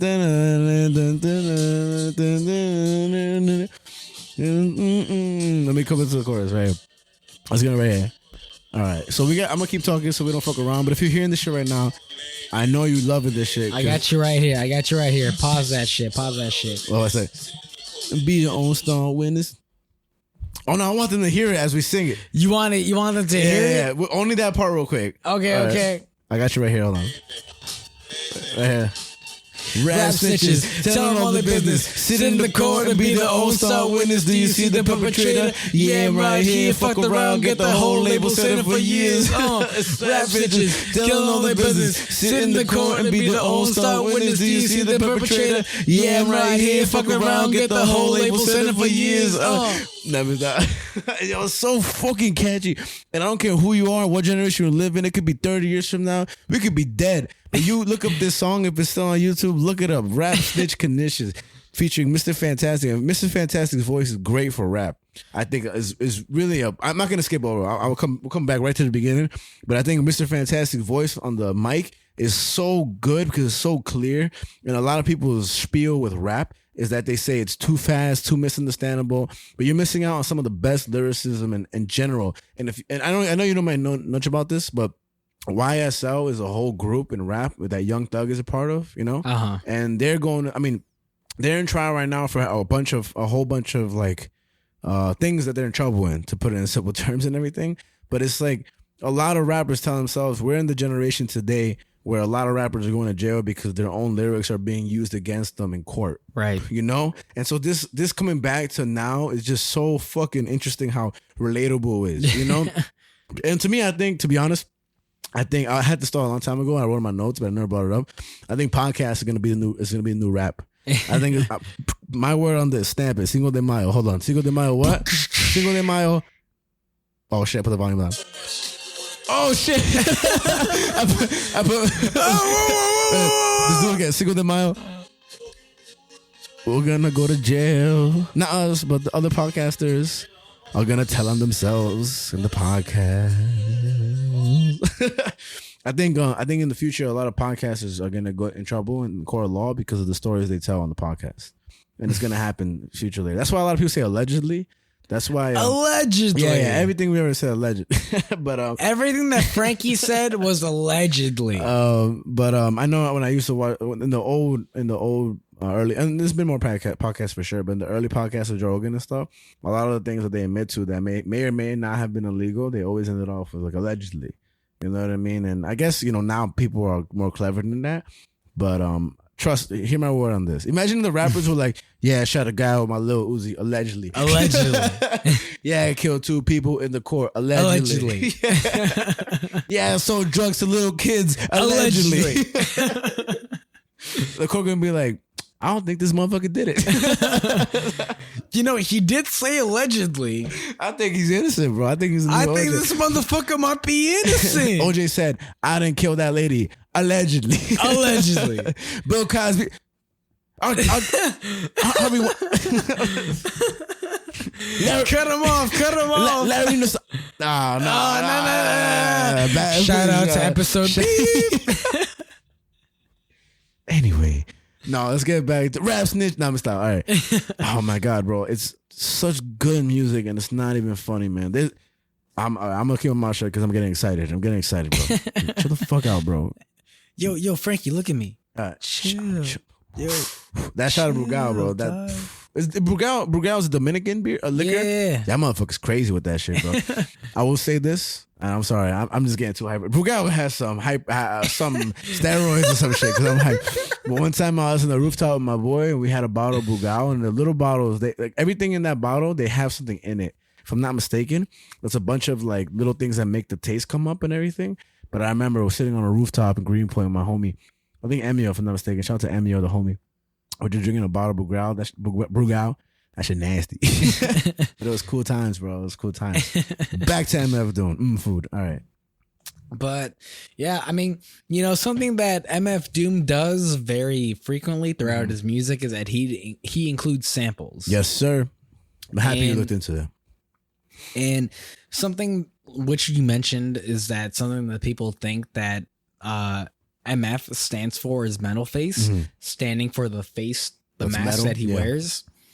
And the reason why I want to talk about MF Doom this episode Nice. was because I was so inspired by the fact that I had Rap Snitches Knishes come up on my playlist randomly. So good. But on top of that, we talked about Fantastic Four last episode. Yeah.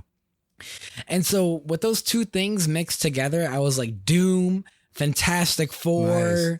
I was like, it's too much of a coincidence. And We need to talk about him. And his name is based on Dr. Doom, right? If I'm not mistaken. His name is based off of Dr. Doom of the Fantastic Four. And if I may say one thing, I asked 3 people what their definition of MF Doom was, and what's I gonna say? I wanted to bring this up in the end, but I'm gonna bring it up in order. And I have 3. Okay. I have 3. One of my brother Timothy, rap name Saya, Tsaiah. Look him up. I got Corey, rap name Zensei, Zensei. Great motherfucker, one of the best rappers I know. So is Tim, but lyricist wise, Zensei, I love that motherfucker to death. And then Brian, the one who's supposed to be here, motherfucker, where you at? But Where you at, dog? but I love how. So I wrote this question word to word. How would you describe MF Doom in one sentence or paragraph? And Brian says, I'd say he puts comics into rap, and his wordplay is amazing. So I really like that description because there's a lot of ad libs and a lot of tracks on this album that are straight up just like samples from TV shows, from Spider-Man, from all the stuff. Just put it in there and everything. I think that's really dope because when I think that, I think of like onomatopoeia and comic books, like when Spider-Man punches the evil guy and he's like, whoosh, you know what I mean? Like you kind of hear that in here when it's like, and they're talking about like Ritz crackers, you know what I mean? Like, and they a lot of play on like, you know, Black lives and a lot of play on like, you know, the world and eating. And I wanted to do this and I'm so mad I didn't, but maybe we could do it in supplementary or you could do it in post. But I wanted to count with a little counter how many times he mentions food. You know, so maybe I'll do it tomorrow, or you could do it tonight, and we could just add it like in the little middle, maybe right here, and then we'll just add it in or some shit like this, so you can know. Cause that's pretty dope, right? Because even when he said things like sugar, Frankie, forgot about you, Timothy and Corey. I'm so sorry, but don't worry, I'll never forget about you guys, because you guys are my best friends. Like the fuck? But Timothy, this is what you had to say about MF Doom. You said that MF Doom was a myth people could listen to. Ooh. Corey, this is what you had to say. In this era of rap bumping, MF Doom is like taking a breath of fresh air or smoking a spliff after a hard day's work. Hell yeah. like, okay, last thing, I'm so excited. This is one rapper who just came out with an album where the whole track list is names of food. And the album is named like The Menu or some shit. Probably not that, to be honest with you. Then I was like, whack. That's a movie. I know. Movie's alright. It's alright. You saw it? I haven't seen it okay. yet. Fuck, man. I hate to ruin shit before I met. All right. But I'll say this. What was I going to say? He came out with the whole track list, and the track list is all food. And I was like, been there, done that. Fuck this. It's probably good. I don't know. I don't want to shit on for no reason, but I was like, get your original idea, because some motherfucker did it and already made it a classic. You look this album on Google, 98% of people liked it. I don't know who these 2% people are. It's probably Scott Adams. Scott Adams. Oh, yeah. Without a doubt. His Something motherfucking that, ass. He's like, black people are taking food from us. And I just don't think as a white person we can eat food anymore. So I think I'm just going to provide myself with photosynthesis, because it's only way where I can be caught in a grocery store. Future! All right, let's get back to that. I'm just sidetracking because I don't want to talk about it, because at the end we have to finish, and I just wish I knew more. But we're gonna we have more albums to cover him in the future. You know what I mean? Something with Michael Jackson, Nirvana, all that stuff. So yeah, I mean, man. Something that's very interesting about this album, which is similar to other albums that we looked at before, but Genius has descriptions of everything, all the songs. That's why for this song, today for was, this album. Before we got here, I was at the bar having 2 Heinekens only. And I was like, oh, why haven't I done this? And then I went through every lyric, and I was like, oh, because when I finish, I'm gonna be 65 years old. But I think one of these days we should probably have a whole episode dedicated to just dissecting every single lyric. Yeah, because there's just so much to go through with this album, and just as an artist, he is just so like particular in the things, in the topics that he talks about. Yeah. I mean, if we sort of start off, I'll just start off with the first track as just sort of as the thing. But Oh, like, but can you put the music now for the first track and everything? oh yeah, Let's do that shit. Did you look up and who did the artwork? I didn't look up who did the Pause it real quick. artwork. Let me show you because I didn't either. Up until now, homie. So let's see. Jason Jagel. And I'm gonna read the quick description.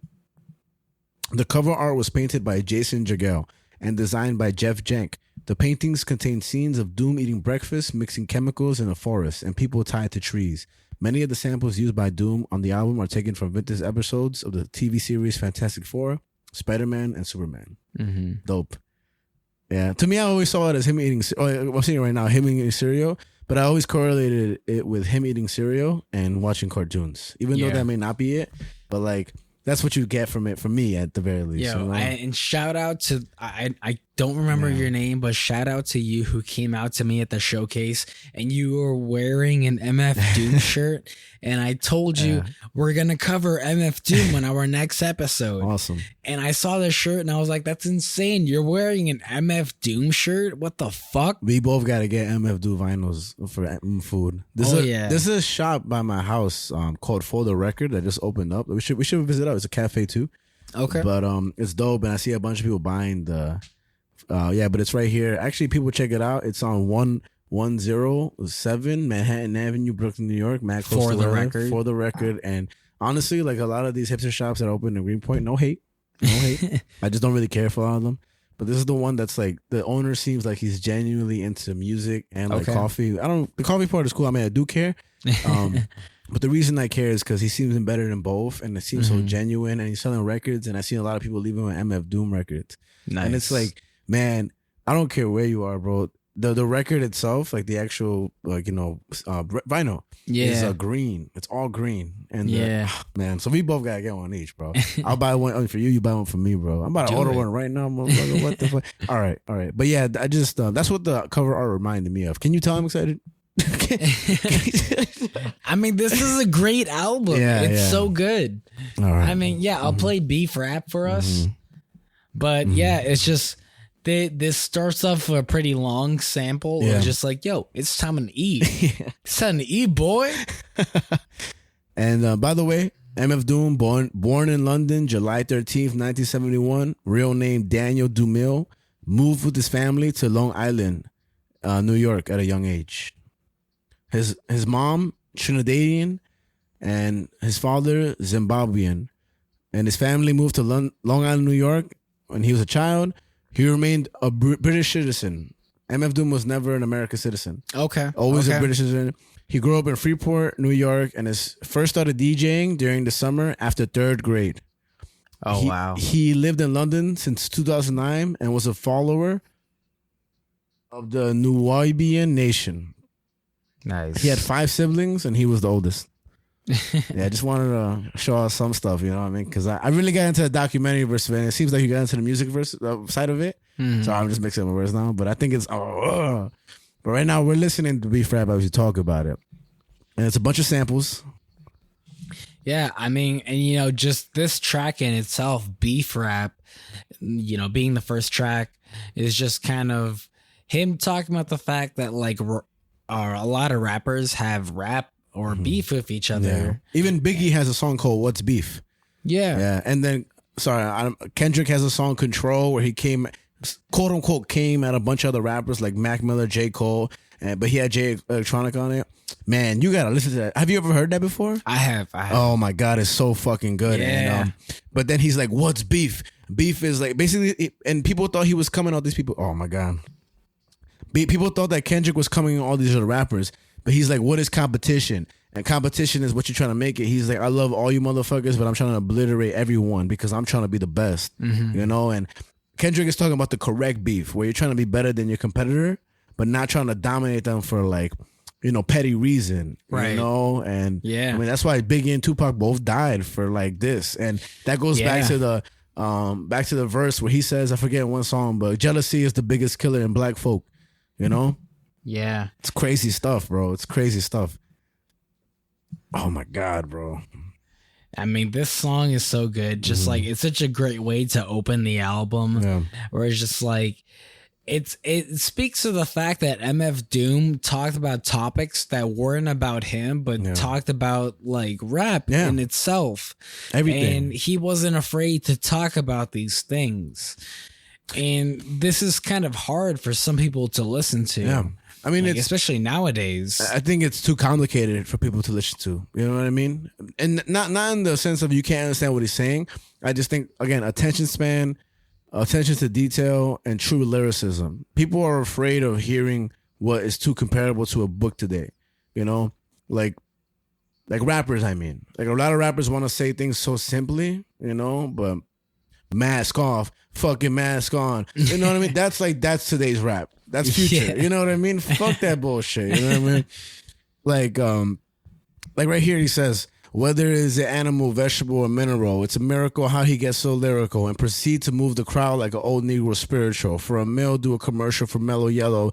Tell them devils, hell no, sell your own jello. We hollow krills, she swallow pills. He follow flea collar $3 bills and squeal for a halal veal if y'all appeal. Like, bro, you know what I mean? Like, that's real. Like, it's just continuous. And if you look into every single one of those lyrics, like, usually most songs on Genius have nothing to say about every lyric. It's just a bunch of bullshit. Everything in this song is highlighted to explain to you what the fuck is up. Yes. And it's impressive and real and true to what rap is, man. And I feel like a lot of people forget what rap is supposed to be, which is impressive. Yeah, man. But you know what song I love from this album? Tell me, bro. I'll tell you right now. This song right here. Oh my god. And Deep Fried Friends. Oh my god. Yo, man, when I heard this, I had to fucking listen to it 18 times. Hold on, let me play it for the people. I don't care how much fucking pause it real quick. I got you, bro. Yeah. How many of us have them? You know? And oh my god. So we're gonna talk so we don't get fucked up and everything. And oh my god. But that little sample of friends. Yeah. You know what I mean? But this is such a good song, man. I love this fucking How many of us have song. them?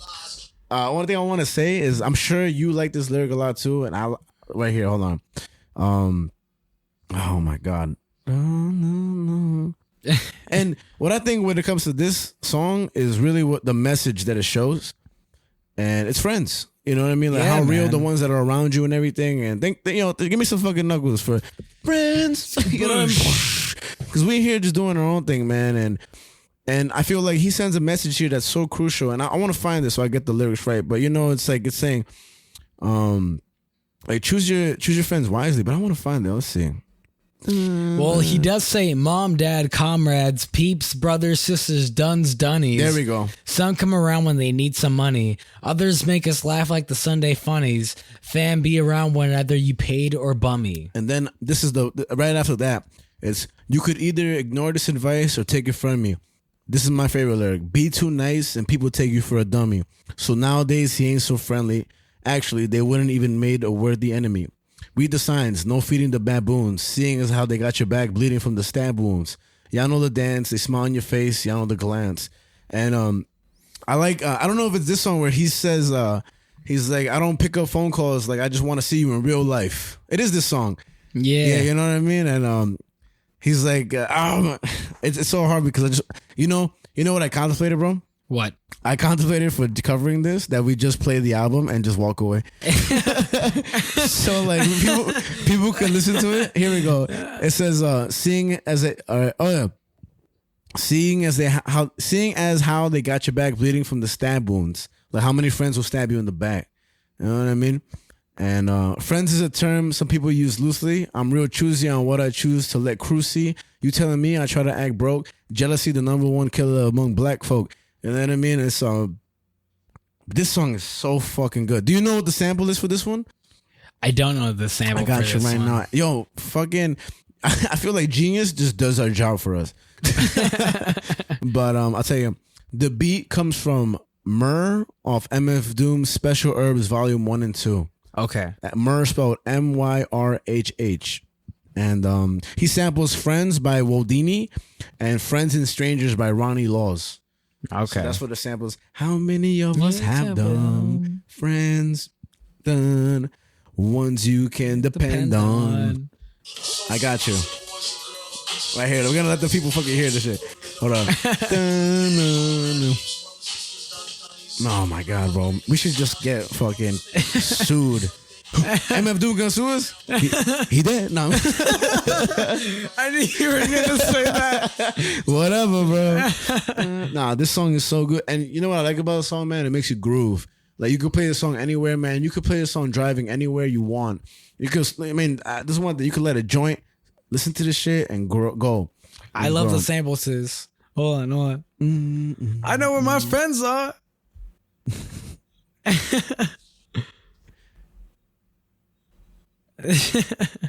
You know what that reminds me of? This sample? I think it was Origami Angel when he was like, show me the sample. You got it? Oh, from Origami Angel? No. I was gonna say, you know what that sample reminds me of? At the end of what's it? Friends like Deep Fried Friends. That reminds me of the sample of Origami Angel. I think it was Gami Gang, where at the end the guy was like, "I love life." You know what I mean? Yeah, that's what that sample reminds me of. And everything. Put on Vomit Spit. Vomit Spit. Vomit Spit on this album. Album is so fucking good. And I was doing laundry when this song came on. This is one of the songs, and I'll say this: the second, oh my god, the second, like the B side of this album, right? Would you say? Yeah, is my favorite, and I'll play it right now, and I'll talk over it a little bit. When I heard this song makes me want to smoke. Like, this song makes me genuinely want to get up, smoke a joint, and live my life. 'Cause it's so chill, bro. It's so calm. And it's just flow, rap, everything. You just want to like lay back, smoke a joint, and just head bop to this Go beat. to the park, go to the bank, go get a fucking donut, go eat some food, you know, anything, bro. It's so good.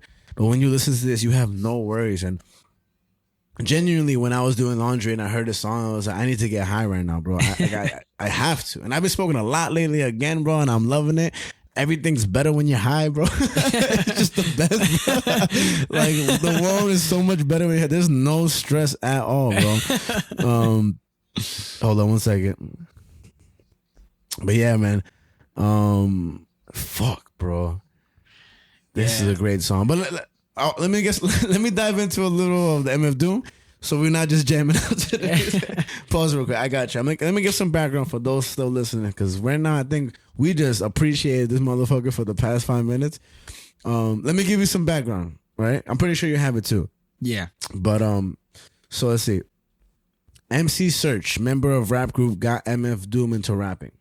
So A.M.C. Search is the one that got MF Doom, again, Daniel Dumille, into rapping, right? Right. He was a part of KMD, which is a group that was formed in 1988, and his name was Zev Love X. Yeah, and one of the members of that group passed away, and that really affected him. That's for when he some, stopped quite and some everything. time. So he stopped for a while. That was he stopped, and I think his brother died actually. His brother It died. was his brother. and Yeah. That's when they broke up in 1993. Yeah. But the one interesting thing about the group is that when this is so dope about this interview. So Wu-Tang is very much known, Wu-Tang Clan, of course, for people that we will cover in the future and probably have the same reaction, because, man, what I was going to say, Wu-Tang Clan uses a lot of kung fu in their, you know, the Grand Master, you know what I mean? All that shit. Yeah. And KMD used a lot of this sound in their music. And that influenced Wu-Tang Clan and other musicians to use the same thing in the future. Right. Which is crazy when you think Yeah. about the influence that was implemented for future rap. Because that was such a big stepping stone for Wu-Tang Clan. And I think one of the best shows you can watch on Hulu, in my opinion, of course, is if you watch, I don't know about the second season, but the first season of the Wu-Tang show on Hulu is fucking incredible. Because to me, it's like it's a lot about the struggles of what they came through to be, you know, the Wu-Tang The Clan. Wu-Tang Clan. Yeah. But I think what that show does the most is to show you how great you can be if you just set your mind to it. Even though that's such a simple thing to say. I mean, even before this, we were listening to Howard Stern. Not you willingly, but I just put it on because I was like slobbing on Howard Stern's voice and everything. But Arnold Schwarzenegger and Howard Stern was telling Arnold Schwarzenegger, I can't even talk, Brugal. He was telling Arnold Schwarzenegger that the reason I see you as the way you are is because you look to aim for the top, and so did I, and that we wanted to be seen. Like we wanted to be heard and we wanted to be seen, and that we would do anything we can do to be seen by the people, because we've always felt that that's how we should be, you know? And I think that's important that the Wu-Tang does that. But where's the Wu-Tang without MF Doom, without KMD, you know, without his brother, without MC Search, without Grimm, you know what I mean? All these people that came together to influence right now. It all starts somewhere. Yeah, and if they didn't exist, we wouldn't be talking about them. Yeah, and it's just, I'm glad that you brought that up, because I was definitely going to bring that up as well, but about how that group was like sort of the origin of MF Doom in himself. Like if they never started that group, MF Doom would have never been a thing. Yeah, or maybe he would have, but in such a different way where the stars aligned for this to come about. You know, because talent's going to come out no matter what.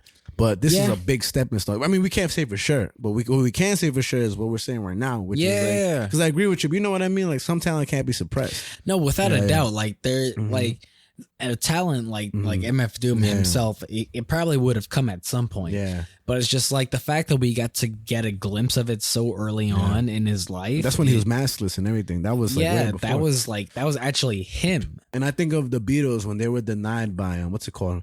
Radio stations. I don't know if you know about this, but the Beatles got denied by radio stations plenty of times. And what the fuck did they end up being? Shout out to Paul McCartney, bro. But another interesting thing about MF Doom is that something that he does, which is similar to Dr. Doom in the comics, but he has Doom bots. I don't know if you knew about this. No, I don't. That's why. That's the one thing where I knew to leave out for my own research, because you got all the information when it comes to that shit. So let me know, bro. But yeah, basically, MF Doom, when he was still alive, when he had concerts and things like that, he would have other people perform for him, and the fans would know, because there's a very famous video about somebody pretending to be MF Doom, and they were like, "Who the fuck is this?" Yeah, but there was a DJ. I don't know if you saw this, but there's a DJ who said that like. Yeah, but the thing about MF Doom is that he didn't come on time. Like he wouldn't come to shows on time. Like I remember the DJ, white guy. He was like DJing for the crowd, and you were like, "Yo, where's MF Doom?" And he's like, "We don't know." And he's like, "Yeah, he's probably getting sucked up by some groupie or some shit." But I was there in front of the crowd, and I'm trying to spin for them, and they just kept booing me. I'm like, "Where the fuck is the guy?" And then I thought to myself, "This is MF Doom. He's the villain." Like that's who we portrayed. He was always the villain. Yeah.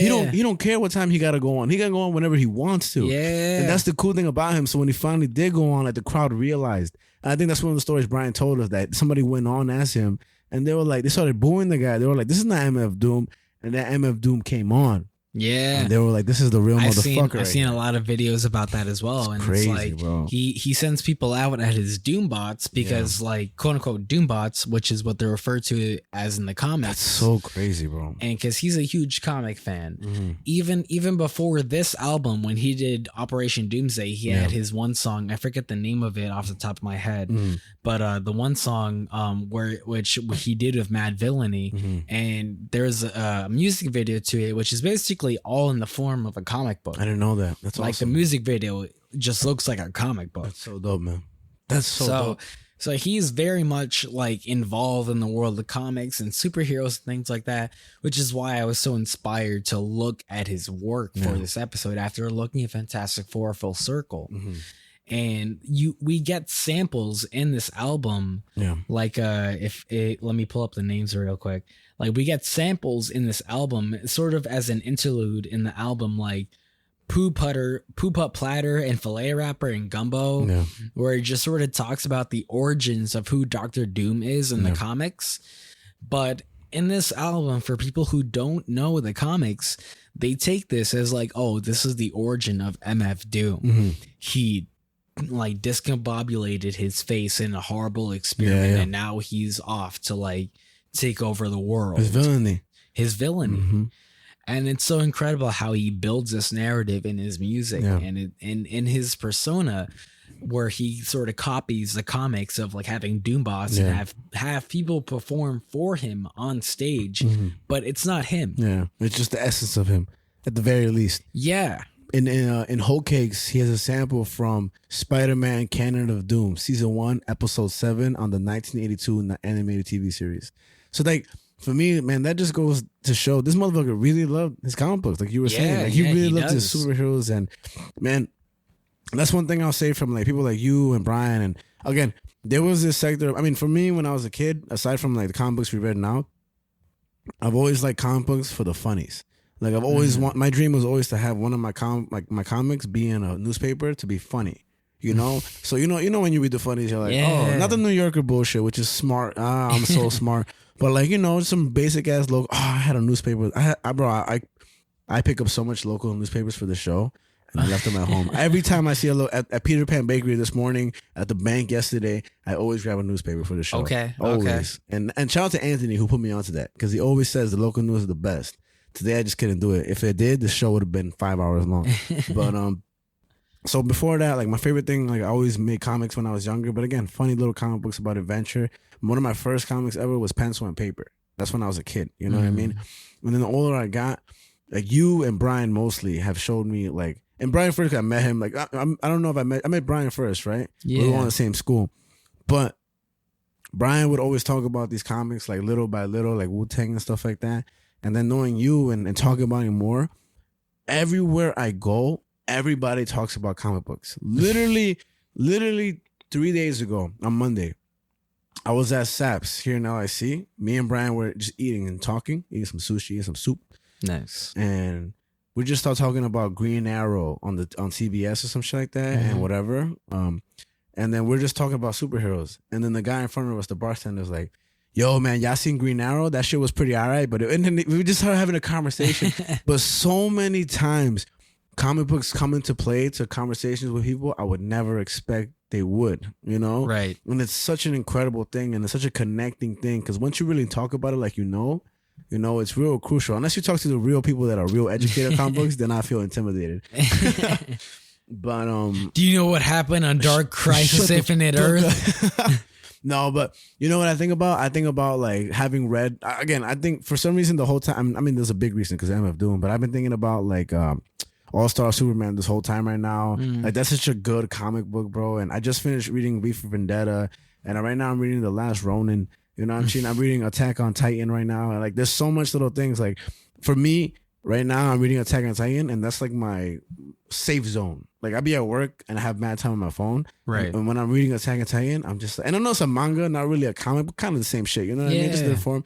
But for me, I'm just getting lost in it, just reading and reading and reading. At Bear Burger right here, there's like 2 people that are obsessed with comic books already. Shout out to Josh, shout out to Brody. You know what I mean? Like it's so interesting how people love this stuff, you know? And it's like, for me, it's newfound. But the Sandman was fucking crazy. Spider-Man was dope as shit. You know what I mean? Like all this stuff is so dope. And I'd rather read it than watch it, even though watching is dope as fuck. You know what I mean? So I just gotta. Anyway, in 1998 is when he started to wear the mask again after his brother died. Oh, he started to wear the mask. Sorry. He started to wear the mask. Officially. Like in 1998, after his brother died, after KMD, he started to wear the mask. And this is interesting. So from the interview that I saw, he said that he wore the mask to make sure that the artist is all about the music. He says, who cares about what the rapping looks like?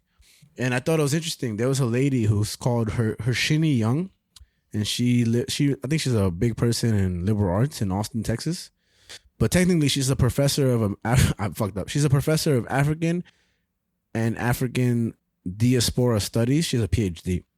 Okay. In 1999, Ethnic Studies, University of California, Berkeley, Curriculum Vitae. God damn, she credentialed as fuck. And she said, academic Hershini Bana Young argued that by approaching the Dr. Doom mask, Dumil positions himself as enemy, not only of the music industry, but also of dominant constructions of identity that relegate him as a black man to second-class citizenship.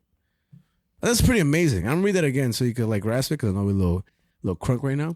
But she says, by appropriating the Dr. Doom mask, Dumil positions himself as enemy, not only of the music industry, but also of dominant constructions of identity that relegate him as a black man to second-class citizenship. And coming from a true academic, credentialed ass motherfucker, that's crazy because you have people that are that credentialed looking into like Charles Dickens and Edgar Allan Poe and all these people that have written real, you know, like all this stuff. Yeah. And then for them to be looking into MF Doom, you know what I mean? Because he's African American history too. You know what I mean? He is. Or British. You know what I mean? But you know what I'm trying to say? Dope. Yeah, no, I mean, Like it's interesting about MF Doom about how he takes on these different monikers. Yeah. I have seen about how he takes on the persona of Metal Face as he produces his music versus recording his music. Yeah. So even versus producing and recording, that's like he is a different person. It's a whole different thing. With Mad Villainy, he would make the music with Madlib, and Madlib would say that they wouldn't even talk to each other. The whole process of creating Mad Villainy, all they would do is like literally work on their own thing. So Madlib would make the beats, and MF Doom would write the rhymes. And the only time they would really come together is to listen to it. But most of the times they would be doing their own thing. And whenever Madlib finished the beats, he would send it to MF Doom, and MF Doom would work on the lyrics. Mm-hmm. And in One Beer, there's this one breakdown almost. If you want to play it real quick, play One Beer. So we'll backtrack. But before you play it, I'll say one of the reasons he wore the mask was to make sure that kids could feel like they were behind the mask rapping. And so right now we're listening to One Beer, and I want to really pay attention to this because, oh man,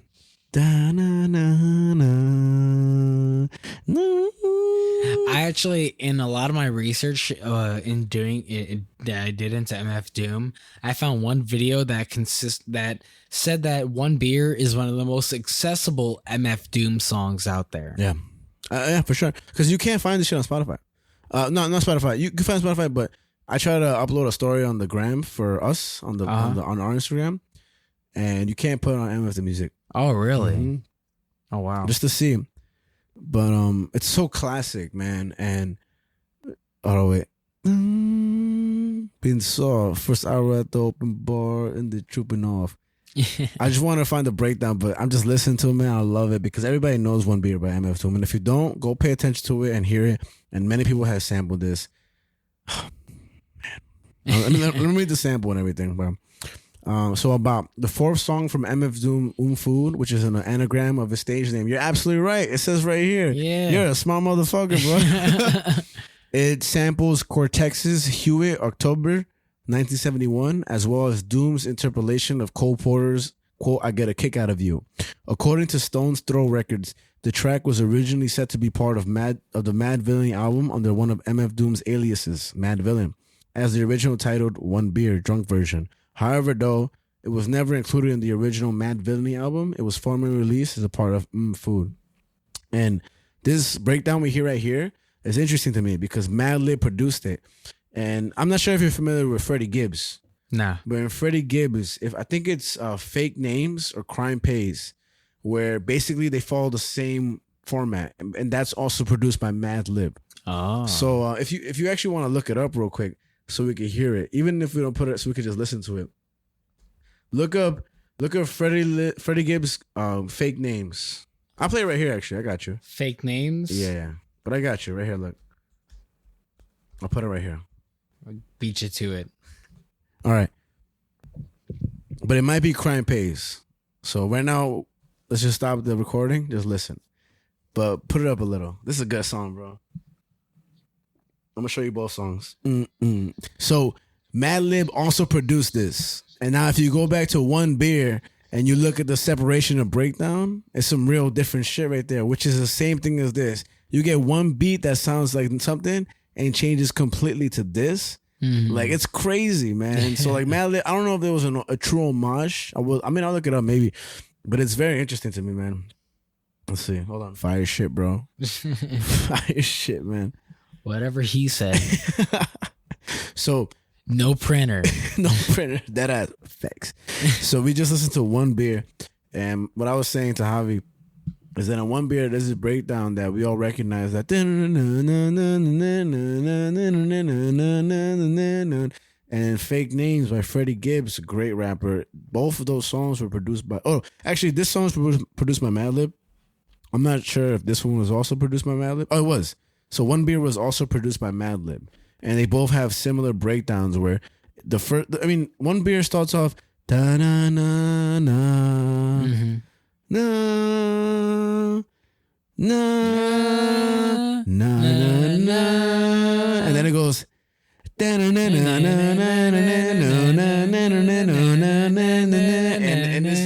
So, and then fake names, I'm not gonna do that because it's complicated as fuck. But it gets so different, and both of them are produced by Madlib, and that influence is so great. And Madlib in itself, like you said, producer to actually like artist is so different. Yeah. You know, so it's very incredible.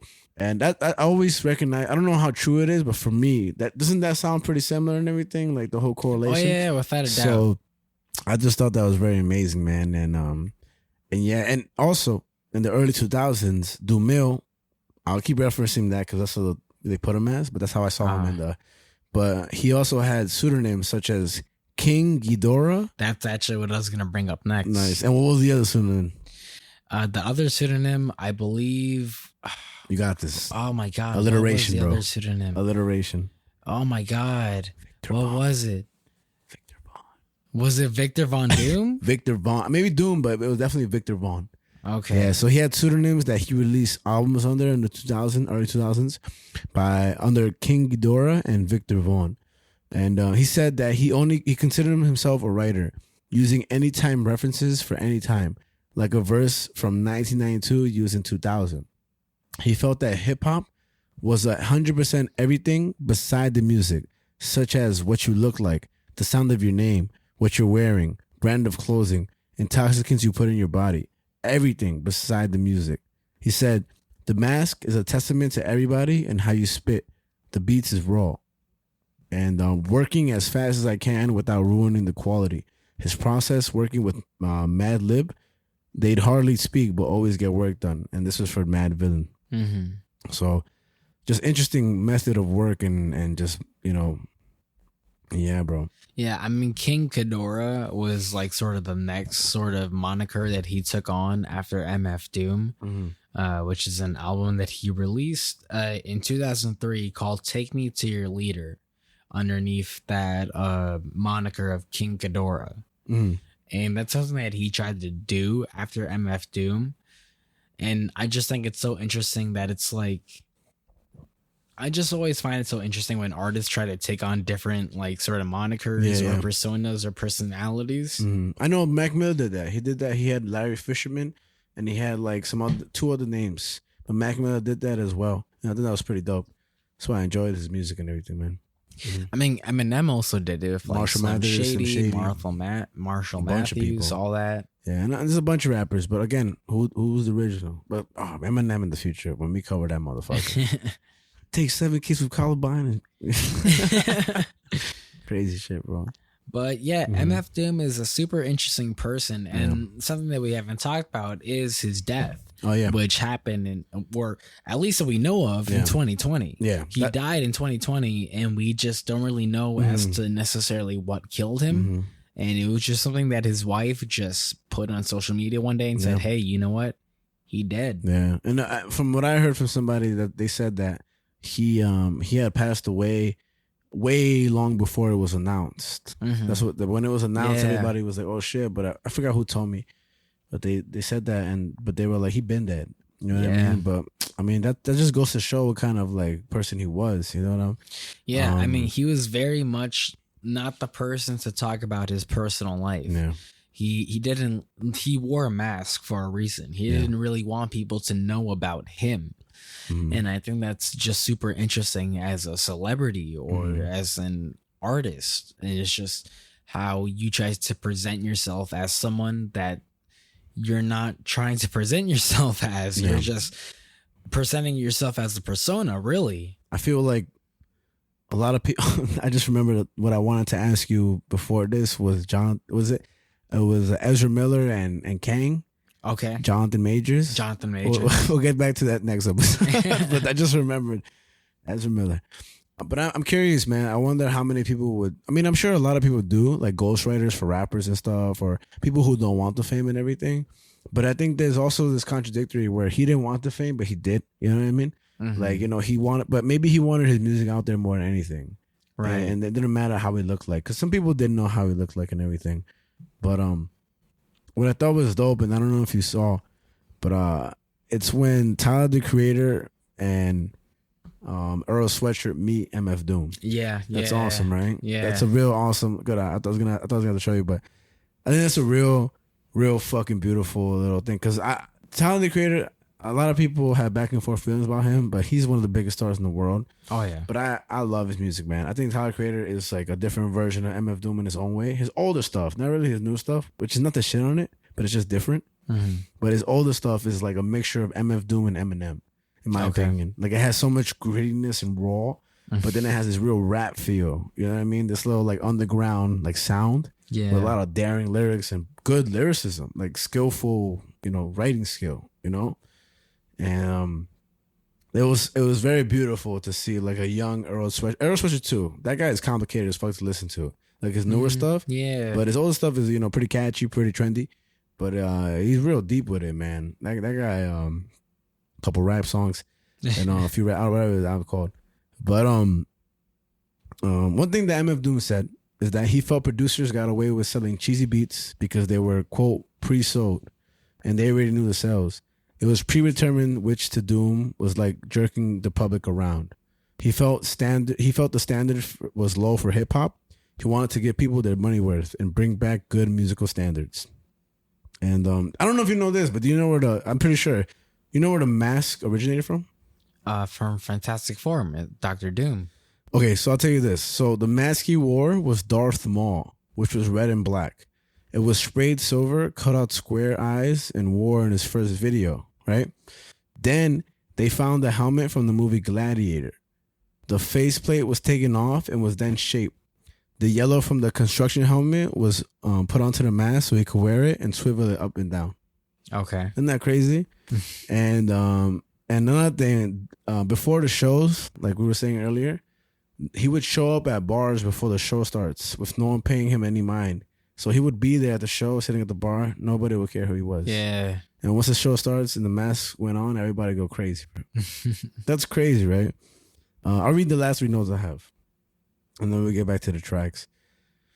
But the way he created was this. He said, Doom creates by reading and using an aspect of the story to create or listen to the beat first, and then back to back, and whatever comes to mind will lead him to writing. He said, actually, I'll save this for last. Okay. But can we go to potholders? Potholders. Gotcha right now. God damn, it's a good fucking... Oops. Hold on. I got you right here. I gotcha. Nice. Ding. I'll play it for the people so they can hear a little bit. While I talk though, so that everything doesn't get messed up and we don't get fucked over. Spotify's gonna be like, yo, y'all motherfuckers just trying to upload a whole album to like, no, bro. Dun, dun, dun, But, yeah. So Potholders is a good fucking song of the album. And it says a lot in it too. So it features Count Bass D. Yeah. Right? He says, I make music every weekend, which I know. Pause it real quick. So he says in this part right here, this is the only real note I got for it, but then we can let it play. So he says, his first verse is this: I strive to be humble, lest I stumble, never sold a jumbo or cop chicken with its mumble sauce. Tyson is a foul holocaust. Hitler gassed your whole head up with poetry. I'm fed up. Ignore color and blue. Stand up, get up. Lunge for your knife. Don't forget your potholders. So right here, when he says ignore cordon bleu, stand up, get up, I was like, what is that? Cordon bleu, right? So interestingly enough, this song is about rap in general, but it more specifically references his old colleague MF Grimm. His track has many subliminal disses aimed at him, and there are many more throughout the rest of the album. Doom had a falling out with MF Grimm after the success of his debut album, Operation Doomsday. Isn't that crazy? Wow. Yeah. And so when Count Bass D says, ignore cordon bleu, stand up, get up, lounge for your knife, don't forget your potholders. So he says, the Genius annotation, first of all, the about was a Genius about also, but the Genius annotation says this: cordon bleu is a style of pronounced cordon bleu, is a style of cooking chicken by stuffing cheese and ham in the middle and then pan frying or deep frying it. Interestingly, Count Bass's D statement on chicken cordon bleu and poetry aligns with Doom's dietary restrictions as a 5%er and a Muslim. And what the fuck I thought of fucking. So I'll show you right now. So I thought this was really interesting. So when I saw that, I was like, oh, what's a 5%er, right? And the article leads to this link that says the meaning of the 5%, a look at the nation's gods and earth. So It basically mentions MF Doom saying this. Hold on, let me find this shit real quick. Blah, blah, blah, blah. 1 second. Let me find this shit. Okay. I believe in you. Nas, AZ, and the rap duo CNN also dropped occasional hints of NGE culture in their songs. Other acts such as Digital Planets, Big Daddy Kane, Gangstar, and X-Clan also followed suit by consciously putting some of the culture's idea forth via their recordings. Worth Nothing, the late MF Doom, often confused with being a member of the 5%, was previously part of the Ansar Allah community, but to embrace some of the terminologies through the 5%. And what the 5% is, which I didn't know, is so in hip-hop music and culture, the terms peace, God, word is bond, and cipher, among others, all pepper the language of the participants and proponents within the culture. While the phrases and terms have flair, the sayings originated just as hip-hop was forming as a known entity. The nations of God and earth, NGE, also referred as the 5% nation of Islam, is a sort of those and other popular phrases. And lastly, the nations of God and earth develop a connection with hip-hop culture that stretches far beyond the sharing of lingo. Labeled as the Rastafarianism of hip-hop, because of the similarity to many reggae artists embracing Rasta faith, several hip-hop artists have claimed ties to the NGE culture. Perhaps the most notable NGE hip-hop artist is Rakim, who remains one of the most influential rappers ever. The quote, God A.M.C. has many contemporaries such as Poor Righteous Teachers, King Son, Lakim Shabazz, and Busta Rhymes, Wu-Tang Clan, Jay Electronica, and others who have all delivered NGE ideology within their verses. So what this is saying is that, like, the interpretation is that he's, correlating the cordon bleu to his 5%, attachment or just being Muslim. Right. But it's still, did you see what I just said and how that connects to one bar in this whole rap? Yeah. It's crazy, bro. It's a crazy thing to just see how much it goes within, and I think that shit is dumb interesting, bro. Yeah, I mean, sort of just like how you talked about with Genius sort of speaking for us in this sort of review of this album. But this whole song in general just speaks to like the references with his colleague MF Grimm. And this whole track is just basically a diss track. Like, that's all this whole track is. Which is crazy, because I would have never got it without looking at the interpretation of the whole thing. Yeah. But it is. And wild. But yeah, I mean, that's potholders for you. I mean, we talked about Deep Fried Friends. It's just I'll jump a little bit into sort of the sort of interlude of this album. Yeah. Poop Up Platter and Filet Rapper and Gumbo. Those 3 tracks. Pretty much is all ad-lib. Well, not ad-lib, but like fillers for the album. But they still contain a lot of information. Yeah, these are just basically all samples and things like that. It's just like cartoons and whatever the case is. One of them talked about when you have food and if the wrapper of the food was edible. So you can eat the wrapper up until the end. It gives a whole new meaning to good to the last bite. I thought that was very interesting because the first time I heard it, I was like, oh, do they mean rapper like the actual, like, food rapper like WRAPPR? But when I heard it for the first time, trying to like really hear it, I was like, rapper, like a Jay-Z or, and good to the last bite is like, good to the last like lyric, So that was pretty dope interpretation of it. I could be wrong, but I enjoyed that little interpretation, Yeah, I mean, I really enjoy like that fucking jazzy sounding dude where he's just like, here, let me see if I can play it real quick. Put it. I'll play Gumbo. Yeah,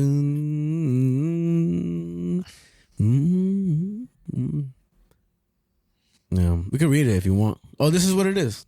Yeah. Not perfect for every situation. Hold on. Wait, start it over. I'll put it so I'll read it. Start the song off? Okay. All right. You read it off the skit part. You got the lyrics? Yeah. All right, read it. After skit. Situation, but edible wrappers could actually beef up your next meal. You would only want to use the wraps when there's no food associated with the use of the wraps. So, some potential use include wrapping bulk packed in a larger package. And in that case, the wrap will actually form into a sauce when you cooked your meats. And there's also been interest in development of using the wrap and actually rip up the wrap and consume it that way the next day. It's hoped edible wrappers will do a couple of things. Create a new demand for produce, stop throwing out as much garbage as they do, and eat more chitlins. I think, let's see. There's one, try playing Gumbo or play Gumbo and Filet Rapper. That was Gumbo right now that I just Play played. Filet Rapper real quick, because there's one where I wanted to mention real quick that people will know. Because I want... I gotta show you right now. 1 second. Real substantial meal. Put the sound back in for the podcast here. So Poopa Platter, right? You hear this beat? Yeah. Have you ever heard it before? I did enjoy Badass also uses. And World Domination, bro. Yeah. It's such a... And this is the first time I ever heard this beat. And I like that when I heard it here. I mean, I really would have liked if MF Doom rapped over this. Because this would have been fucking so sick. But the only time I ever heard this beat was through Joey Badass. And so he killed that shit with... Damn, I feel bad for not even remember who it was, but he was on this song with who else? Wasn't it in the 1999 album? Yeah, no, but it was the person he was with, which I'm... Yeah, but that was the album, Yeah, right? Yeah, 1999. It was... Oh, yeah, this... Even MF Doom has... what's it called? Credits on this. Like the beat is produced by him. Oh, okay. Yeah, but I'm sure it's I think it's a sample, though. And let's see. Capital Steez. But Capital Steez is on a different song with him. But that's a whole different story we'll get into another day. I have a whole different rap history. But if I may, unless you got any other songs you want to refer to.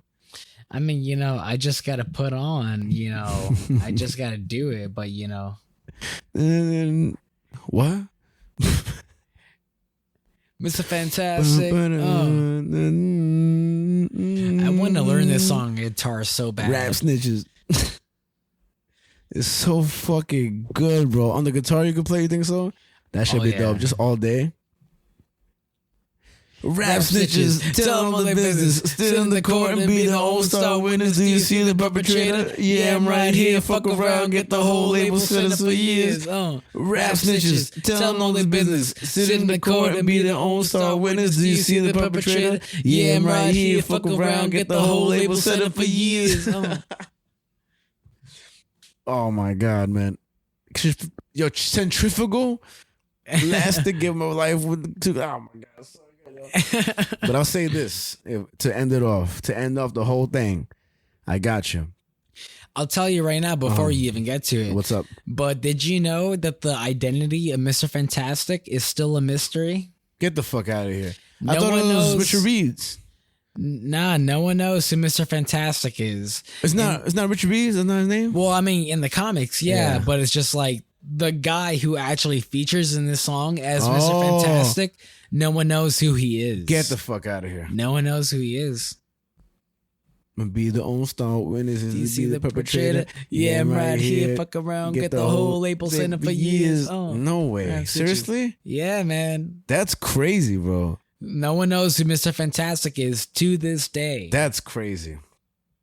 That's some crazy shit. That saddens me almost. All right. So this was definitely just a friend of MF Doom that came on for this feature, and now they're just making millions off of it, and no one knows who they are. That breaks my heart. I thought he was like a person. Nah, wow, man. I'll say this, and honestly, let me say this because I want to end the podcast off like this because it's a very special album. What did we do today? My friend, we talked about what's going on in the earth. In our minds. And this is why it matters. This is Earth, Mind, and Matter. Today we covered Food by MF Doom, and this is the last thing I want to leave you off on. Follow the Instagram, Earth, Mind, Matter Pod, TikTok, Earth, Mind, Matter Pod, YouTube, Earth, Mind, Matter, all one word.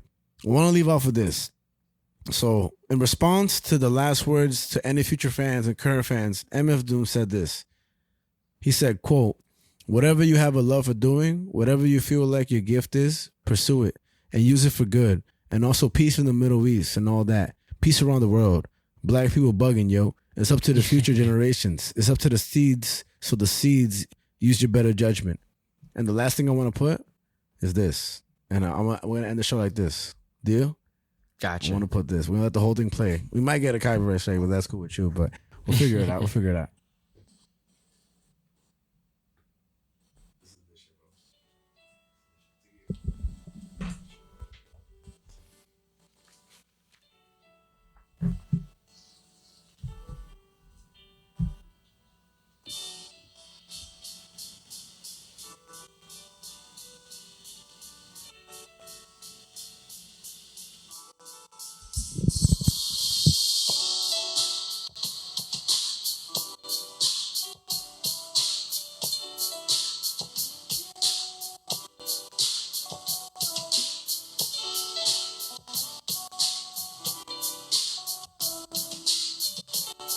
Sing along if y'all know the words. Hold the cold one like he hold the old gun, like he hold a microphone and stole a show for fun, or a foe for ransom.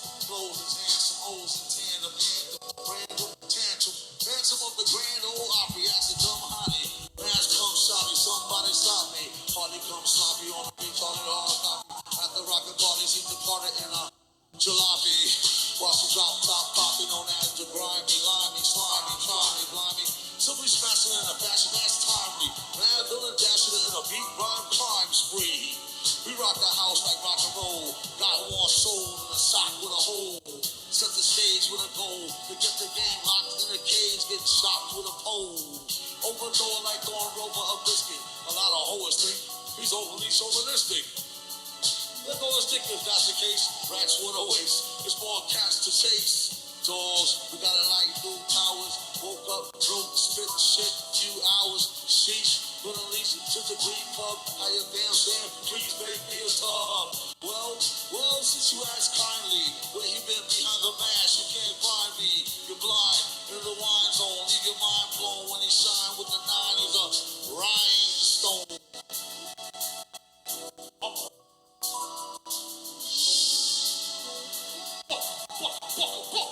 Cowboy.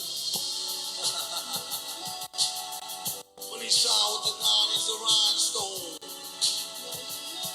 Cowboy, the animal. That's right. Dooney Google, like Gary Banu of News and Review.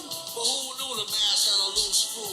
Hell, could hardly tell. Had a tighten up, make the drills and Archie Bell. It's P12 of the hyperbase. Wasn't even tweaked and a leak into cyberspace.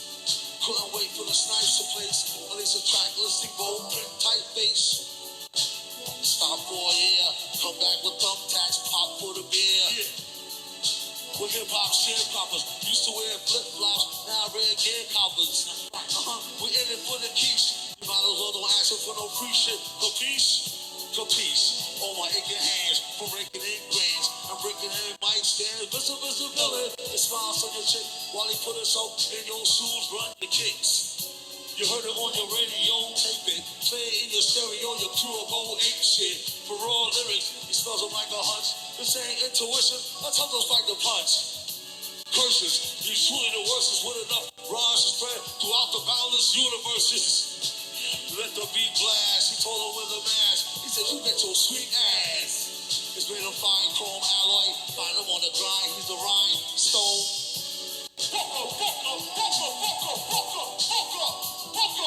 Man, feel it.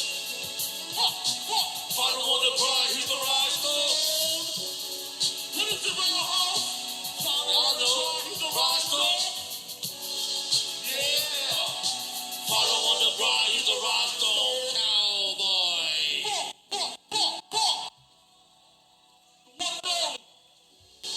Stand down. That's how we do it for y'all. That's my time. Give it up for the band once again. Yes, sir. Incredible. Beware. This guy's a great guy. This guy right here. Great guy. I'm sure y'all know. No doubt. I'll catch y'all on the rebound, London. Wild House. Or throughout the world where it's streaming at. Y'all know what time it is. Billing, that's it. Peace out. Much love, y'all. Be raw.